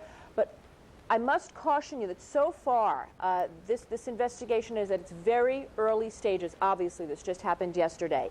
While there are some good leads and while there have been some good information that they've gathered, there really is nothing very solid at this point to go on, to really pin this on any one group or one person.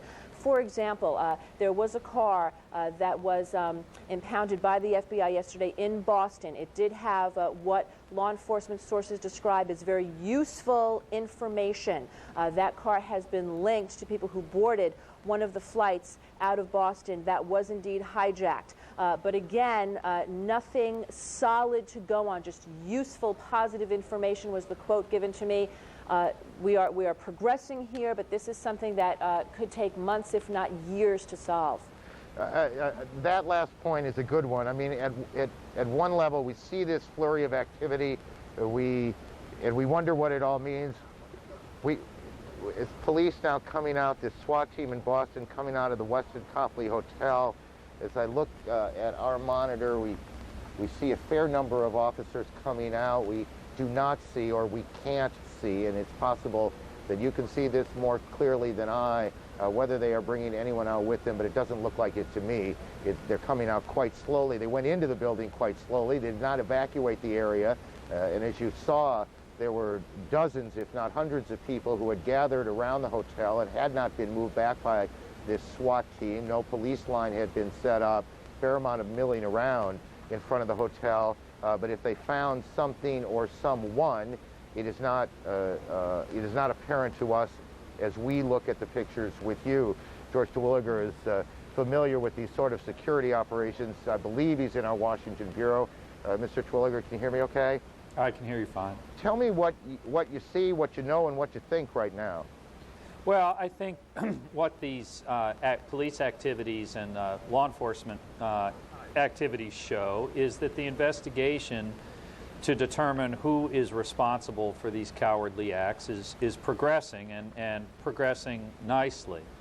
The fact of the matter is, though, that the object of all of this is not to arrest people and bring them to trial and charge them with crimes, even though that may happen. If there are people here who supported this operation and were involved in it, co-conspirators, there may be prosecutions. But the real objective here, I believe, has to be to fix responsibility in the big picture sense with persons overseas who sponsored, directed, and basically commissioned because those are the people, these crimes. Those are the people who ultimately the government wants to get, wants to punish, wants to put out of business.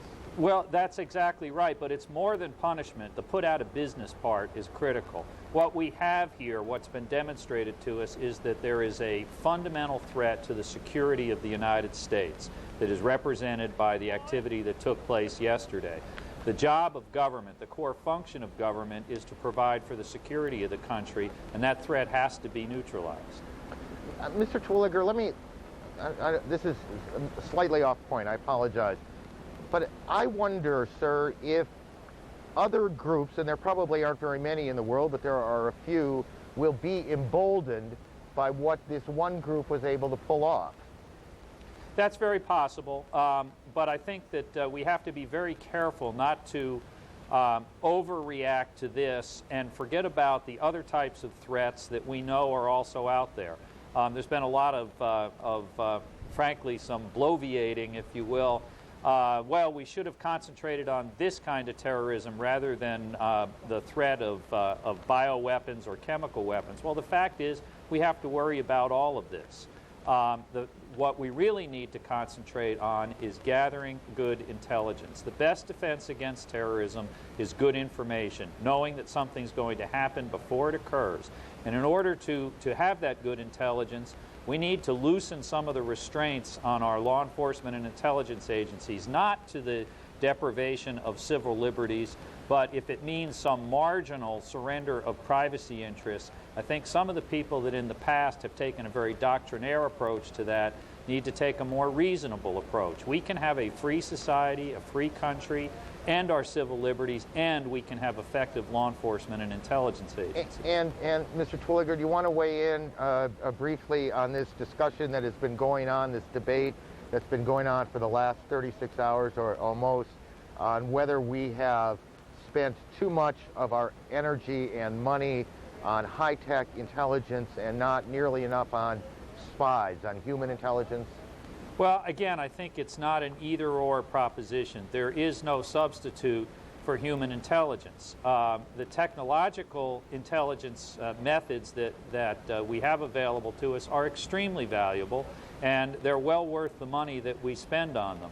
But human intelligence down at the street level, particularly in the United States, to infiltrate groups, to penetrate them with undercover operatives and other sources, to allow the intelligence community to do the same thing overseas is critical. And I feel quite confident that both domestically and in the intelligence community, we will look at new opportunities to do that and undertake that kind of activity.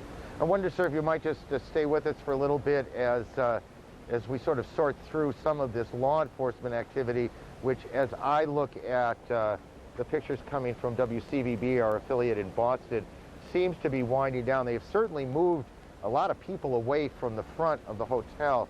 It was quite, honestly, quite an odd scene that you had a major SWAT team operation, police officers going in with bulletproof vests, the description from reporters on the scene, guns drawn, heavy weapons drawn, and yet the area immediately in front of the hotel had not been cleared away at all. We saw a big EMS vehicle there, and then dozens of Bostonians standing around watching it all. A few moments ago, we saw some members of the SWAT team, perhaps all of them, we're not sure, exit the hotel. Whether they found what they were looking for, we don't know. Well, I'm sure we'll learn more, but one thing to keep in mind is there's a great deal of unknowns here. And if someone was going to be arrested or even interrogated in a consensual way, perhaps the police just don't know exactly what the circumstances that they might face. And in that circumstance, it is a standard tactic, I've been involved in these cases before, to utilize an overwhelming show of force, both not just for the security of the officers, but also for the security of people in the area. That scene, just to help orient our viewers that they saw just a moment ago, that was about 30 minutes ago, I believe, guys correct me if I'm wrong here, of the officers, the SWAT team, rather calmly walking in to the hotel. They did whatever business they intended to do, and then they got out. A number of helicopters overhead right now. That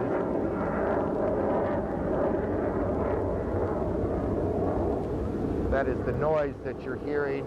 We're about 5 or 6 blocks away from the World Trade Center location, and it continues to be a very, very busy scene. Mr. Twilliger, thank you. Let me go to Lou Waters, who is at CNN Center in Atlanta. Lou.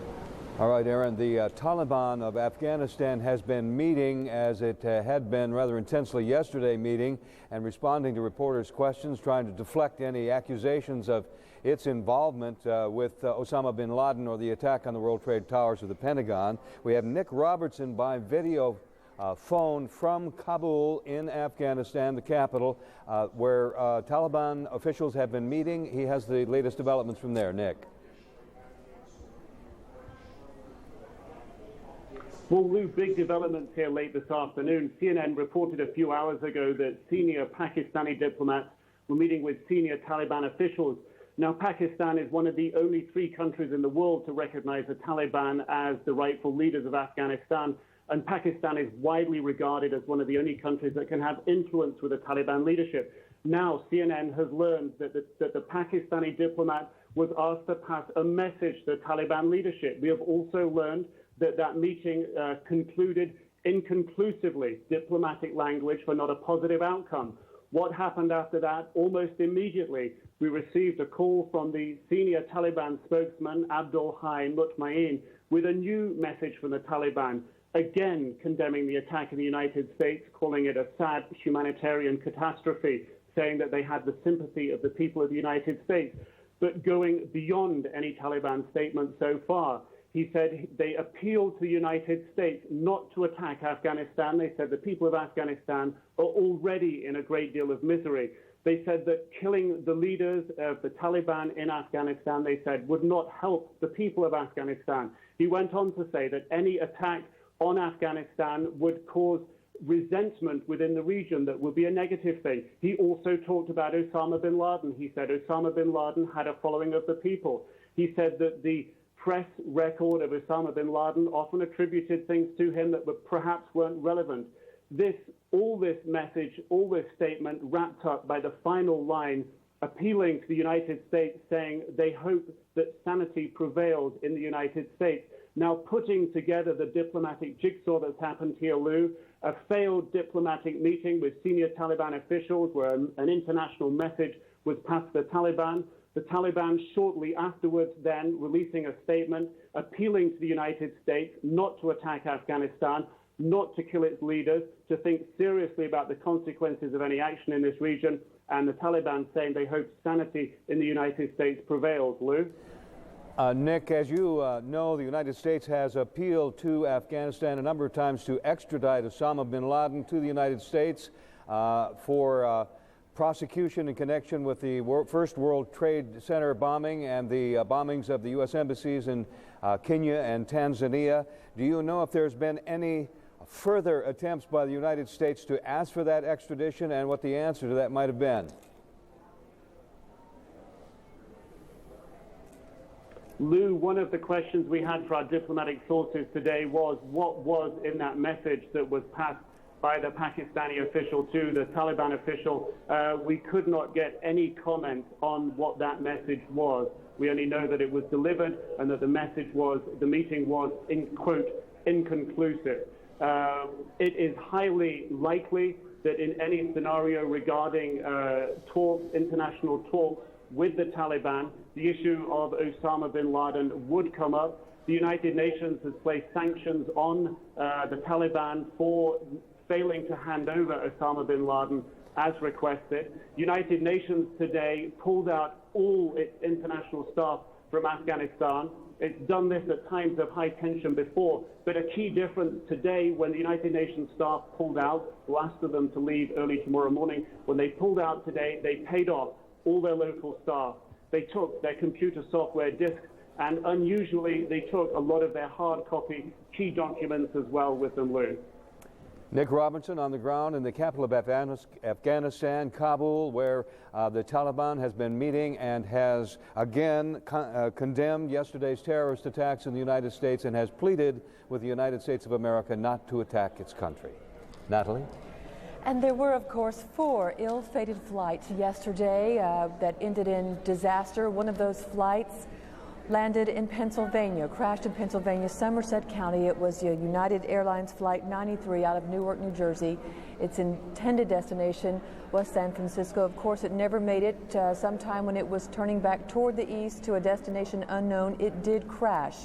We have from the location CNN's Brian Cabell. He's there along with so many investigators trying to put the pieces together to what happened with this one. Brian, what can you tell us?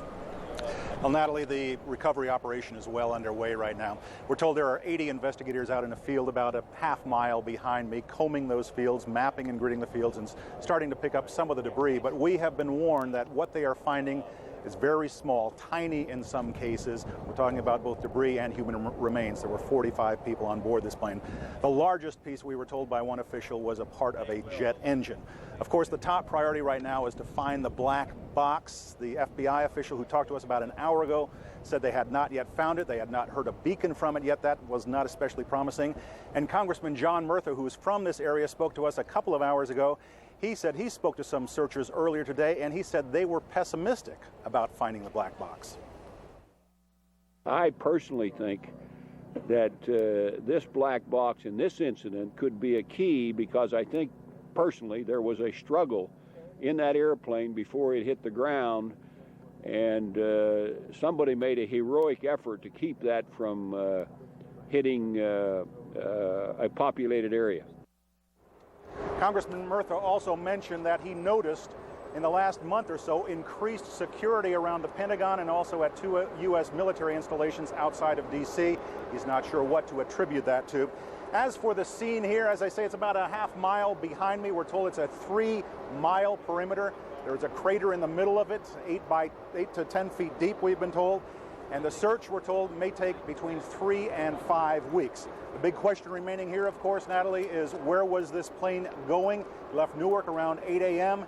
went to the Cleveland airspace, turned around, came back east. They thought it might go into Pittsburgh, thought it might go into Johnstown, a little bit north of here, but then ended up in a field, as I say, in rural Somerset County. The question is, was there a fight on the plane? Did someone deliberately turn this plane down into this field? I'm Brian Cabell, CNN Live in Shanksville, Pennsylvania. Brian Cabell, thank you. Will we ever know as investigators look for the black box there? We'll stay in touch with Brian for any further developments. We want to turn now to Patty Davis. She's in Washington. She's got more about when airports might be open in this country. Of course, Patty, they were scheduled to get planes off the air more than an hour ago. Where do we stand? Well, that was originally their target in terms of the earliest possible time, 12 noon Eastern time, when they might reopen the U.S. airspace. But that has slipped. The FAA saying that it doesn't have a hard time now at this point, but one FAA official saying that we expect to hear from the Department of Transportation Secretary Norman Mineta about that sometime today, as well as security measures. Now, the FAA is requiring all airports to beef up security measures effective today. That is before they can resume operations and scheduled flights. Some of those include, in terms of knives, prior to today, passengers were allowed to carry even pocket knives up to 4 inches on board airliners, U.S. airliners. That will no longer be allowed. The FAA saying that no knives of any kind, metal or non-metal, will be allowed on any flight. You cannot carry that, at least on board. You can put it in your luggage that gets checked, but you can't carry it into the sterile environment of the cabin. Now, they're also going to discontinue curbside check-in at airports, also discontinuing off-airport check-in. Sometimes you can check in from different locations, a train, etc. Somewhere you don't actually have to go to the check-in counter. You will have to now. Also, use of federal air marshals. Now, those have been used for quite some years. They are armed. They're trained to use lethal force and thwart hijackers, thwart incidents. They are used currently on some flights that are considered heightened alert, but the FAA saying that it will continue to use federal air marshals traveling on airlines. Also, there will be more officers on duty at airports, and also you're going to see more checks on passengers as well. Also, higher standards for screeners. Now, the FAA is trying to push through a rule that gives them the authority over screeners. Now, right now, they don't directly regulate when you go through passenger screening, the people who are screening your bags. The airlines do that, and what they're trying to change is that they would have direct control over those screeners. All those companies, those contractors that operate those companies would report to the FAA and have to meet heightened FAA standards. Also, we've been told that a source close to the airline industry is telling the FAA, calling on the FAA to nationalize or federalize those security checkpoints at airports, put federal officials, federal law enforcement officials in place there, and the FAA would not comment on that. Natalie? So these sound like widespread security changes, Patty. Is it your understanding that airports are waiting to reopen until all of these measures can take place? And do you know if airports, is there a desire to try to still get them reopened today? Well, that is an FAA requirement. These restrictions must be in place before they can open. Now, the FAA is also saying you can go above and beyond that if you want to at certain airports, but you cannot, absolutely not reopen until you have all those restrictions in place. Now, National Airport was telling me earlier today, National and Dulles were saying earlier today that they don't plan to have any flights today at all, but they're reviewing that. Natalie? Patty Davis. And of course, thousands of people are in Canadian airports and in hotels in Canada waiting to get word that they can arrive back in the United States. People are stranded across the world trying to get back to the United States. Is it your understanding that the U.S., the FAA, is waiting to see once all airports meet these standards, or once any individual airports start to meet these standards, they can reopen? Do you have any information on that? Can you repeat that question once again, Natalie? Do you know if all airports are waiting to get word from the FAA to reopen it at once, or once an airport meets these requirements, it will be able to reopen, so it will be done on an individual basis? That's a good question. And absolutely, the ground stop will be lifted at a certain time, one certain time when the FAA designates that to be, and that would mean airports at that point could open if they had met the FAA standards. Now, just once again repeating what it is that the FAA is going to be requiring are no knives will be allowed on board any airliner at all in the cabin. They're discontinuing curbside check-ins.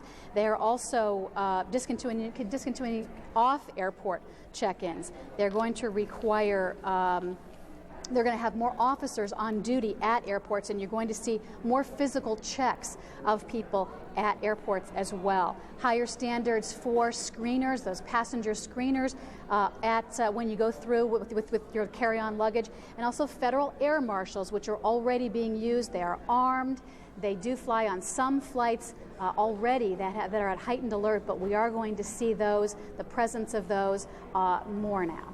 Natalie. Patty Davis, we thank you. It's a scene many Americans have been accustomed to, some of those restrictions that you talk about, but certainly it sounds like there will be even more than many have witnessed before, and many travelers no doubt will be thankful for that. Patty Davis, we thank you. We'll be in touch because we still don't know when U.S. airports are going to reopen and flights will resume. We'll continue to keep watch on that element. Right now, we're going to send you back for more coverage from Aaron, who's in New York. Aaron? Natalie, thank you. Those of us old enough to remember, this all takes us back more than a generation, and that spate of hijackings to Cuba that occurred when the security system at the airports was ratcheted up for the first time, metal detectors, air marshals on planes, and it is certainly not surprising that the FAA is ratcheting up security yet again. Natalie mentioned we've got an untold number, we're not sure, of Americans who were on international flights that were diverted to Canada. That is one of the Canadian connections in all of this.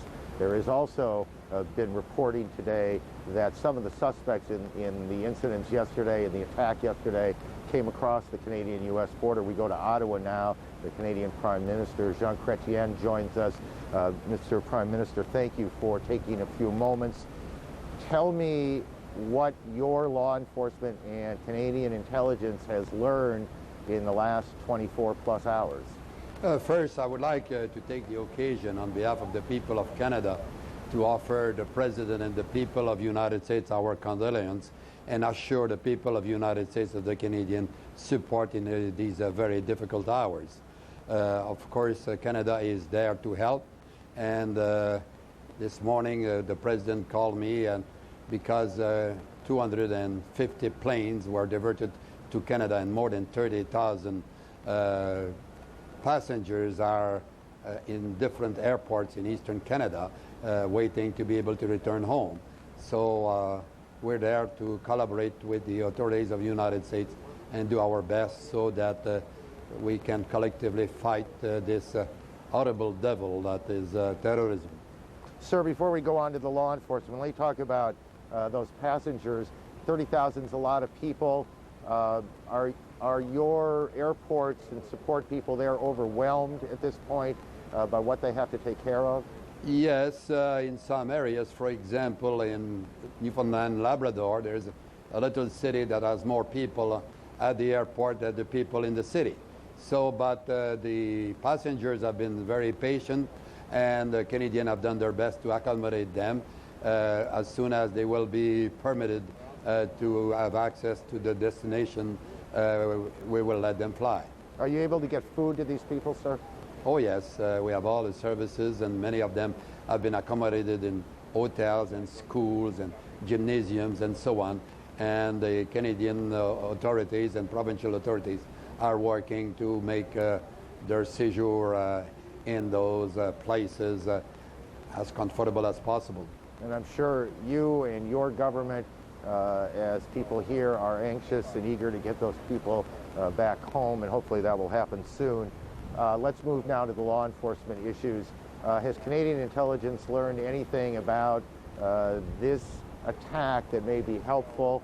And tell us, if you can, what you have learned. For us, we don't know more than what is known at this moment publicly. At this moment, the security people are looking to find out who are these people and where they were coming from. We have no indication that they were from where they were. I heard, like it was mentioned earlier, that some of them started in Portland, Maine, but we have no indication that from our security that they use Canada to go there. It is a possibility, but we don't know. Mr. Prime Minister, we appreciate both your time and your efforts on behalf of those 30,000 Americans in your airports at this moment. Thank you for joining us today. Thank you very much. Goodbye. The Canadian Prime Minister, Jean Chrétien, joining us from Ottawa. Lou?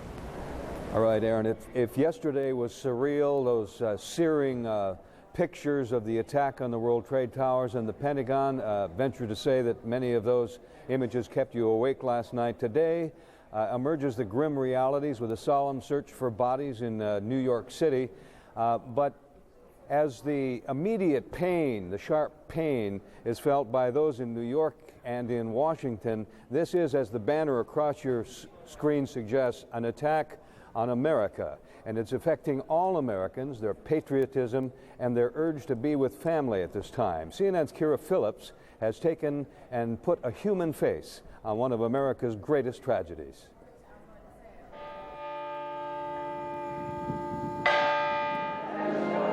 At a time like this, we need a shoulder big enough to lean on and cry on. And the only shoulder big enough is God. I hope I live. I hope I live. It's coming down on me.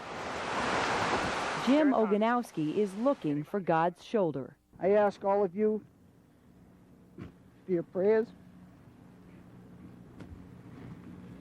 For as I refer to him as Brother John.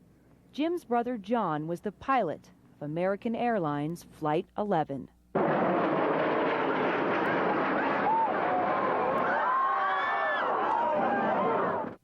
We, along with Jim, witnessed the horror, but we also can testify to this pilot's strength.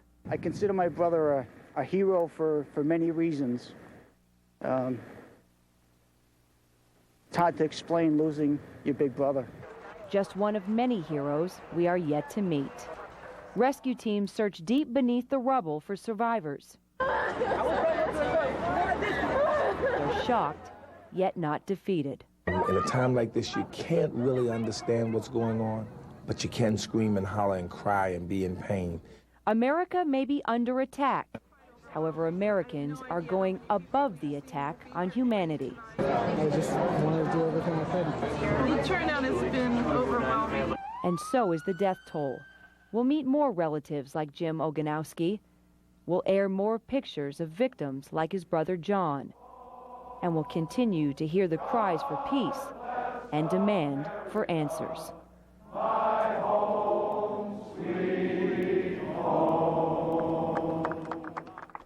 Is it hard for you to do that story? It was very hard. I mean, you know me very well, and yeah, I think that was maybe the strength behind the piece is that we were learning more about these people and that they're just like you, me, our moms, our dads, and while we're reporting on the details and the destruction, we got to remember the power of the human spirit and just the humanity that exists where we are. And even if we didn't know somebody that was lost in those crashes, it affects us all.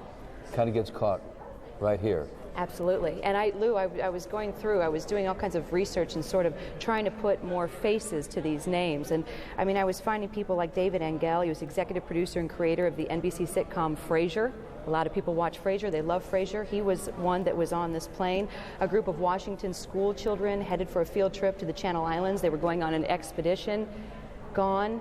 En route to an Australian adventure. This was a family, Georgetown professor Leslie Whittington, taking her family on a fellowship to go to Australia and experience life there. And so it puts it all into perspective, and you know, we need to value family and human life. If even not directly, my boy's teacher had a friend who worked at the World Trade Center.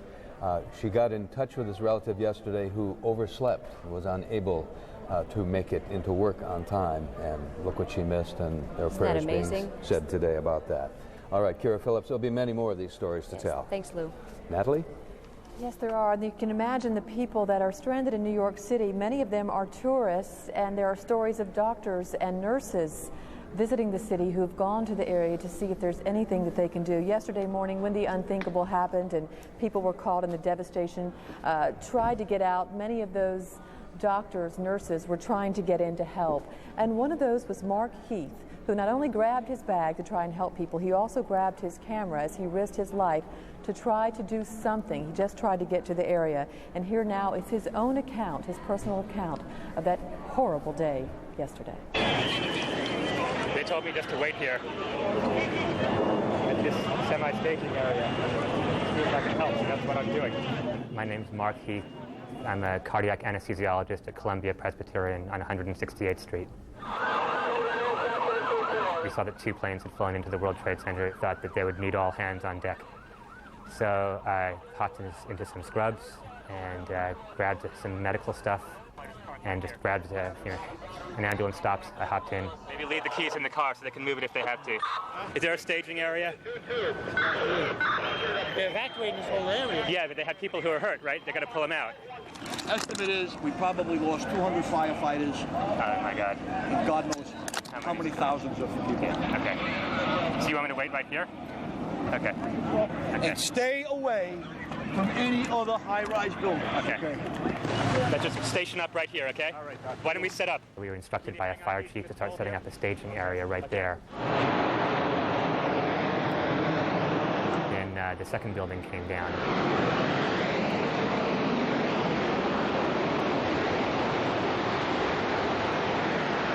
I videoed what I could, got behind a car. I hope I live. I hope I live. It's coming down on me. Here it comes. I'm getting behind a car. Everything went black. My eyes are open, and unless I've been blinded, it is black as night. Just tried to breathe.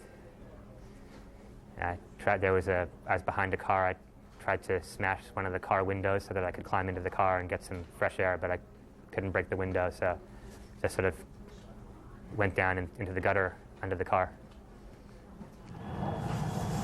I'm sorry I came down. I just had to help people. Oh, I think I actually said into the microphone, I sort of apologized to my family for going down and trying to help, because I really didn't think I was going to make it out. Okay, I'm going to have to go find people who need help, because I don't think I'm one of them. You okay, sir? Okay. Can I just get a toot off your respirator? Can I get a toot? I'm seeing a couple of clean breaths. It was hard to see. Everybody's eyes were full of dust and stinging, so it's actually quite hard to see anything. Okay. Back to you. It's 10:41 a.m. I can't do very much because I can't see. My eyes are full of stuff. There was initially complete disarray. All the emergency crews, the firemen, the policemen. Do you have an extra mask? No, I just gave it out. You all right, though? Yeah, I'm good. See if we can help anybody. They won't let me go any closer. No one can go in to get the people out. There's small explosions still going on. So they have hurt people over there? Yeah, they got people over there. We've been pulling out. We've done about 3 tricks already also. Okay. Having seen the buildings come down, I was expecting an enormous number of casualties, and it is striking how few injured people there actually were. I think, unfortunately, a lot of people who were in the building perished in the building. And nobody moving on the Bell Parkway on the westbound side up and beyond Pennsylvania Avenue. It's not a thing that you think about. You just move, try to get out of the way. That's it. Be thankful that I wasn't in closer. The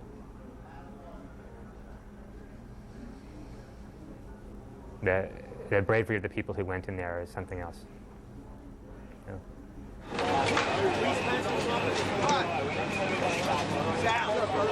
It's just a wasteland.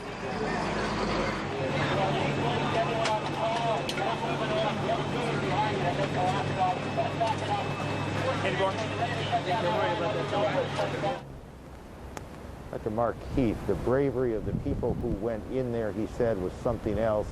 If we look behind us, the bravery of those people trying to knock down the fire still in building number 7 is something else as well. It's a very unstable situation. When we got here, I guess that almost an hour ago, we could see from where we are, go ahead and zoom past me if you haven't, we could see the front of building number 7. Now all we can see is smoke. We can still see the fire truck pouring water, but it has moved. It was pouring water sort of dead center on the building. If you drew a line in the middle of the street, it was kind of aimed straight. It has now moved off to our right. The color of the smoke has changed, the density of the smoke has changed, and we won't hazard a guess as to the significance or lack thereof of either of those things. We will tell you that there is a concern down below us about asbestos in the air. Cars are being marked. There's an enormous amount of dust. The Trade Center buildings were very shiny and very big, but they were not necessarily new. They've been up there for a generation, and there is some concern that asbestos has been shaken loose by the collapse of these buildings, that it is in the air, it is on the ground now in this almost volcanic-looking dust. And it does, in fact, remind us of our coverage in 1980 of Mount St. Helens, transported to an urban situation. But it is one more danger down there that officials have to deal with, and everyone else in this city has to deal with. We continue to draw information from many different sources. In about an hour and a half, at about 3:30 Eastern Time, we expect the President's press secretary, Ari Fleischer, to brief reporters on everything that at least the government is willing to say, and we'll be carrying that, of course. Down below, as he has been, is our Gary Tuckman. He joins us on the phone. Gary, tell me, I guess first locate yourself for us. Give us some sense of where you are and what you are seeing. Away from where the World Trade Center buildings used to stand, on Church Street. There's a familiar sight to New Yorkers. You walk down Church Street and you see the majestic 110-story South Tower of the World Trade Center. That was the #2 World Trade Center, and now there's nothing there. And to talk about the smoke that you see and the ashes and the dust that you were just talking about, fire officials are telling us right now there are still spot fires they are trying to put out, including one that's in a restaurant. That's leading to some of the smoke. And regarding that dust, you're absolutely right. We've all been given masks. When we don't have the masks, your throats get quickly irritated, you cough, and that's the scenario for everyone who's in this area right now. Almost everyone's wearing masks, but we can tell you that this area of New York City, which is one of the most crowded parts of Manhattan during the business day because it's the financial district, is now off limits to all members of the general public. It's only emergency officials, police, fire, members of the National Guard, and that is a sight that is very hard to get used to, seeing members of the military with their helmets on surrounding the neighborhood. The people who live in the area have been told to evacuate. Some members of the news media have gotten in, like us, to report on what's going on here. You know, the feelings we go through as we cover this are familiar. In 1993, we were here for the first terrorism incident at the World Trade Center, the bombing of the North Tower. In 95, we were in Oklahoma City for the bombing of the Murrah Federal Building, and now in 2001, we're here. But the magnitude of this is so hard to grasp because if Mayor Rudy Giuliani is right, and there's no reason to doubt it, thousands of people have died outside these World Trade Center buildings, and most of their bodies are still buried under tons of rubble. We all hope for lots of survivors when this first happened. There have been some survivors, but certainly it's not a large number. Right now the count is 9. 6 firefighters, 3 police officials have been located. They are all expected to survive. We hope they find more survivors, but as of now, we've had no one tell us that any more than 9 have been found. Aaron? Let's walk through a couple of things on that. What officials and rescue teams are hoping for is that there is, in these collapsed buildings, essentially air pockets or voids that people have either managed to get into, or essentially it collapsed around them and they were able to stay alive, to keep breathing. The problem is they can't get to the voids because it is so unstable. Fair? Very fair, Aaron, and that's one thing that fire officials are telling us. They believe there's potential for many of these so-called voids, but they can't get to them yet. So that's why they are hopeful they'll find more survivors. One of the survivors who was in a void, one of the police officials with the Port Authority of New York and New Jersey, knew the World Trade Center building very well, was under rubble in a void. His leg was pinned down by some of the rubble, but he knew exactly where he was, even though he couldn't see any daylight. He got on his cell phone. He called emergency officials and told them where he was. Here's where you should dig. They dug. They found him. They were afraid they were going to have to amputate his leg to get him out, but they were able to slip him out without taking off his leg. One of the most frustrating scenes that we have seen in this, in fact, is we were making our way to where we're reporting from, coming down the West Side Highway, there's this string of vehicles, of rescue trucks, utility trucks, electric generators, garbage trucks with snow plows on. They'll be used to clear debris. All of them waiting until it is safe to go in and they can do what they need to do, which is to try and find anyone who may have survived this awful tragedy. And you could see in their eyes the frustration that they are held away, that they can't do what they have been trained to do, and I dare say what they desperately want to do. Lou? All right, Aaron. Have a couple of notes for you to keep in mind. We're about 1:55 Eastern Time. In about 35 minutes, the Secretary of State, Colin Powell, will hold a news conference, and we plan to bring that to you live when it happens. Also, the investigation, we saw at the beginning of this hour some police activity, SWAT team activity around the hotel in Boston where members of the police and SWAT team were attempting some undisclosed police activity surrounding tips that perhaps some material leads might be available at that hotel, as they were in Florida, with several people taken into custody there. We have Eileen O'Connor in Washington keeping track of the investigation in the wake of yesterday's tragedy. What do we know? How far along are we, Eileen? Well, we do have some new developments to report, Lou.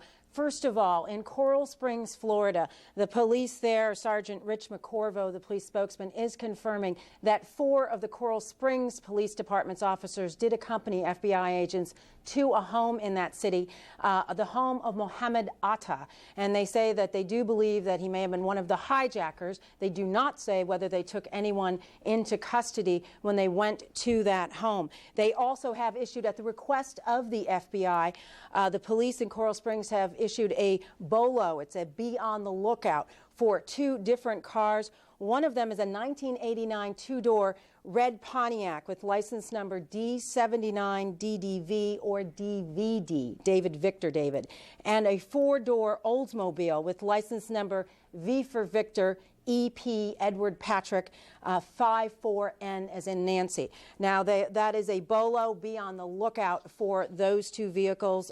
They say they do not have any details as to why the FBI wants to get a hold of those 2 cars. In addition, we're also being told by a law enforcement source that the agents on the ground in Florida do have some people in custody, they are saying, and that they are talking to them. Now, these are not necessarily suspects at all. These are people who they want to talk to about perhaps any leads, trying to trace back some people. They have been in touch with Huffman Aviation School. That is an aviation school in Venice, Florida. They say, the owner of that school says that they are talking to him about one of the students from that school. And in addition, we also know that over in Boston, the Maine spokesman for the Maine Department of Public Safety, Steve McCausland, and the governor there has confirmed that they seized a vehicle from the Portland, Maine jetport yesterday evening, the police did, and they believe that 2 of the hijackers used that car to travel to the jetport, where they boarded an early morning flight from Portland, Maine, the jetport, to Boston very early in the morning. It was a commercial flight. They're not releasing the name of the airline. That was a rental car, but they do not know how long that car was in Portland and exactly where it was rented. They are now tracing back. They also have not searched the car. They may well be in the process of that now. And they say that it was a Nissan Altima Silver with Massachusetts license plates. Again, also police sources say that they do have some people in custody in Boston, again, saying that these are people probably helpful to the investigation. Lou? Eileen, do we know how authorities got so quickly back to Coral Springs?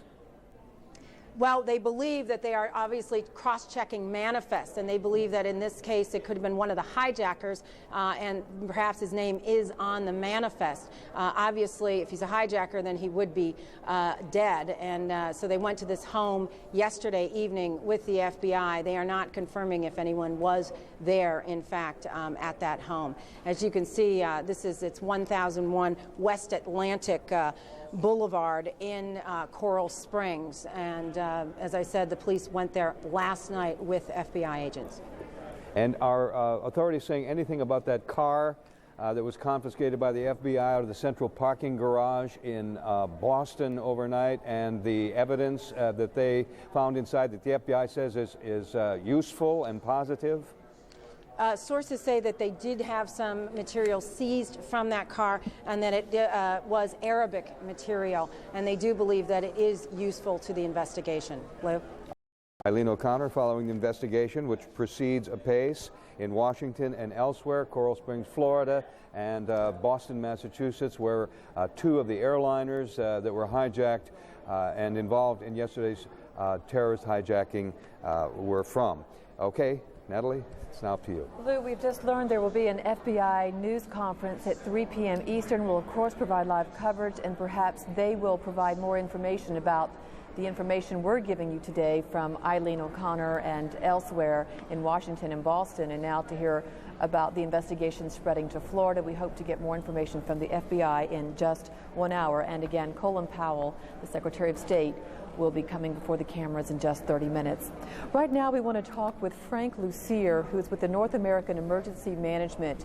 Mr. Lucier's firm specializes in emergency and disaster planning, and we know that you teach rescue skills, and we thank you for being with us. Thank you. I want to talk to you first about the scenes that we are witnessing in New York. I don't know if you saw a few moments ago, we had video from the doctor who went in yesterday right after these planes hit the World Trade Center towers. And he was there in the thick of things when this happened. The towers collapsed, and you could see the aftermath of that. Many of us can't begin to comprehend what it's like to be in there, but perhaps you can give us a sense, as we see these pictures from Dr. Heath, of what these people are dealing with.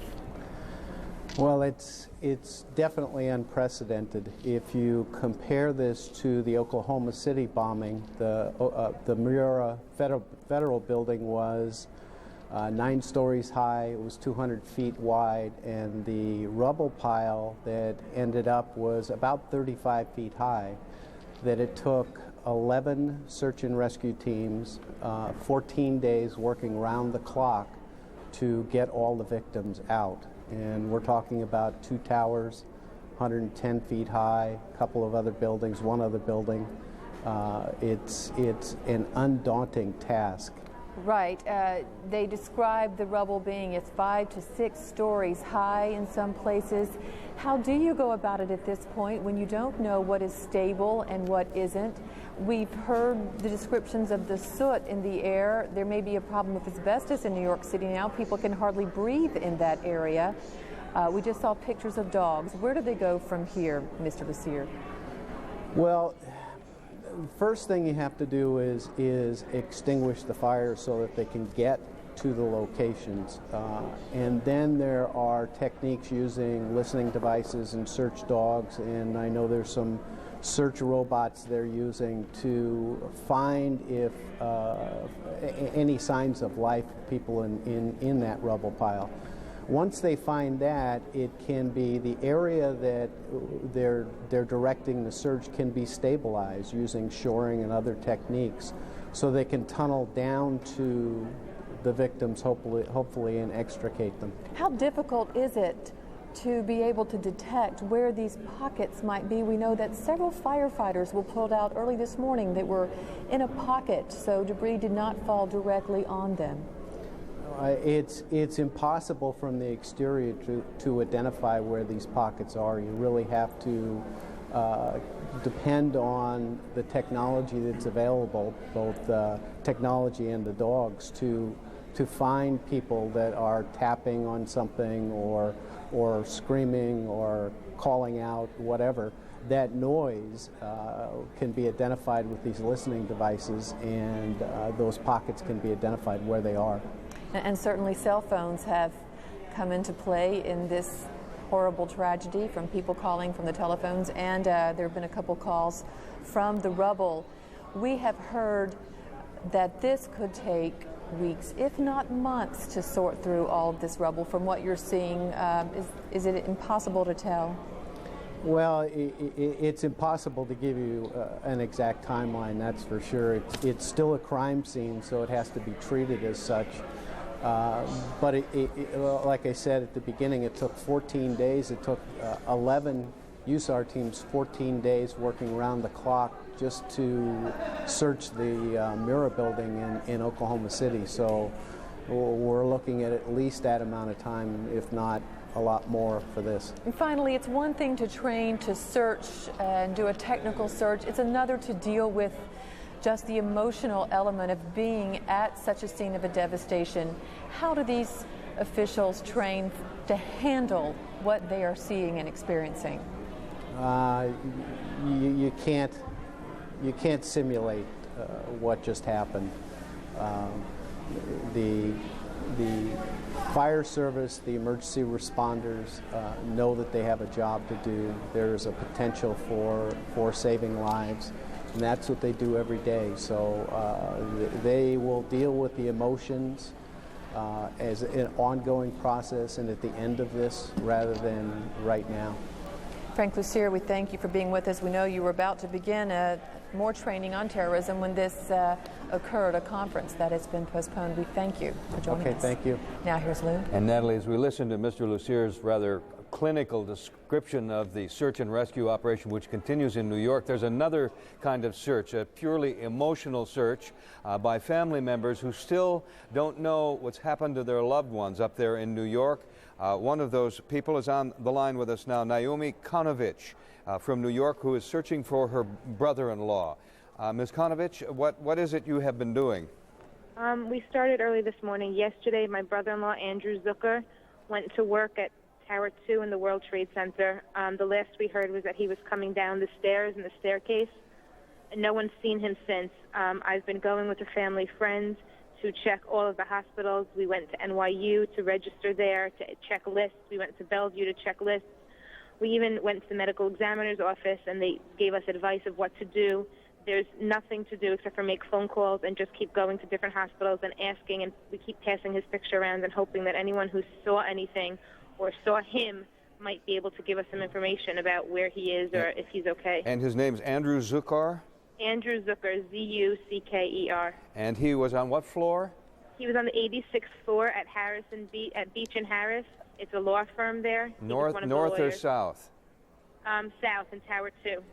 In Tower 2. And what kind of reception are you getting at hospitals and places where you are checking? We've seen and heard other stories of other people in search of their relatives and have been deflected, not necessarily out of any disregard for those people, but because of the sheer exhaustion of the amount of work that needs to be done there.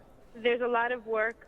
In most of the hospitals, when we were in Bellevue, they have crisis counselors set up where they have lists to talk to you, and they have lists of people at different hospitals, whether it's an unknown person or in the name of a victim, and they're trying to be as helpful as they can, but it's very difficult for them. They have their jobs to do in taking care of patients as well as dealing with people who are coming to look for patients. Have you been able to be in touch with any people who may have worked with your brother-in-law at that office? We spoke to one of the partners from his law firm who had seen him, who said that if it were not for my brother-in-law, for Andrew, people would still be sitting at their desks. Andrew went around and told them all that they should get out of the building. And we spoke to actually his secretary, who told us that she had seen him in the staircase and doesn't know anything further than that. That was going to be my question. What kind of a man is your brother-in-law? Because we've heard the stories of folks who engineered the exits of several other people after the first explosions and the call to get out of the building quickly. Would your brother-in-law have been one of those kinds of people? My brother-in-law has a heart of gold. After the first plane hit, he called my sister called him. He said, "I'm okay, I'll call you back." And then she hadn't heard from him, but he is the sweetest man who would go back in to try to help people. And apparently an announcement was made that the building was secure. So maybe he was trying to tell other people to get out and to move out and that they should keep going. He's the kind of person who would put others' safety probably before his own. He's just a very, very sweet man. I know there must be others who are in a similar situation to yours. Is there anything you can tell folks who may have been attempting to find their loved ones only to run into a stone wall? The only thing that I can tell people is what seems to be working for us. I mean, we haven't found anything, but to keep calling the hospitals, to fill out the missing persons report, and to bring in all the things they're asking for, like pictures and fingerprints and hair samples, and to just keep doing it. And it's hard, but you got to keep calling. They're updating lists constantly. Every couple of hours, they update lists at all the hospitals, and to just keep trying and to get their name or their picture out there for people to see. That's the only thing that I can hope for. Where were you, Naomi, when this happened? I was actually at home. And you? I was getting ready to go to work. And how did you find out about it? And my sister called to tell me that my brother-in-law was okay, but that she doesn't know more than that. And that was before the second plane crashed. And your immediate reaction, I can imagine, was one of horror. It was of tremendous fear to make sure that everything was okay with both my sister and my brother-in-law. Well, we certainly wish you good luck and Godspeed. Naomi Konovich searching for her brother-in-law in New York, where my colleague Aaron Brown is now with more information on this terrible story. Aaron? I suspect you could take her story and multiply it by 10,000 or more. As we look behind us again, we can't see any longer. Just go ahead and zoom past me here. They don't need to see me now. We can no longer see building number 7, the third of the buildings that collapsed. I'm not sure, to be perfectly honest, that this is anything more than a shift in the wind. It just feels to me like the wind is kind of moving up from the south now, and this cloud of smoke and dust and asbestos and who knows what else, frankly, moving kind of directly in front of us. In the World Trade Center, of those 50,000 people who went to work there, many of them were involved in the business of money. Analysts, investment bankers, brokers, and the like. The largest tenant, Morgan Stanley.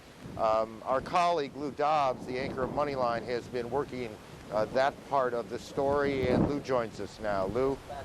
Aaron, thank you. As you say, 50,000 people worked in those towers. The tragedy only now beginning to be counted in terms of human life that has been lost, but certainly there will be thousands, not only in the towers themselves, but in buildings surrounding. And Morgan Stanley, the largest occupant of those towers, is some 2,500 people working in the South Tower in the mid floors, some 11 floors there. Those 2,500 employees have been certainly the focus of management at Morgan Stanley over the past 24 hours. And Phil Purcell, who is the CEO of Morgan Stanley, had some good news for employees of Morgan Stanley and for everyone here in New York today. Miraculously, I'd say, we had 2,500 people in 1,000 people in World Trade Center 5. It appears the vast majority got out safely. We have some missing people that we are looking for. We have all efforts trying to track down everybody that we know who worked in the building. Well, that search for other people in that building and the other tower and the surrounding buildings will, of course, go on. And the tragedy is beginning to mount for all of us who work in New York and live in this area. Already we have learned of friends and colleagues who have lost their lives in this tragedy. And as we begin to count the human toll and as it exacts its pain on all of us, we are also looking at a community that is resolved to get back to business as quickly as possible. At this hour, the New York Stock Exchange, the principal brokerages and banks in this town are meeting at the New York Stock Exchange. Dick Grasso, the chairman of the New York Stock Exchange, leading that meeting. Their efforts to determine when and how soon they can get business back to some semblance of normal. The desire by everyone I've talked with in this town is that business return to that semblance of normality as soon as possible, certainly tomorrow. But as you look at that devastation behind me, what was once the World Trade Center and all the debris and the devastation that surrounds it and the pain and the loss of life, there are also some very practical issues involved. They trade $43 billion a day at the New York Stock Exchange, and that huge amount of money also is supported by operations groups, SIAC and DTC, the clearinghouses, and they are in buildings, in part, what was once the World Trade Center, but in buildings surrounding it. And no one knows at this point how secure those buildings are, when perhaps they themselves might collapse. So that will be an important part of this determination that this group of business and financial leaders are meeting to resolve at this hour.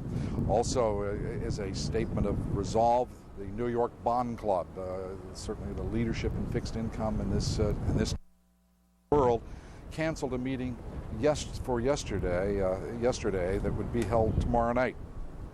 At the request of Lawrence Lindsay, the president's chief economics advisor, they have been requested to restore that meeting and to go ahead as had been planned. So the Bond Club will again be holding that meeting here in New York City tomorrow. And for now, Lou Dobbs in New York. Before you get away, quickly, when I left last night, the Nikkei had dropped significantly. Can you give me a quick pulse on the world markets and how they're reacting to this atrocity here, this tragedy here? Certainly. We saw, as one would reasonably expect, human nature being what it is, an immediate decline in the dollar yesterday as news of this devastating tragedy is spread around the world. We saw major markets decline sharply, most specifically amongst those, of course, the Tokyo market, the Nikkei average, plunging to what is now a 17-year low. And we are also seeing today the return of some stable thought and stable markets. In Europe, there has actually been an improvement in the dollar, and those markets stabilizing, as I said, and in fact, a couple gaining on the day. Lou, thank you for the information. Natalie? Thank you. We want to go over some of the developments from this day in case you're just joining us and want to have the latest on any developments. First, as far as the rescue goes in New York, we are sad to report there haven't been that many people pulled out alive from the huge blocks of rubble, the stacks of rubble from the scene where the towers collapsed. Less than a dozen people sent to hospitals alive, some of those firefighters who were all trapped together. And apparently the hospitals are saying there's not just an influx of people that are coming in today. The Mayor Giuliani of New York says it could take months to get through the debris, weeks before they know the death toll, but he did say today there could have been a few thousand people in each of those towers in New York. As far as the investigation, there have been men taken into custody. Some were taken into custody apparently from a hotel in Boston a short while ago. This is the scene outside that hotel when they were apparently taken into custody. They are not being called suspects. They're being called material witnesses, people who may have information. Police, the FBI want to question. This is at the Westin Copley Hotel. There also apparently has been the same thing occur in South Florida. We don't have a location there. People taken in as material witnesses. So the investigation continues to fan out. At the airport in Boston, a car that was confiscated had inside of it reportedly a plan for the attack written in Arabic and a flight training manual also written in Arabic. The FBI has even removed chairs from the gates in Boston at Logan Airport that could contain some evidence there. As far as Washington, there's the car that I just mentioned. As far as Washington goes, the last we heard from the Pentagon crash, 80 bodies pulled so far from that wreckage. A county fire official estimated there could be 100 to 800 victims there. Across the country, you cannot even get in some blood donation centers because there are so many Americans answering the call to donate blood. We're also told that President Bush and Laura Bush will be two of the Americans donating blood today, and there are many accounts of the patriotism across this country. Commuters saw a huge American flag hanging at an overpass as they went into work in Chicago. Even kids at a high school in Chicago reportedly emailed each other to all dress in red, white, and blue today as the country grieves with those in New York and Washington and Pennsylvania after what happened yesterday. Also now we're going to talk with Patty Davis because so many Americans are waiting to get the word that airports are back up and running. Patty, that hasn't happened yet. And just as one example, there are at one airport in Newfoundland, Gander, Newfoundland, has 38 planes on the ground with a total of 11,000 passengers just at that one airport waiting to get back into the United States. You have information on us on what's the holdup and when that might happen. Well, as far as international flights, I don't have any information on that. But as far as domestic flights, I do. The Transportation Secretary Norman Mineta, as well as the FAA, has just announced that U.S. airspace will be opened in a limited way today. Now, that will be so passengers who were diverted yesterday will be allowed to get back to their original destinations. Only those passengers who were on those original flights will be allowed to reboard. Now, the FAA also saying that it is temporarily extending the ground stop that affects most other planes while it adds additional security measures. And the FAA says that most of those will be grounded at least through tomorrow. Now, in terms of beefed up security measures, the FAA has announced these following security measures are on its list. A thorough search and security check of airplanes and airports, of all of them, before passengers are allowed to enter and board an aircraft. They are discontinuing curbside check-in. They are discontinuing off-airport check-in. Only ticketed passengers from now on will be allowed to proceed past the airport screeners to catch their flight, and vehicles near airport terminals will be monitored more closely. Now, the FAA earlier told me also that there will be complete restrictions on knives as well. Previously, you were allowed to carry less than a 4-inch blade on board an aircraft. Now you cannot even carry a pocket knife on board an aircraft. So these beefed up security measures the FAA putting into effect, FAA opening airspace in a very limited way today at some point, not saying exactly what time, and they're only opening up at the certain airports that meet the security measures. All the airports and the airliners have to meet these security measures at all these to make sure that they can go ahead and open up. Natalie? Patty, we thank you, and of course, hearing that, many Americans who have trips planned, when their trips can resume, will no doubt need to add extra time when they go to the airport to take those trips because of all these added measures. Now let's go over to Lou. And again, we're waiting for Secretary of State Colin Powell, who this morning said that yesterday's attacks in New York and in Washington were an act of war, and he promised the United States would respond as if it is a war. We're expecting the Secretary of State to amplify on those comments from the State Department. That should happen within the next 10 minutes or so. We'll carry that live. In the meantime, while we wait for that, let's talk with Bob Francis, who is the former vice chairman of the National Transportation Safety Board.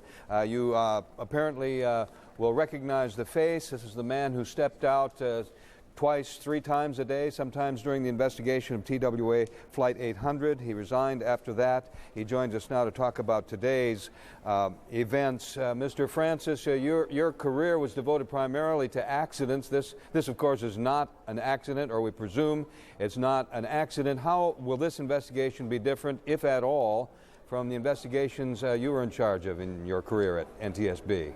Well, I think that the thing that's important here is that this very clearly was, from the beginning, not an accident, but rather a criminal act. And so that the situation that we had with TWA and other accidents was that the NTSB was in charge of doing the investigation, and the FBI in all of those played a very supportive role to us. In this case, the FBI and the law enforcement is certainly in charge of what's going on, and the NTSB and the FAA will be providing whatever support they can to the effort that the law enforcement agencies are making. What do you suppose would be the most important piece of evidence to be gathered right now? We saw the mayor of New York, Rudy Giuliani, before the press this morning showing pictures of the flight data and cockpit voice recorders from the attack on the World Trade Center, asking reporters to get that message out, what those boxes look like. So there's an apparent determination by authorities to get those boxes, not only from the flights in New York, but the one that crashed in Pennsylvania, where authorities are saying that they may learn something very definitive from finding those boxes. Do you feel that these flight data and cockpit voice recorders are that important to this investigation? I think that they'll be very, very important, because I think they're going to give us an idea of how this was done, and that's going to in turn be very important in terms of what kind of measures are taken by the FAA to beef up civil aviation security. Now, I would say that the chances of finding the recorder in Pennsylvania are probably fairly good.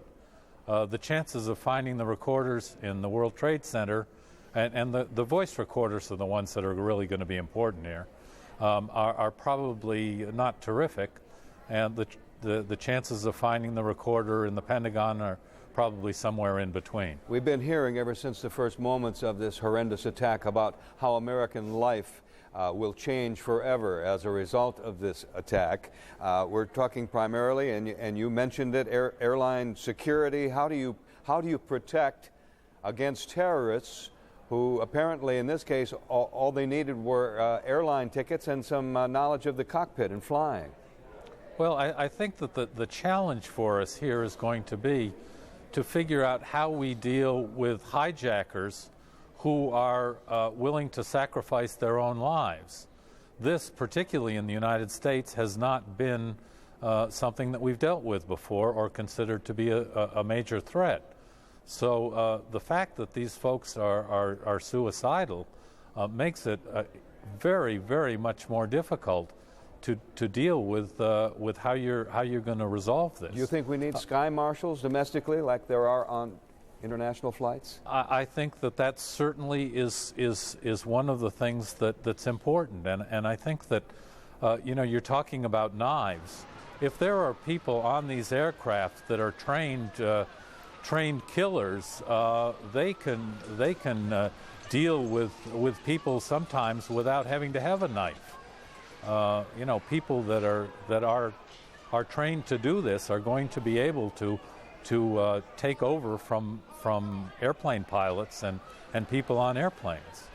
So I don't think that the weapon and the screening is the biggest issue here. It's how to deal with the suicidal aspect of this. Bob Francis, former Vice Chairman of the National Transportation Safety Board, illustrating quite effectively the future problems faced in America at protecting against this type of tragedy from happening again. Natalie? Louis Leshy was on the 86th floor of the first tower when it was hit, and he joins us now on the phone. Mr. Leshy, tell us about what happened. What did you think happened, and how close were you to the impact? I was on the 86th floor, and I was reviewing some work, and it was about 10 to 9, and the building shook. And I felt it was an earthquake, and it didn't bother me because I felt the building could sustain earthquakes. They were built for that. And then there was a huge explosion, and the ceiling fell. And I got out of that conference room, and there were 5 other people on the floor, and we decided to leave. But when we opened the door, there was a black wall of smoke. So we closed that door right away, and we sat in the conference room and debated what to do, and then we decided to break the windows. One of the gentlemen found a ball-peen hammer, and then we said, well, if we break the window, what's going to be effective? We're going to be sucked out? Is the smoke going to be sucked out, or is air going to come in? So we had no alternative, so we broke the windows, and at that point, glass flew in as well as hot shrapnel. We didn't know where that came from. And the smoke began to subside because it had begun to fill the office. And finally, about 20 minutes later, someone came up and said, we're going down. And we started to walk down. There was gray smoke. Could only see the shadow of flashlights. And between the screaming of the sirens, which is very eerie, and water coming out of the walls and the ceiling, much like a shower, and about 2 inches or 3 inches of water cascading down the steps, we started to make our way. And about 5 minutes or 6 minutes into the descending, there was the lights went out. Could you feel as you descended heat coming down on you? No heat. No heat. Just water, and that's all it was. And we would be going down. The lights came on. We'd go down maybe 5 or 6 stories, and then it'd be absolutely dry. And we'd go down some more, and then there was a shift from stairway A to B as things got congested. There were people passing, with bruises and bleeding, and some people being carried down. But what was marvelous is we were on the right side, and here were firemen carrying maybe 30, 40 pounds of load, going upstairs where we were trying to escaping. They were going into it. Did you have any idea as you were trying to make your way out of the building what had happened? Were people starting to talk about what it could have been? Nobody knew what happened. Nothing. People were comforting one another. Someone said to me, you know, you look kind of tired, buddy. Let me hold your jacket. And he did. Someone else asked to hold my briefcase. We made it all the way down. I don't know where those people are. And we were in the mall, on the mall level. And there were about 30 people with me. And we were walking down, and they said, okay, go left. And as I went left into this passageway, which is, you know, sort of right by the PATH trains, I heard a huge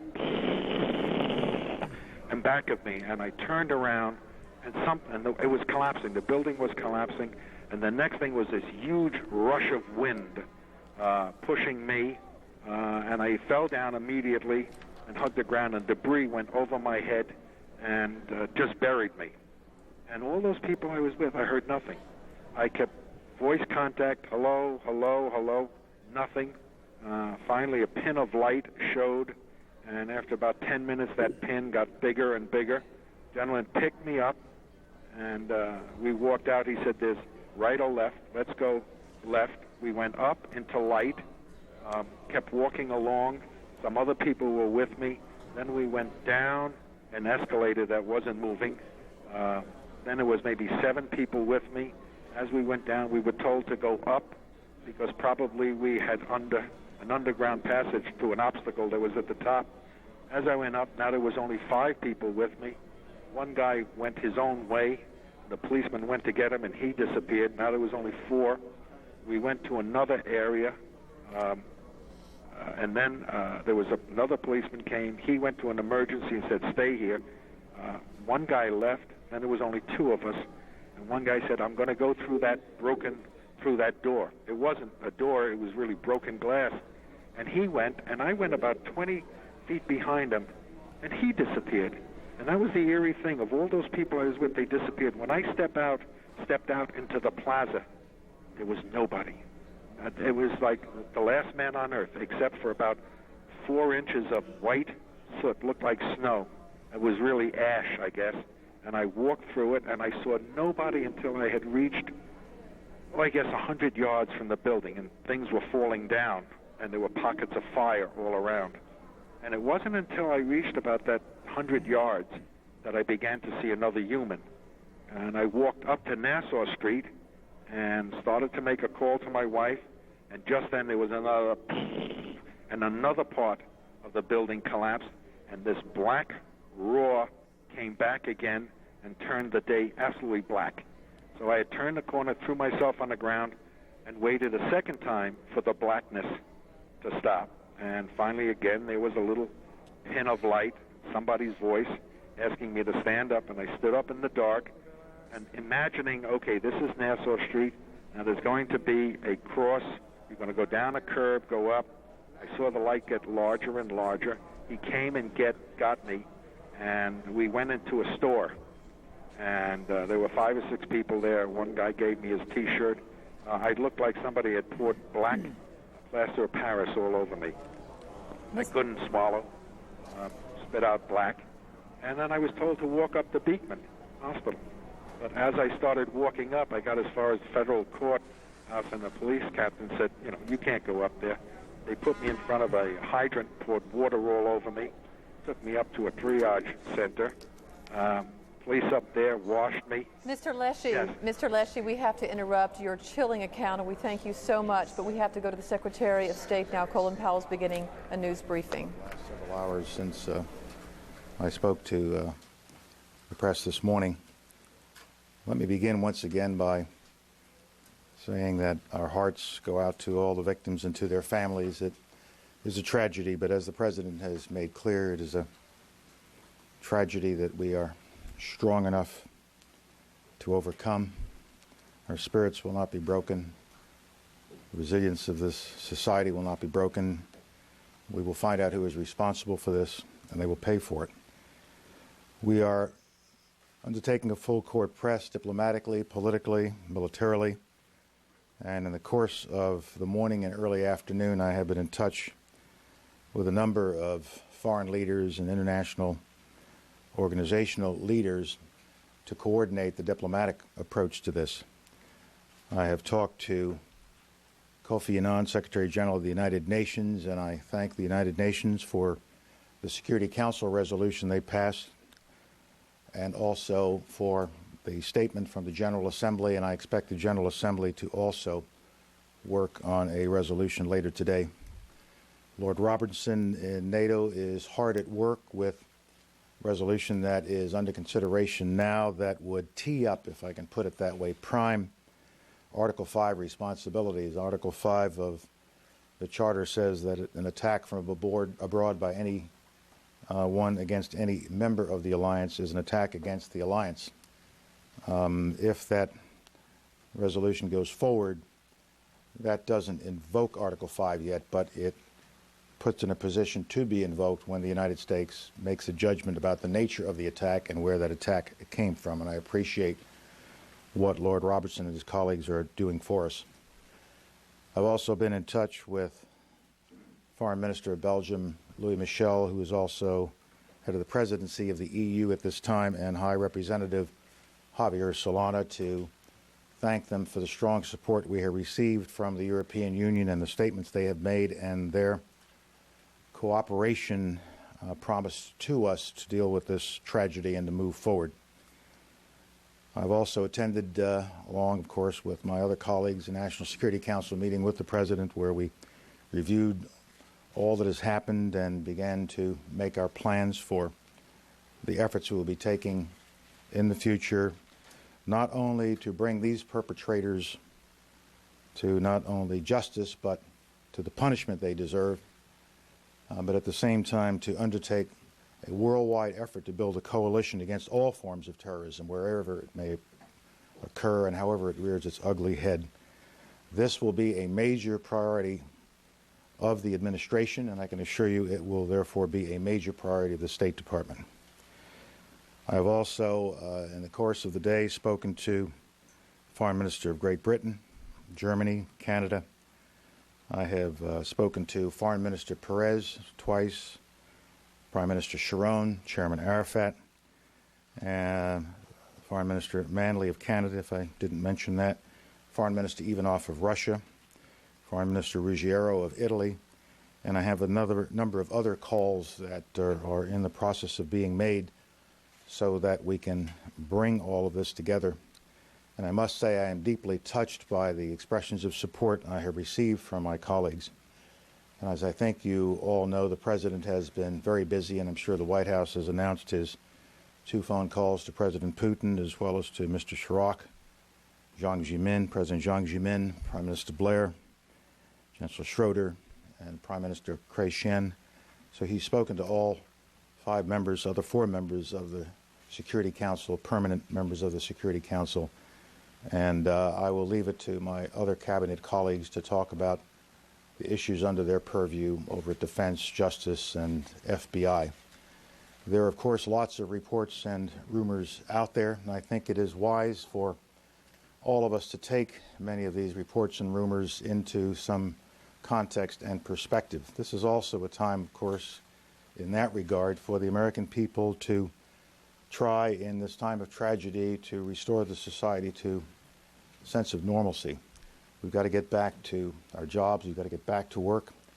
And I know that Secretary Mineta, as soon as it is possible and as soon as it makes sense and is safe, will restore the air traffic system, and commercial air traffic will be brought back online, and I will wait for him to make those announcements with respect to that, and I know that's very much on your mind.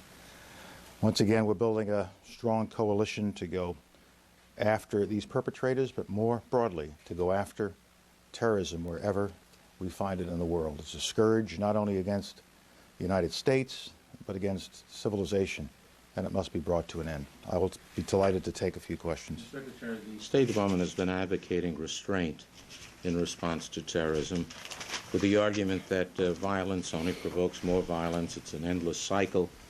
I wondered if the U.S. will be guided by its own admonition now that the U.S. has been horribly attacked by terrorists. I think when you are attacked by a terrorist and you know who the terrorist is and you can fingerprint back to the cause of the terror, you should respond.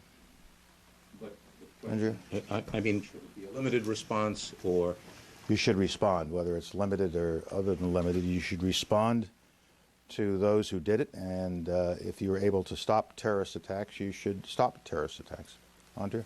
Secretary Powell, one country you didn't mention was Pakistan, and I understand that your deputy has spoken with the ambassador to Pakistan, and that this evening the U.S. ambassador to Pakistan will be meeting with General Musharraf. What specific steps are you asking Pakistan to take, and have you at all insinuated that if all signs do lead to bin Laden, that the U.S. would take military action against Pakistan and Afghanistan? Our ambassador is going to be seeing going to be having that meeting that you made reference to. It'll probably not be this evening, more likely tomorrow as a result of schedule problems. But Ambassador Armitage, Deputy Secretary Armitage, did meet with Pakistani officials today, and really to share views. We have not made a determination yet as to who is responsible for yesterday's attack.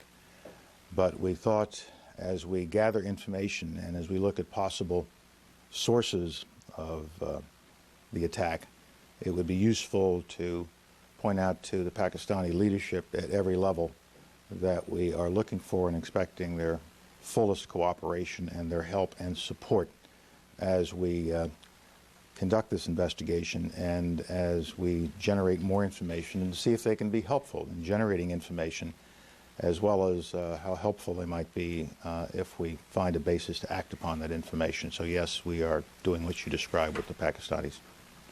Robert? Just to clarify, when you say you're building a strong coalition to go after the perpetrators, does this mean that you are expecting or hoping that other countries will participate in some kind of military retaliation? Under Article 5, if we go that far and it actually is executed, then there is an obligation on the part of our NATO allies to assist if we go in this direction. It doesn't mean that they necessarily will participate in the attack, but it makes it easier to obtain support in the way of overflight rights and things of that nature.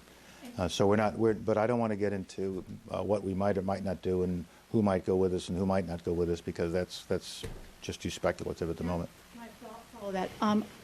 Having been through the Gulf War as you were, would you hope to build a kind of coalition that extends perhaps beyond NATO and includes perhaps Muslim nations from different parts of the world? It should include Muslim nations. Muslim nations have just as much to fear from terrorism that strikes at innocent civilians. And I do have a number of calls, and I just haven't connected yet with other leaders in the world representing Muslim populations. As I was coming down, I was waiting to receive a call from Amma Musa, head of the Arab League, and I'll also be talking to my Egyptian colleagues and Jordanian colleagues before the evening is out. Yes, sir.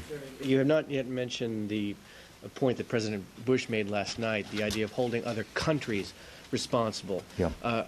This seems to be a dramatic escalation in the U.S. view on how it responds to terrorism.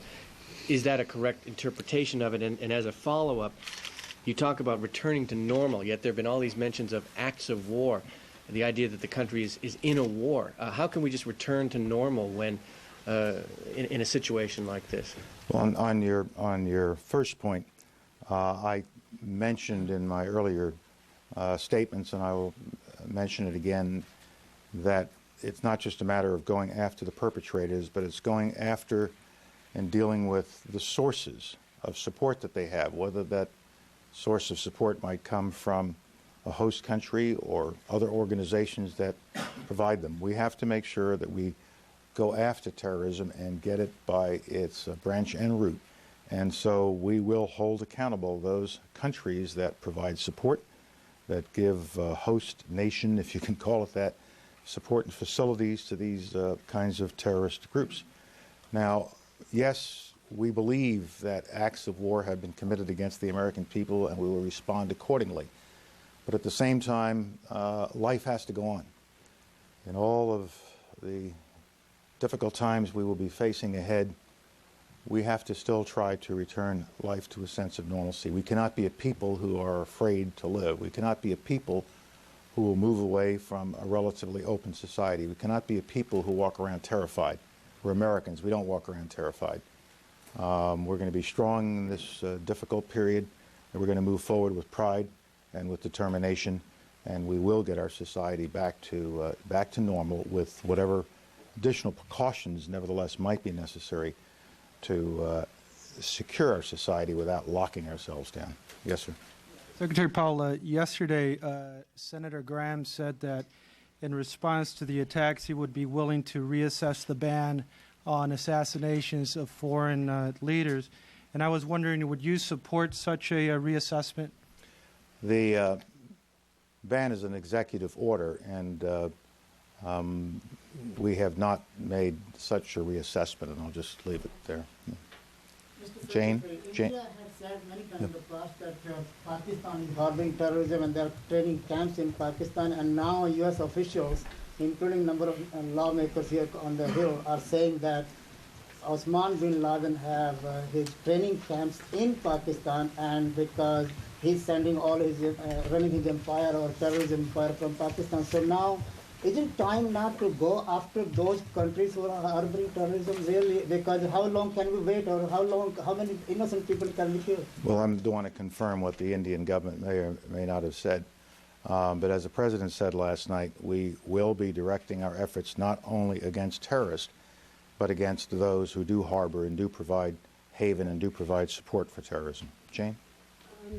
Deputy Secretary Armitage heads a task force with the Russians on Afghanistan, where the United States and Russia seem to share some interest. Can this be used as a platform in the coming days? Yes, and we're planning to do that. In what way? As you know, it's a little difficult to travel right now, but we're looking at ways that he and Deputy Foreign Minister Trubnikov can pursue this. With a country like Afghanistan, with whom we don't have diplomatic relations, there's less leverage that we have against that country. What kind of things are you thinking of using now when you talk about going after the entire country? Is it food aid? How else? We haven't singled out any country to go after. What we're trying to do now is gather the evidence and the information so that we can make a judgment as to who is responsible for this act. And once we do that, we will go after that group, and we will determine what kinds of support they've been getting from what host countries or other supporting agencies, and we will go and deal with them as well. Mr. Secretary, there are some 25 organizations on the list of FTOs, the State Department's list. Should all those organizations consider themselves targets of this global campaign against terrorism? And secondly, when you speak to the Arab leaders, and will you be asking for specific acts of support, of material assistance in this campaign? On the first question, just the very designation that they have been put on that list of foreign terrorist organizations suggests that the United States will be taking action against them, and we just identified another one this week, the AUC in Colombia, and we take certain actions against them. It doesn't mean we go in and attack them with military force, but there are a variety of political and diplomatic and other and legal actions that you can take against them. With respect to conversations with Arab leaders, I'm sure I will discuss with them a full range of possibilities as to what kind of support they can give us of a political and diplomatic nature. I don't know of any other kind of support that I would ask for at this time. I might mention that in the context of my discussions this morning with Shimon Peres and Chairman Arafat, and also Prime Minister Sharon, I encouraged all sides to do everything they can to get this process of meetings started that we have all been waiting for Mr. Arafat and Mr. Peres to find an opportunity in the very near future to meet and not have protracted discussions about where to meet. It's more important to meet. So in this time of tragedy, in this time of heightened tension throughout the world and especially throughout that region, let's seize this opportunity to see if we can not start this process of meetings, this schedule of meetings, so that we can get to the Mitchell Peace Plan. So even while we are dealing with this situation, this crisis that is here in Washington and New York, we are also working on the Middle East situation, seeing if we can get that jump started. Yes. Secretary of State Colin Powell assuring Americans that this is a tragedy we are strong enough to overcome. He gave no specifics because there isn't anything specific yet to provide, since the FBI is still trying to hunt down leads. And as we mentioned, they have brought in some people in Boston and South Florida to question. They're not being called suspects, but Colin Powell reassuring the country that the country should respond to this terrorist act, whether it's limited or not. He also said we need to go after terrorism at its branch and root. We will go after countries that provide support to terrorists. We should hear more about where the investigation stands, whether the United States is getting close to knowing who backed this, if this was a state-sponsored act yesterday, from the FBI, which is holding a news conference in about 10 minutes. And of course, we will provide live coverage of that.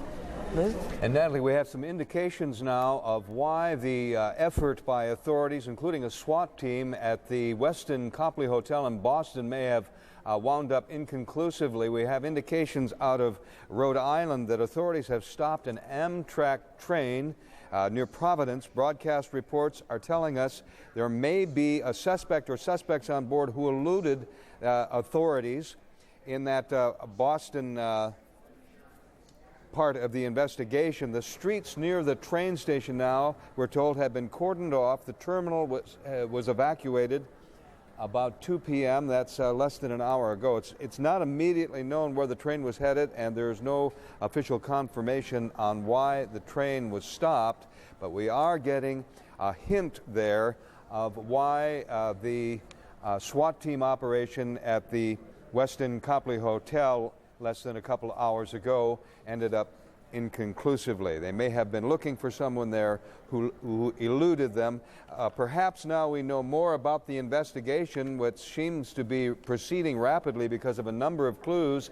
And we have Susan Candiotti down in Florida, where some people have been taken into custody, not as suspects necessarily, but Susan, maybe you can tell us exactly what's happening down there.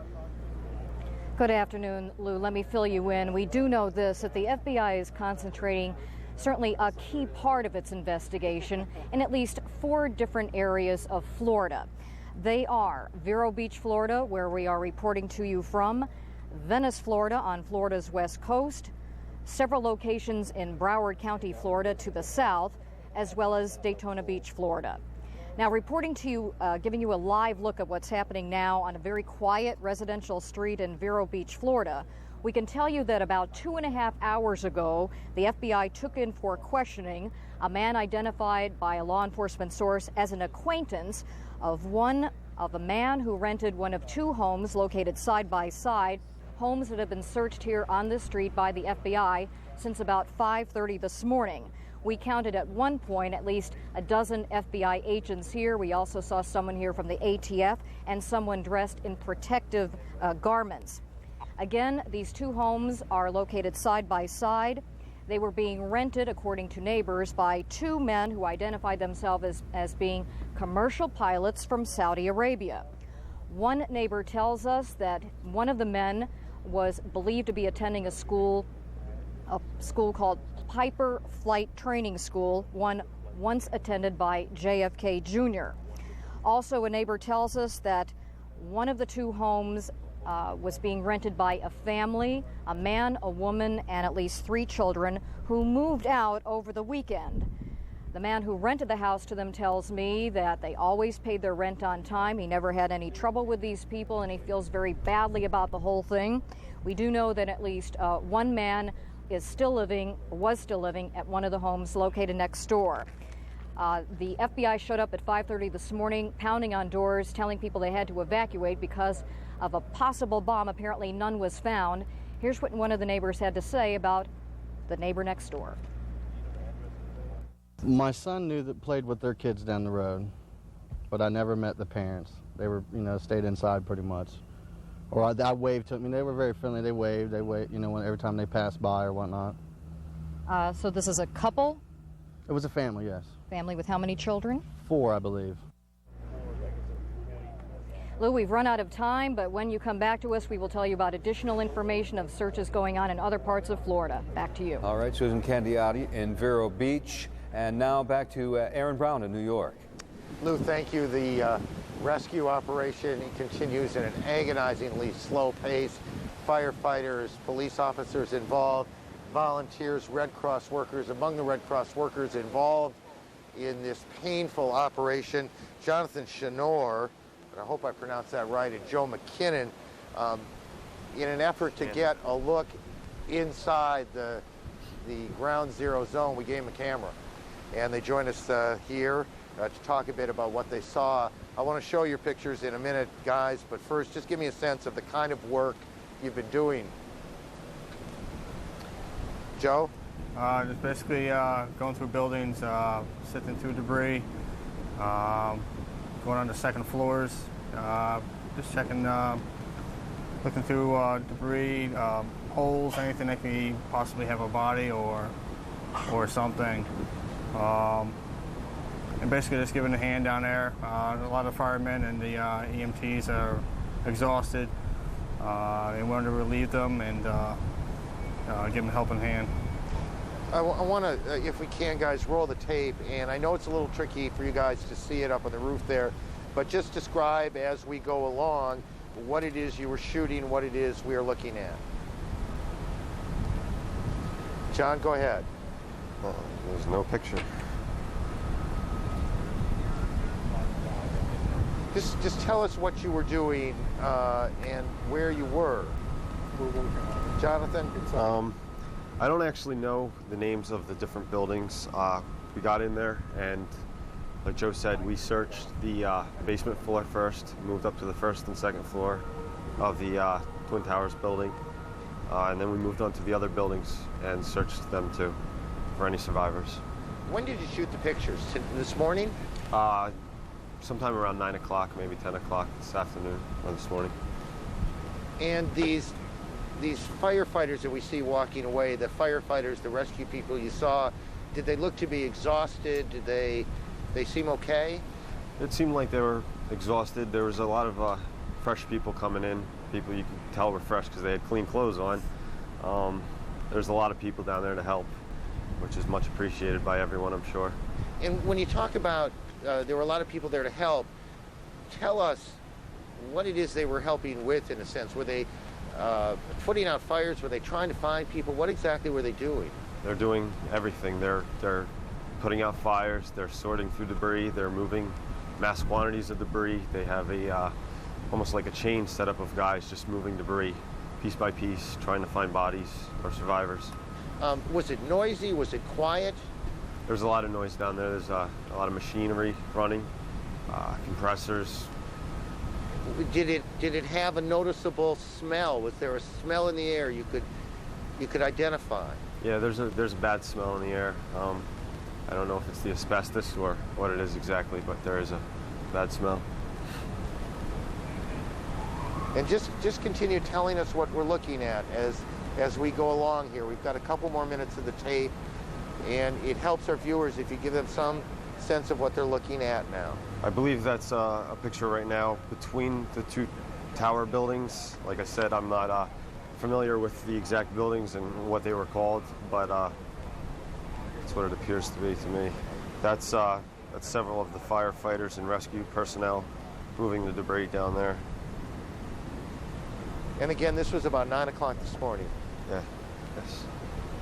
And just let me get some help from the control room here. I want to go to, guys, I want you to stay where you are, okay? Just stay where you are. I want to go to John King now in Washington, our senior White House correspondent. John has found out an extraordinary piece of information, and he joins us now. John, tell us what you got. Aaron, some new information that somewhat conflicts, or at least isn't exactly consistent with information we were reporting yesterday. But let me tell you now what the White House is saying on the record now. The White House saying publicly that one of the reasons the president did not come directly back to Washington from Florida yesterday was that it had, quote, reasonable and credible information that the White House and Air Force One were targets of the terrorists. Now, one thing the White House is saying is that that plane that struck the Pentagon may have, emphasis on may have, initially been planning to hit the White House, but instead at the last minute decided to veer course and hit the Pentagon. All this comes because of some criticism, including from Republicans in Washington, that it took too long for President Bush to get back to Washington. Remember, throughout the day yesterday, we were reporting there was an emphasis on the important political statement of getting the president back to Washington.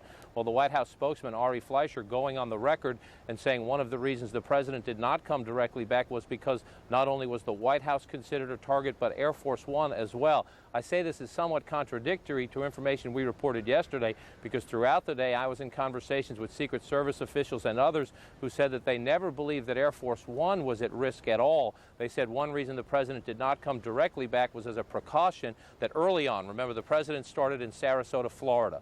Then he went to Barksdale, Louisiana, Barksdale Air Force Base. Then he went to a military installation in Nebraska. When the president was in Louisiana at that time, the Federal Aviation Administration could not guarantee that there were no longer any airplanes in the sky. Obviously, 4 planes had been hijacked. There was a concern that Air Force One should not be flying into potentially dangerous airspace. But when the president did return under heavy fighter escort from Nebraska, at that time, everyone had said there were no longer any planes, any unauthorized planes, any commercial air traffic over the United States. But again, today, the White House just recently saying on the record one of the reasons the president did not come back right away was because Air Force One was considered to be a potential target. And they're also saying that that plane that hit the Pentagon may have... Eileen O'Connor following the investigation, which proceeds apace in Washington and elsewhere, Coral Springs, Florida, and Boston, Massachusetts, where 2 of the airliners that were hijacked and involved in yesterday's terrorist hijacking were from. Okay, Natalie, it's now up to you. Lou, we've just learned there will be an FBI news conference at 3 p.m. Eastern. We'll, of course, provide live coverage, and perhaps they will provide more information about the information we're giving you today from Eileen O'Connor and elsewhere in Washington and Boston. And now to hear about the investigation spreading to Florida, we hope to get more information from the FBI in just 1 hour. And again, Colin Powell, the Secretary of State, will be coming before the cameras in just 30 minutes. Right now, we want to talk with Frank Lucier, who's with the North American Emergency Management. Mr. Lucier's firm specializes in emergency and disaster planning, and we know that you teach rescue skills, and we thank you for being with us. Thank you. I want to talk to you first about the scenes that we are witnessing in New York. I don't know if you saw a few moments ago, we had video from the doctor who went in yesterday right after these planes hit the World Trade Center towers, and he was there in the thick of things when this happened. The towers collapsed, and you could see the aftermath of that. Many of us can't begin to comprehend what it's like to be in there, but perhaps you can give us a sense, as we see these pictures from Dr. Heath, of what these people are dealing with. Well, it's definitely unprecedented. If you compare this to the Oklahoma City bombing, the Murrah Federal Building was 9 stories high, it was 200 feet wide, and the rubble pile that ended up was about 35 feet high, that it took 11 search and rescue teams, 14 days working round the clock to get all the victims out. And we're talking about 2 towers, 110 feet high, a couple of other buildings, 1 other building. It's an undaunting task. Right. They describe the rubble being it's 5 to 6 stories high in some places. How do you go about it at this point when you don't know what is stable and what isn't? We've heard the descriptions of the soot in the air. There may be a problem with asbestos in New York City now. People can hardly breathe in that area. We just saw pictures of dogs. Where do they go from here, Mr. Lucier? Well, first thing you have to do is extinguish the fire so that they can get to the locations. And then there are techniques using listening devices and search dogs, and I know there's some search robots they're using to find if any signs of life, people in that rubble pile. Once they find that, it can be the area that they're directing the search can be stabilized using shoring and other techniques, so they can tunnel down to the victims, hopefully, and extricate them. How difficult is it to be able to detect where these pockets might be? We know that several firefighters were pulled out early this morning that were in a pocket, so debris did not fall directly on them. It's impossible from the exterior to identify where these pockets are. You really have to depend on the technology that's available, both technology and the dogs, to find people that are tapping on something or screaming or calling out, whatever. That noise can be identified with these listening devices, and those pockets can be identified where they are. And certainly cell phones have come into play in this horrible tragedy, from people calling from the telephones, and there have been a couple calls from the rubble. We have heard that this could take weeks, if not months, to sort through all of this rubble. From what you're seeing, is it impossible to tell? Well, it's impossible to give you an exact timeline, that's for sure. It's still a crime scene, so it has to be treated as such. But like I said at the beginning, it took 14 days. It took 11 USAR teams 14 days working around the clock just to search the Murrah building in Oklahoma City. So we're looking at least that amount of time, if not a lot more, for this. And finally, it's one thing to train to search and do a technical search. It's another to deal with just the emotional element of being at such a scene of a devastation. How do these officials train to handle what they are seeing and experiencing? You can't simulate what just happened. The fire service, the emergency responders know that they have a job to do. There is a potential for saving lives, and that's what they do every day. So they will deal with the emotions as an ongoing process and at the end of this rather than right now. Frank Lucier, we thank you for being with us. We know you were about to begin more training on terrorism when this occurred, a conference that has been postponed. We thank you for joining us. Okay, thank you. Now here's Lou. And Natalie, as we listen to Mr. Lucier's rather clinical description of the search and rescue operation, which continues in New York, there's another kind of search, a purely emotional search by family members who still don't know what's happened to their loved ones up there in New York.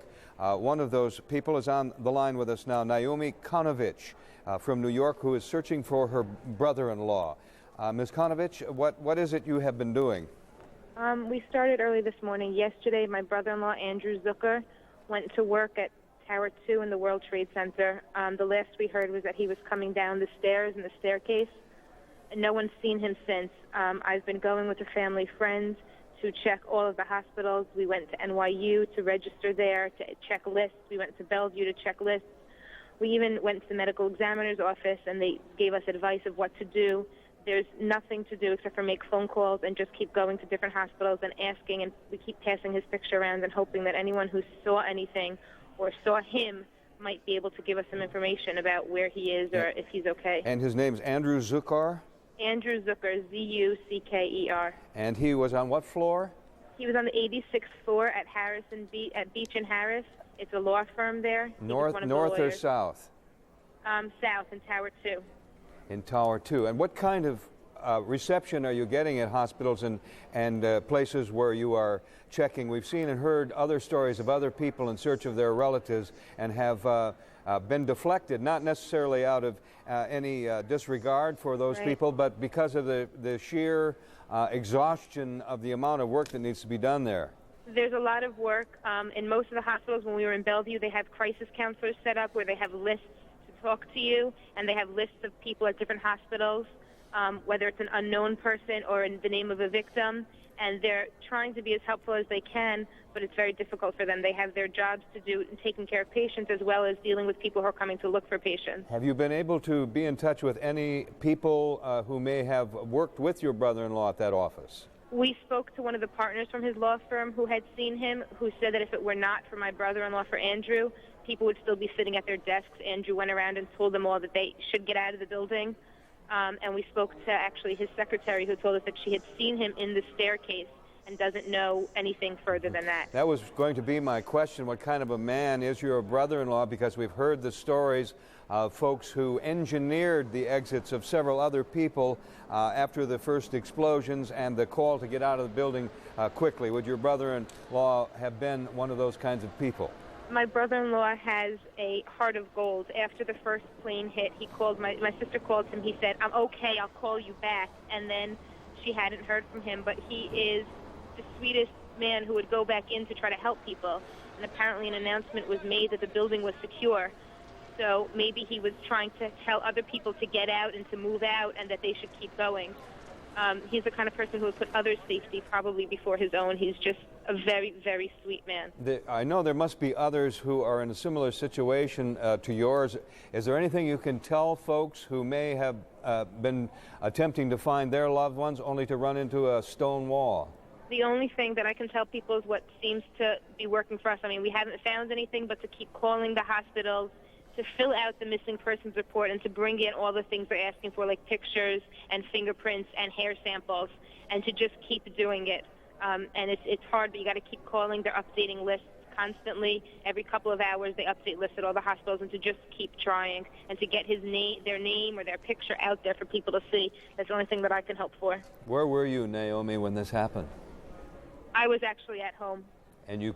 I was getting ready to go to work. And how did you find out about it? And my sister called to tell me that my brother-in-law was okay, but that she doesn't know more than that. And that was before the second plane crashed. And your immediate reaction, I can imagine, was one of horror. It was of tremendous fear to make sure that everything was okay with both my sister and my brother-in-law. Well, we certainly wish you good luck and Godspeed. Naomi Konovich searching for her brother-in-law in New York, where my colleague Aaron Brown is now with more information on this terrible story. Aaron? I suspect you could take her story and multiply it by 10,000 or more. As we look behind us again, we can't see any longer. Just go ahead and zoom past me here. They don't need to see me now. We can no longer see building number 7, the third of the buildings that collapsed. I'm not sure, to be perfectly honest, that this is anything more than a shift in the wind. It just feels to me like the wind is kind of moving up from the south now, and this cloud of smoke and dust and asbestos and who knows what else, frankly, moving kind of directly in front of us. In the World Trade Center, of those 50,000 people who went to work there, many of them were involved in the business of money. Analysts, investment bankers, brokers, and the like. The largest tenant, Morgan Stanley. Our colleague, Lou Dobbs, the anchor of Moneyline, has been working that part of the story, and Lou joins us now. Lou? Aaron, thank you. As you say, 50,000 people worked in those towers. The tragedy only now beginning to be counted in terms of human life that has been lost, but certainly there will be thousands, not only in the towers themselves, but in buildings surrounding. And Morgan Stanley, the largest occupant of those towers, is some 2,500 people working in the South Tower in the mid floors, some 11 floors there. Those 2,500 employees have been certainly the focus of management at Morgan Stanley over the past 24 hours. And Phil Purcell, who is the CEO of Morgan Stanley, had some good news for employees of Morgan Stanley and for everyone here in New York today. Miraculously, I'd say, we had 2,500 people in 1,000 people in World Trade Center 5. It appears the vast majority got out safely. We have some missing people that we are looking for. We have all efforts trying to track down everybody that we know who worked in the building. Well, that search for other people in that building and the other tower and the surrounding buildings will, of course, go on. And the tragedy is beginning to mount for all of us who work in New York and live in this area. Already we have learned of friends and colleagues who have lost their lives in this tragedy. And as we begin to count the human toll and as it exacts its pain on all of us, We are also looking at a community that is resolved to get back to business as quickly as possible. At this hour, the New York Stock Exchange, the principal brokerages and banks in this town are meeting at the New York Stock Exchange. Dick Grasso, the chairman of the New York Stock Exchange, leading that meeting. Their efforts to determine when and how soon they can get business back to some semblance of normal. The desire by everyone I've talked with in this town is that business return to that semblance of normality as soon as possible, certainly tomorrow. But as you look at that devastation behind me, what was once the World Trade Center and all the debris and the devastation that surrounds it and the pain and the loss of life, there are also some very practical issues involved. They trade $43 billion a day at the New York Stock Exchange, and that huge amount of money also is supported by operations groups, SIAC and DTC, the clearinghouses, and they are in buildings, in part, what was once the World Trade Center, but in buildings surrounding it. And no one knows at this point how secure those buildings are, when perhaps they themselves might collapse. So that will be an important part of this determination that this group of business and financial leaders are meeting to resolve at this hour. Also, as a statement of resolve, the New York Bond Club, certainly the leadership in fixed income in this world, canceled a meeting yesterday that would be held tomorrow night. At the request of Lawrence Lindsay, the president's chief economics advisor, they have been requested to restore that meeting and to go ahead as had been planned. So the Bond Club will again be holding that meeting here in New York City tomorrow. And for now, Lou Dobbs in New York. Before you get away, quickly, when I left last night, the Nikkei had dropped significantly. Can you give me a quick pulse on the world markets and how they're reacting to this atrocity here, this tragedy here? Certainly. We saw, as one would reasonably expect, human nature being what it is, an immediate decline in the dollar yesterday as news of this devastating tragedy is spread around the world. We saw major markets decline sharply, most specifically amongst those, of course, the Tokyo market, the Nikkei average, plunging to what is now a 17-year low. And we are also seeing today the return of some stable thought and stable markets. In Europe, there has actually been an improvement in the dollar, and those markets stabilizing, as I said, and in fact, a couple gaining on the day. Lou, thank you for the information. Natalie? Thank you. We want to go over some of the developments from this day in case you're just joining us and want to have the latest on any developments. First, as far as the rescue goes in New York, we are sad to report there haven't been that many people pulled out alive from the huge blocks of rubble, the stacks of rubble from the scene where the towers collapsed. Less than a dozen people sent to hospitals alive, some of those firefighters who were all trapped together. And apparently the hospitals are saying there's not just an influx of people that are coming in today. The Mayor Giuliani of New York says it could take months to get through the debris, weeks before they know the death toll, but he did say today there could have been a few thousand people in each of those towers in New York. As far as the investigation, there have been men taken into custody. Some were taken into custody apparently from a hotel in Boston a short while ago. This is the scene outside that hotel when they were apparently taken into custody. They are not being called suspects. They're being called material witnesses, people who may have information. Police, the FBI want to question. This is at the Westin Copley Hotel. There also apparently has been the same thing occur in South Florida. We don't have a location there. People taken in as material witnesses. So the investigation continues to fan out. At the airport in Boston, a car that was confiscated had inside of it reportedly a plan for the attack written in Arabic and a flight training manual also written in Arabic. The FBI has even removed chairs from the gates in Boston at Logan Airport that could contain some evidence there. As far as Washington, there's the car that I just mentioned. As far as Washington goes, the last we heard from the Pentagon crash, 80 bodies pulled So far from that wreckage, a county fire official estimated there could be 100 to 800 victims there.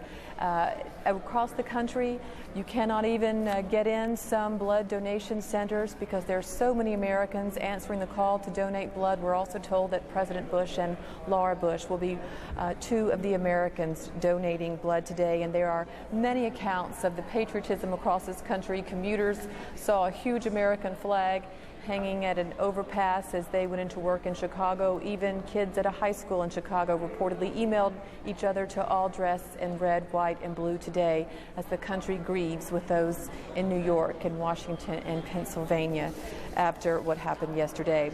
Also now we're going to talk with Patty Davis because so many Americans are waiting to get the word that airports are back up and running. Patty, that hasn't happened yet. And just as one example, there are at one airport in Newfoundland, Gander, Newfoundland, has 38 planes on the ground with a total of 11,000 passengers just at that one airport waiting to get back into the United States.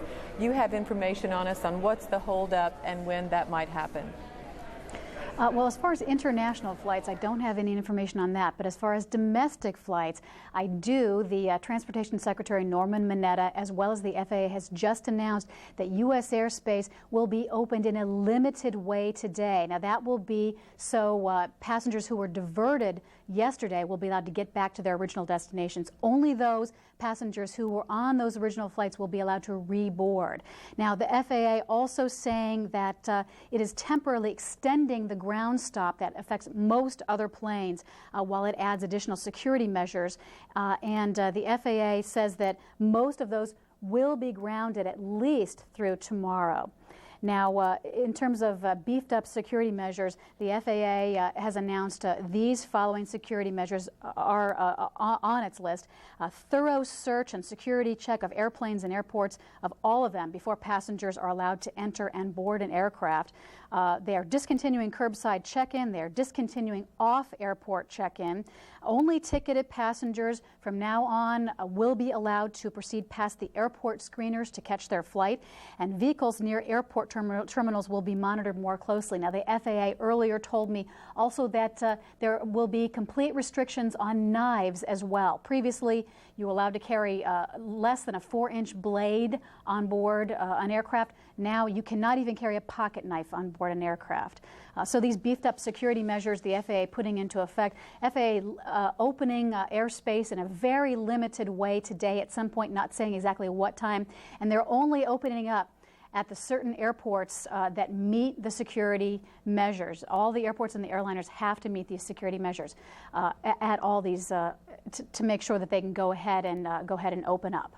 Natalie? Patty, we thank you, and of course, hearing that, many Americans who have trips planned, when their trips can resume, will no doubt need to add extra time when they go to the airport to take those trips because of all these added measures.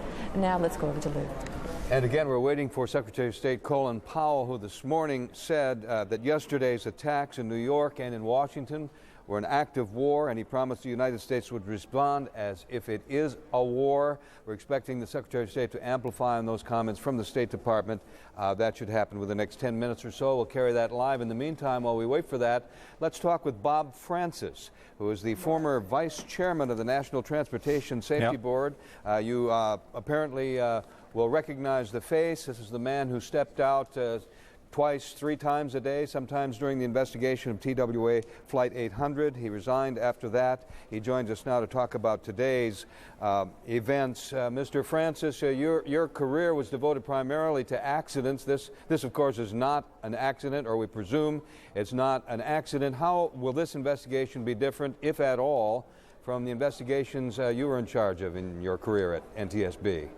Well, I think that the thing that's important here is that this very clearly was, from the beginning, not an accident, but rather a criminal act.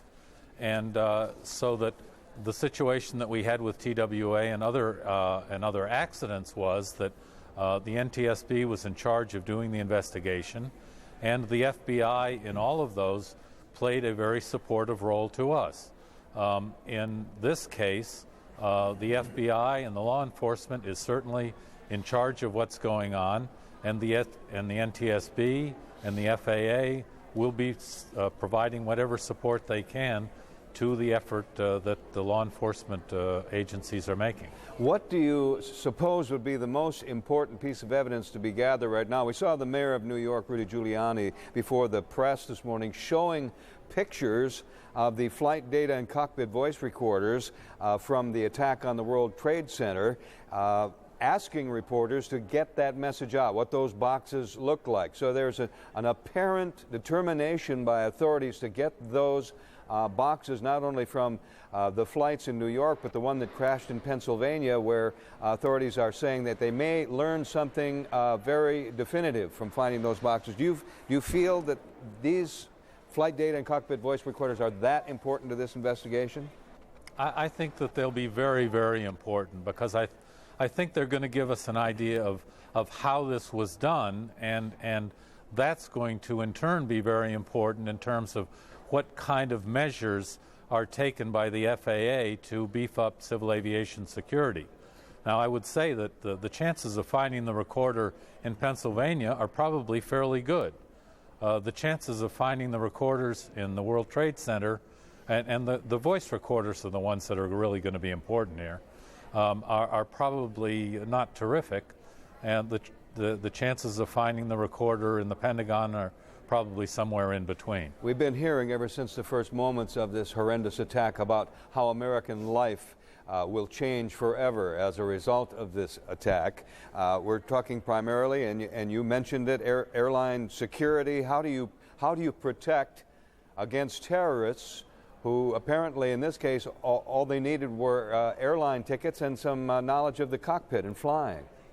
Well, I think that the challenge for us here is going to be to figure out how we deal with hijackers who are willing to sacrifice their own lives. This, particularly in the United States, has not been something that we've dealt with before or considered to be a major threat. So the fact that these folks are suicidal makes it very, very much more difficult to deal with how you're going to resolve this. Do you think we need sky marshals domestically, like there are on international flights? I think that certainly is one of the things that's important, and I think that you're talking about knives. If there are people on these aircraft that are trained killers, they can deal with people sometimes without having to have a knife. People that are trained to do this are going to be able to take over from airplane pilots and people on airplanes. So I don't think that the weapon and the screening is the biggest issue here. It's how to deal with the suicidal aspect of this. Bob Francis, former Vice Chairman of the National Transportation Safety Board, illustrating quite effectively the future problems faced in America at protecting against this type of tragedy from happening again. Natalie? Louis Leshy was on the 86th floor of the first tower when it was hit, and he joins us now on the phone. Mr. Leshy, tell us about what happened. What did you think happened, and how close were you to the impact? I was on the 86th floor, and I was reviewing some work, and it was about 10 to 9, and the building shook. And I felt it was an earthquake, and it didn't bother me because I felt the building could sustain earthquakes. They were built for that. And then there was a huge explosion, and the ceiling fell. And I got out of that conference room, and there were 5 other people on the floor, and we decided to leave. But when we opened the door, there was a black wall of smoke. So we closed that door right away, and we sat in the conference room and debated what to do, and then we decided to break the windows. One of the gentlemen found a ball-peen hammer, and then we said, well, if we break the window, what's going to be effective? We're going to be sucked out? Is the smoke going to be sucked out, or is air going to come in? So we had no alternative, so we broke the windows, and at that point, glass flew in as well as hot shrapnel. We didn't know where that came from. And the smoke began to subside because it had begun to fill the office. And finally, about 20 minutes later, someone came up and said, we're going down. And we started to walk down. There was gray smoke. Could only see the shadow of flashlights. And between the screaming of the sirens, which is very eerie, and water coming out of the walls and the ceiling, much like a shower, and about 2 inches or 3 inches of water cascading down the steps. We started to make our way, and about 5 minutes or 6 minutes into the descending, there was the lights went out. Could you feel as you descended heat coming down on you? No heat. No heat. Just water, and that's all it was. And we would be going down. The lights came on. We'd go down maybe 5 or 6 stories, and then it'd be absolutely dry. And we'd go down some more, and then there was a shift from stairway A to B as things got congested. There were people passing, with bruises and bleeding, and some people being carried down. But what was marvelous is we were on the right side, and here were firemen carrying maybe 30, 40 pounds of load going upstairs where we were trying to escape. They were going into it. Did you have any idea as you were trying to make your way out of the building what had happened? Were people starting to talk about what it could have been? Nobody knew what happened. Nothing. People were comforting one another. Someone said to me, you look kind of tired, buddy. Let me hold your jacket. And he did. Someone else asked to hold my briefcase. We made it all the way down. I don't know where those people are. And we were in the mall, on the mall level. And there were about 30 people with me. And we were walking down, and they said, okay, go left. And as I went left into this passageway, which is, sort of right by the PATH trains, I heard a huge in back of me, and I turned around, and it was collapsing. The building was collapsing, and the next thing was this huge rush of wind pushing me, and I fell down immediately and hugged the ground, and debris went over my head and just buried me. And all those people I was with, I heard nothing. I kept voice contact, hello, hello, hello, nothing. Finally, a pin of light showed, and after about 10 minutes, that pin got bigger and bigger. Gentleman picked me up, and we walked out. He said, there's right or left. Let's go left. We went up into light, kept walking along. Some other people were with me. Then we went down an escalator that wasn't moving. Then there was maybe 7 people with me. As we went down, we were told to go up because probably we had an underground passage to an obstacle that was at the top. As I went up, now there was only 5 people with me. One guy went his own way. The policeman went to get him, and he disappeared. Now there was only 4. We went to another area, and then there was another policeman came. He went to an emergency and said, stay here. One guy left, then there was only 2 of us. And one guy said, I'm going to go through that door. It wasn't a door, it was really broken glass. And he went, and I went about 20 feet behind him, and he disappeared. And that was the eerie thing. Of all those people I was with, they disappeared. When I stepped out into the plaza, there was nobody. It was like the last man on earth, except for about 4 inches of white soot, looked like snow. It was really ash, I guess. And I walked through it, and I saw nobody until I had reached, 100 yards from the building, and things were falling down, and there were pockets of fire all around. And it wasn't until I reached about that 100 yards that I began to see another human. And I walked up to Nassau Street and started to make a call to my wife, and just then there was another, and another part of the building collapsed, and this black roar came back again and turned the day absolutely black. So I had turned the corner, threw myself on the ground, and waited a second time for the blackness to stop. And finally, again, there was a little pin of light, somebody's voice asking me to stand up, and I stood up in the dark and imagining, okay, this is Nassau Street. Now there's going to be a cross. You're going to go down a curb, go up. I saw the light get larger and larger. He came and got me, and we went into a store. And there were 5 or 6 people there. One guy gave me his T-shirt.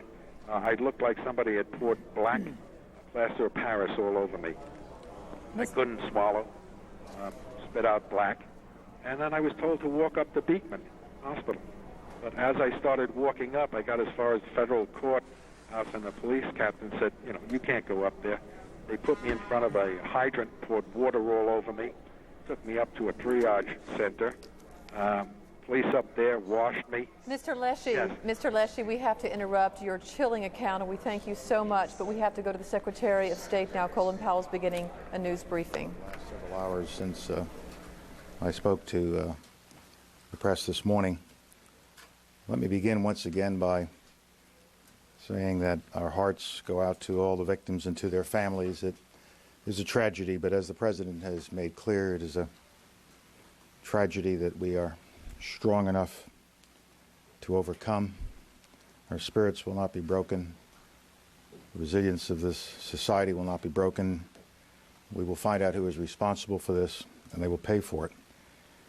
We are undertaking a full court press diplomatically, politically, militarily, and in the course of the morning and early afternoon, I have been in touch with a number of foreign leaders and international organizational leaders to coordinate the diplomatic approach to this. I have talked to Kofi Annan, Secretary General of the United Nations, and I thank the United Nations for the Security Council resolution they passed, and also for the statement from the General Assembly, and I expect the General Assembly to also work on a resolution later today. Lord Robertson in NATO is hard at work with a resolution that is under consideration now that would tee up, if I can put it that way, prime Article 5 responsibilities. Article 5 of the Charter says that an attack from abroad by any one against any member of the alliance is an attack against the alliance. If that resolution goes forward, that doesn't invoke Article 5 yet, but it puts in a position to be invoked when the United States makes a judgment about the nature of the attack and where that attack came from. And I appreciate what Lord Robertson and his colleagues are doing for us. I've also been in touch with Foreign Minister of Belgium, Louis Michel, who is also head of the presidency of the EU at this time, and High Representative Javier Solana, to thank them for the strong support we have received from the European Union and the statements they have made and their cooperation promise to us to deal with this tragedy and to move forward.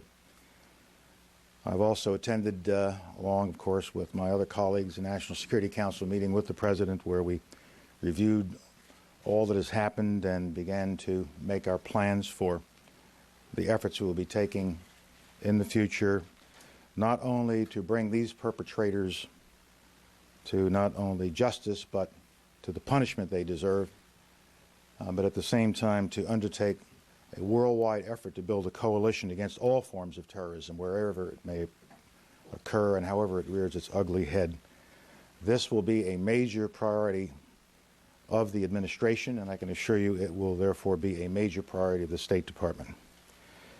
I have also, in the course of the day, spoken to Foreign Minister of Great Britain, Germany, Canada. I have spoken to Foreign Minister Perez twice, Prime Minister Sharon, Chairman Arafat, and Foreign Minister Manley of Canada, if I didn't mention that, Foreign Minister Ivanov of Russia, Foreign Minister Ruggiero of Italy, and I have another number of other calls that are in the process of being made so that we can bring all of this together. And I must say I am deeply touched by the expressions of support I have received from my colleagues. And as I think you all know, the President has been very busy, and I'm sure the White House has announced his 2 phone calls to President Putin as well as to Mr. Chirac, Jiang Zemin, President Jiang Zemin, Prime Minister Blair, Chancellor Schroeder, and Prime Minister Chrétien.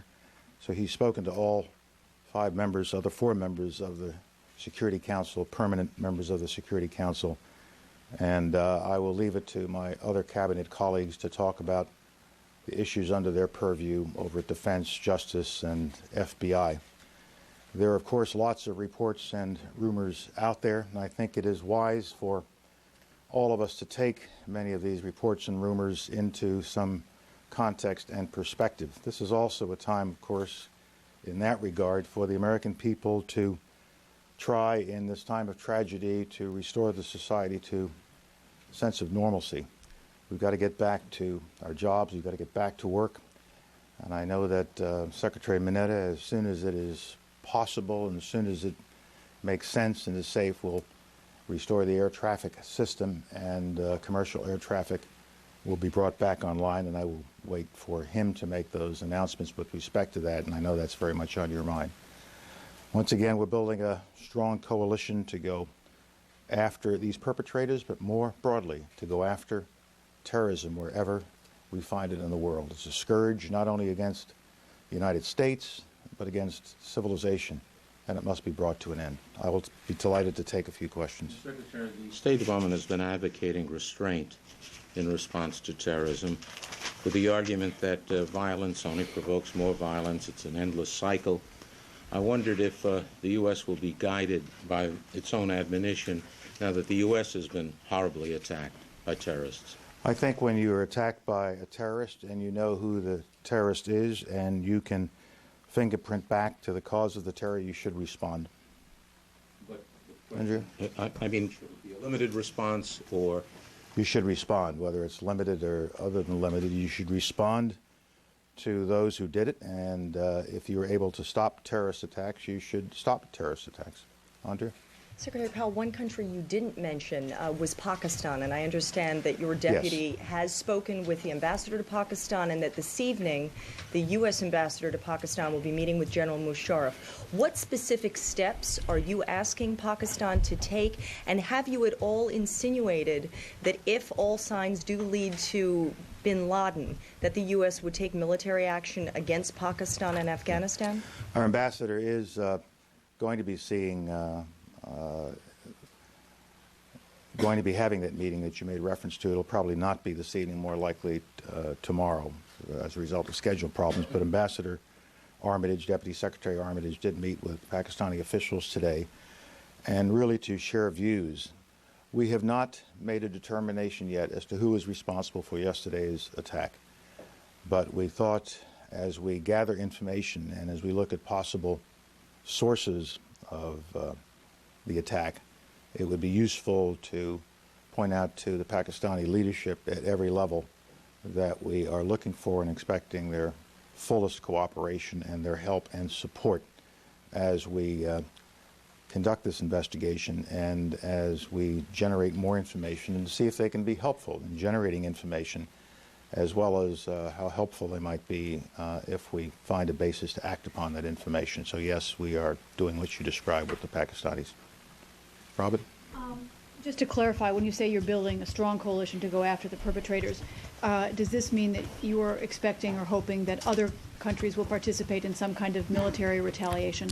Under Article 5, if we go that far and it actually is executed, then there is an obligation on the part of our NATO allies to assist if we go in this direction. It doesn't mean that they necessarily will participate in the attack, but it makes it easier to obtain support in the way of overflight rights and things of that nature.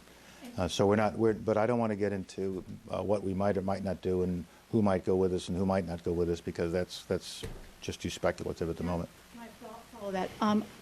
Having been through the Gulf War as you were, would you hope to build a kind of coalition that extends perhaps beyond NATO and includes perhaps Muslim nations from different parts of the world? It should include Muslim nations. Muslim nations have just as much to fear from terrorism that strikes at innocent civilians. And I do have a number of calls, and I just haven't connected yet with other leaders in the world representing Muslim populations. As I was coming down, I was waiting to receive a call from Amma Musa, head of the Arab League, and I'll also be talking to my Egyptian colleagues and Jordanian colleagues before the evening is out. Yes, sir. You have not yet mentioned the point that President Bush made last night, the idea of holding other countries responsible. Yeah. This seems to be a dramatic escalation in the U.S. view on how it responds to terrorism. Is that a correct interpretation of it? And as a follow-up, you talk about returning to normal, yet there have been all these mentions of acts of war, the idea that the country is in a war. How can we just return to normal when in a situation like this? Well, on your first point, I mentioned in my earlier statements, and I will mention it again, that it's not just a matter of going after the perpetrators, but it's going after and dealing with the sources of support that they have, whether that source of support might come from a host country or other organizations that provide them. We have to make sure that we go after terrorism and get it by its branch and root. And so we will hold accountable those countries that provide support, that give host nation, if you can call it that, support and facilities to these kinds of terrorist groups. Now, yes, we believe that acts of war have been committed against the American people, and we will respond accordingly. But at the same time, life has to go on.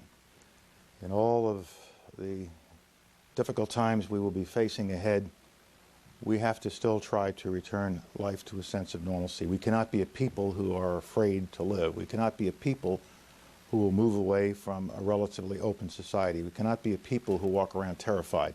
We're Americans. We don't walk around terrified. We're going to be strong in this difficult period, and we're going to move forward with pride and with determination, and we will get our society back to normal with whatever additional precautions, nevertheless, might be necessary to secure our society without locking ourselves down. Yes, sir. Secretary Powell, yesterday, Senator Graham said that in response to the attacks, he would be willing to reassess the ban on assassinations of foreign leaders. And I was wondering, would you support such a reassessment? The ban is an executive order, and we have not made such a reassessment, and I'll just leave it there. Jane? India has said many times in the past that Pakistan is harboring terrorism and there are training camps in Pakistan, and now U.S. officials, including a number of lawmakers here on the Hill, are saying that Osman bin Laden have his training camps in Pakistan, and because he's sending all his, running his empire or terrorism empire from Pakistan. So now, isn't time now to go after those countries who are harboring terrorism really? Because how long can we wait, or how many innocent people can we kill? Well, I don't want to confirm what the Indian government may or may not have said. But as the President said last night, we will be directing our efforts not only against terrorists, but against those who do harbor and do provide haven and do provide support for terrorism. Jane? Deputy Secretary Armitage heads a task force with the Russians on Afghanistan, where the United States and Russia seem to share some interest. Can this be used as a platform in the coming days? Yes, and we're planning to do that. In what way? As you know, it's a little difficult to travel right now, but we're looking at ways that he and Deputy Foreign Minister Trubnikov can pursue this. With a country like Afghanistan, with whom we don't have diplomatic relations, there's less leverage that we have against that country. What kind of things are you thinking of using now when you talk about going after the entire country? Is it food aid? How else? We haven't singled out any country to go after. What we're trying to do now is gather the evidence and the information so that we can make a judgment as to who is responsible for this act. And once we do that, we will go after that group, and we will determine what kinds of support they've been getting from what host countries or other supporting agencies, and we will go and deal with them as well.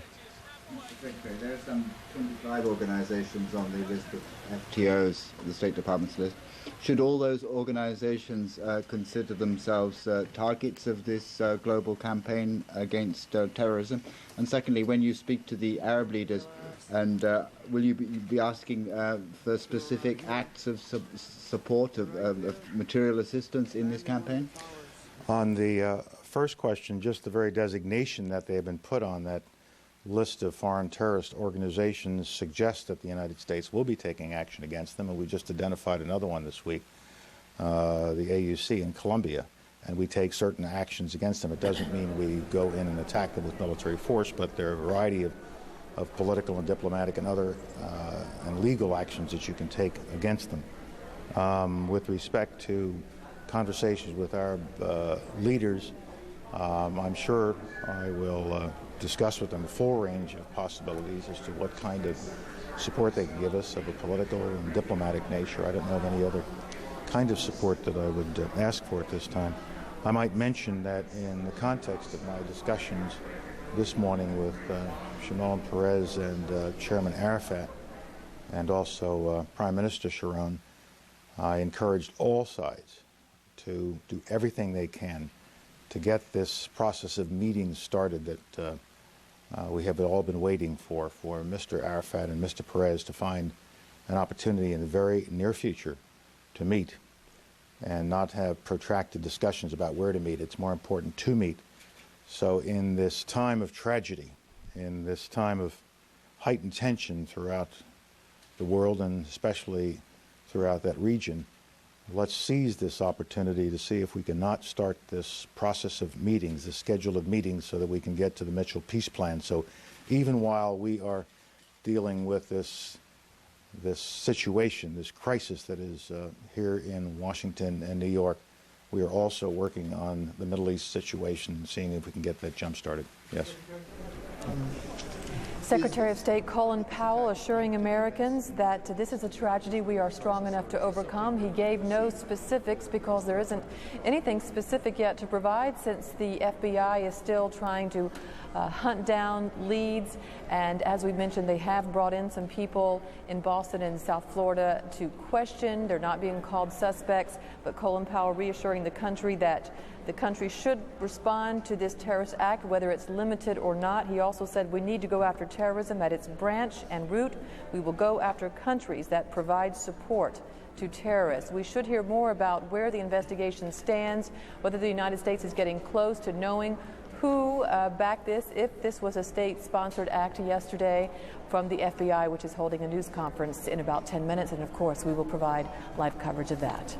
Lou? And Natalie, we have some indications now of why the effort by authorities, including a SWAT team at the Westin Copley Hotel in Boston, may have wound up inconclusively. We have indications out of Rhode Island that authorities have stopped an Amtrak train near Providence. Broadcast reports are telling us there may be a suspect or suspects on board who eluded authorities in that Boston part of the investigation. The streets near the train station now, we're told, have been cordoned off. The terminal was evacuated about 2 p.m. That's less than an hour ago. It's not immediately known where the train was headed, and there's no official confirmation on why the train was stopped, but we are getting a hint there of why the SWAT team operation at the Westin Copley Hotel less than a couple of hours ago ended up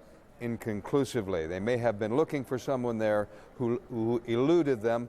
Perhaps now we know more about the investigation, which seems to be proceeding rapidly because of a number of clues. And we have Susan Candiotti down in Florida, where some people have been taken into custody, not as suspects necessarily, but Susan, maybe you can tell us exactly what's happening down there.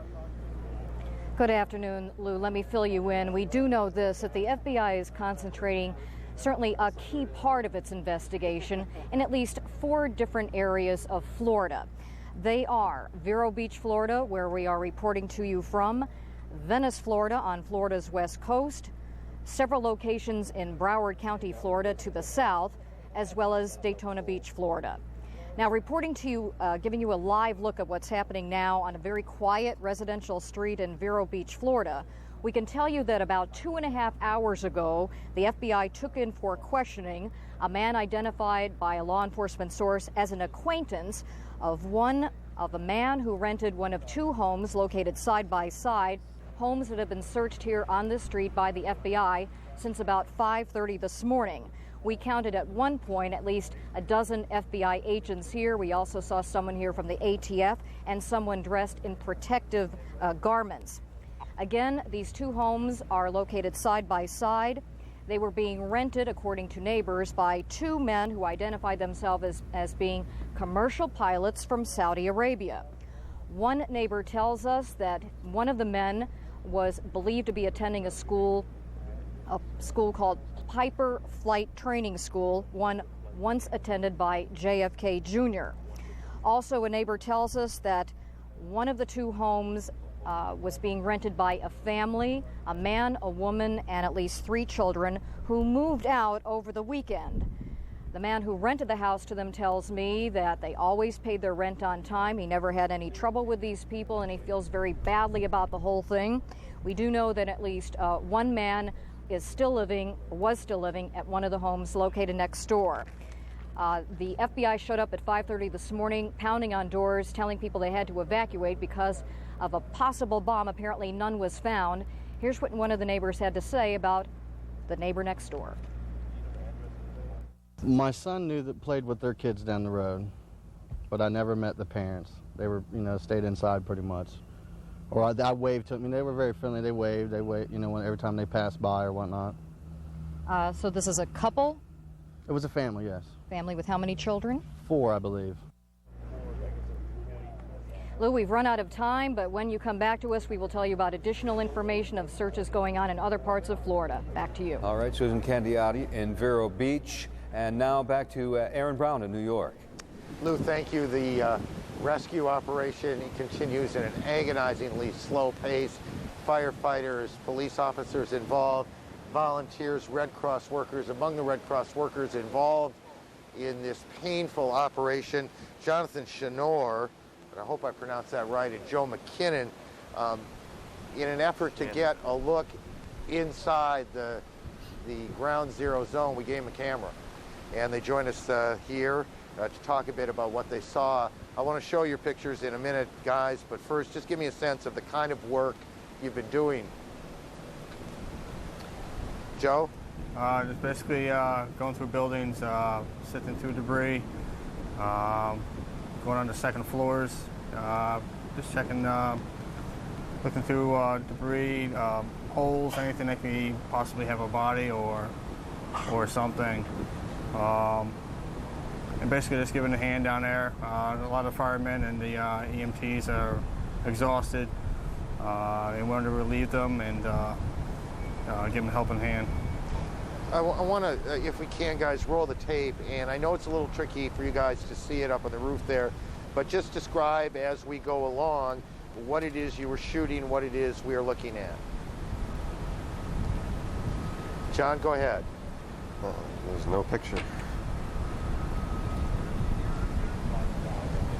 Just tell us what you were doing and where you were. Jonathan? I don't actually know the names of the different buildings. We got in there and, like Joe said, we searched the basement floor first, moved up to the first and second floor of the Twin Towers building, and then we moved on to the other buildings and searched them too for any survivors. When did you shoot the pictures? This morning? Sometime around 9 o'clock, maybe 10 o'clock this afternoon or this morning. And these firefighters that we see walking away, the firefighters, the rescue people you saw, did they look to be exhausted? Did they seem okay? It seemed like they were exhausted. There was a lot of fresh people coming in. People you could tell were fresh because they had clean clothes on. There's a lot of people down there to help, which is much appreciated by everyone, I'm sure. And when you talk about there were a lot of people there to help, tell us what it is they were helping with, in a sense. Were they putting out fires? Were they trying to find people? What exactly were they doing? They're doing everything. They're putting out fires. They're sorting through debris. They're moving mass quantities of debris. They have almost like a chain setup of guys just moving debris piece by piece, trying to find bodies or survivors. Was it noisy? Was it quiet? There's a lot of noise down there. There's a lot of machinery running, compressors. Did it have a noticeable smell? Was there a smell in the air you could identify? Yeah, there's a bad smell in the air. I don't know if it's the asbestos or what it is exactly, but there is a bad smell. And just continue telling us what we're looking at as we go along here. We've got a couple more minutes of the tape, and it helps our viewers if you give them some sense of what they're looking at now. I believe that's a picture right now between the two tower buildings. Like I said, I'm not familiar with the exact buildings and what they were called, but that's what it appears to be to me. That's several of the firefighters and rescue personnel moving the debris down there. And again, this was about 9 o'clock this morning. Yeah, yes. And just let me get some help from the control room here. I want to go to, guys, I want you to stay where you are, okay? Just stay where you are. I want to go to John King now in Washington, our senior White House correspondent. John has found out an extraordinary piece of information, and he joins us now. John, tell us what you got. Aaron, some new information that somewhat conflicts, or at least isn't exactly consistent with information we were reporting yesterday. But let me tell you now what the White House is saying on the record now. The White House saying publicly that one of the reasons the president did not come directly back to Washington from Florida yesterday was that it had, quote, reasonable and credible information that the White House and Air Force One were targets of the terrorists. Now, one thing the White House is saying is that that plane that struck the Pentagon may have, emphasis on may have, initially been planning to hit the White House, but instead at the last minute decided to veer course and hit the Pentagon. All this comes because of some criticism, including from Republicans in Washington, that it took too long for President Bush to get back to Washington. Remember, throughout the day yesterday, we were reporting there was an emphasis on the important political statement of getting the president back to Washington. Well, the White House spokesman, Ari Fleischer, going on the record and saying one of the reasons the president did not come directly back was because not only was the White House considered a target, but Air Force One as well. I say this is somewhat contradictory to information we reported yesterday, because throughout the day I was in conversations with Secret Service officials and others who said that they never believed that Air Force One was at risk at all. They said one reason the president did not come directly back was as a precaution that early on, remember, the president started in Sarasota, Florida. Then he went to Barksdale, Louisiana, Barksdale Air Force Base. Then he went to a military installation in Nebraska. When the president was in Louisiana at that time, the Federal Aviation Administration could not guarantee that there were no longer any airplanes in the sky. Obviously, 4 planes had been hijacked. There was a concern that Air Force One should not be flying into potentially dangerous airspace. But when the president did return under heavy fighter escort from Nebraska, at that time, everyone had said there were no longer any planes, any unauthorized planes, any commercial air traffic over the United States. But again, today, the White House just recently saying on the record one of the reasons the president did not come back right away was because Air Force One was considered to be a potential target. And they're also saying that that plane that hit the Pentagon may have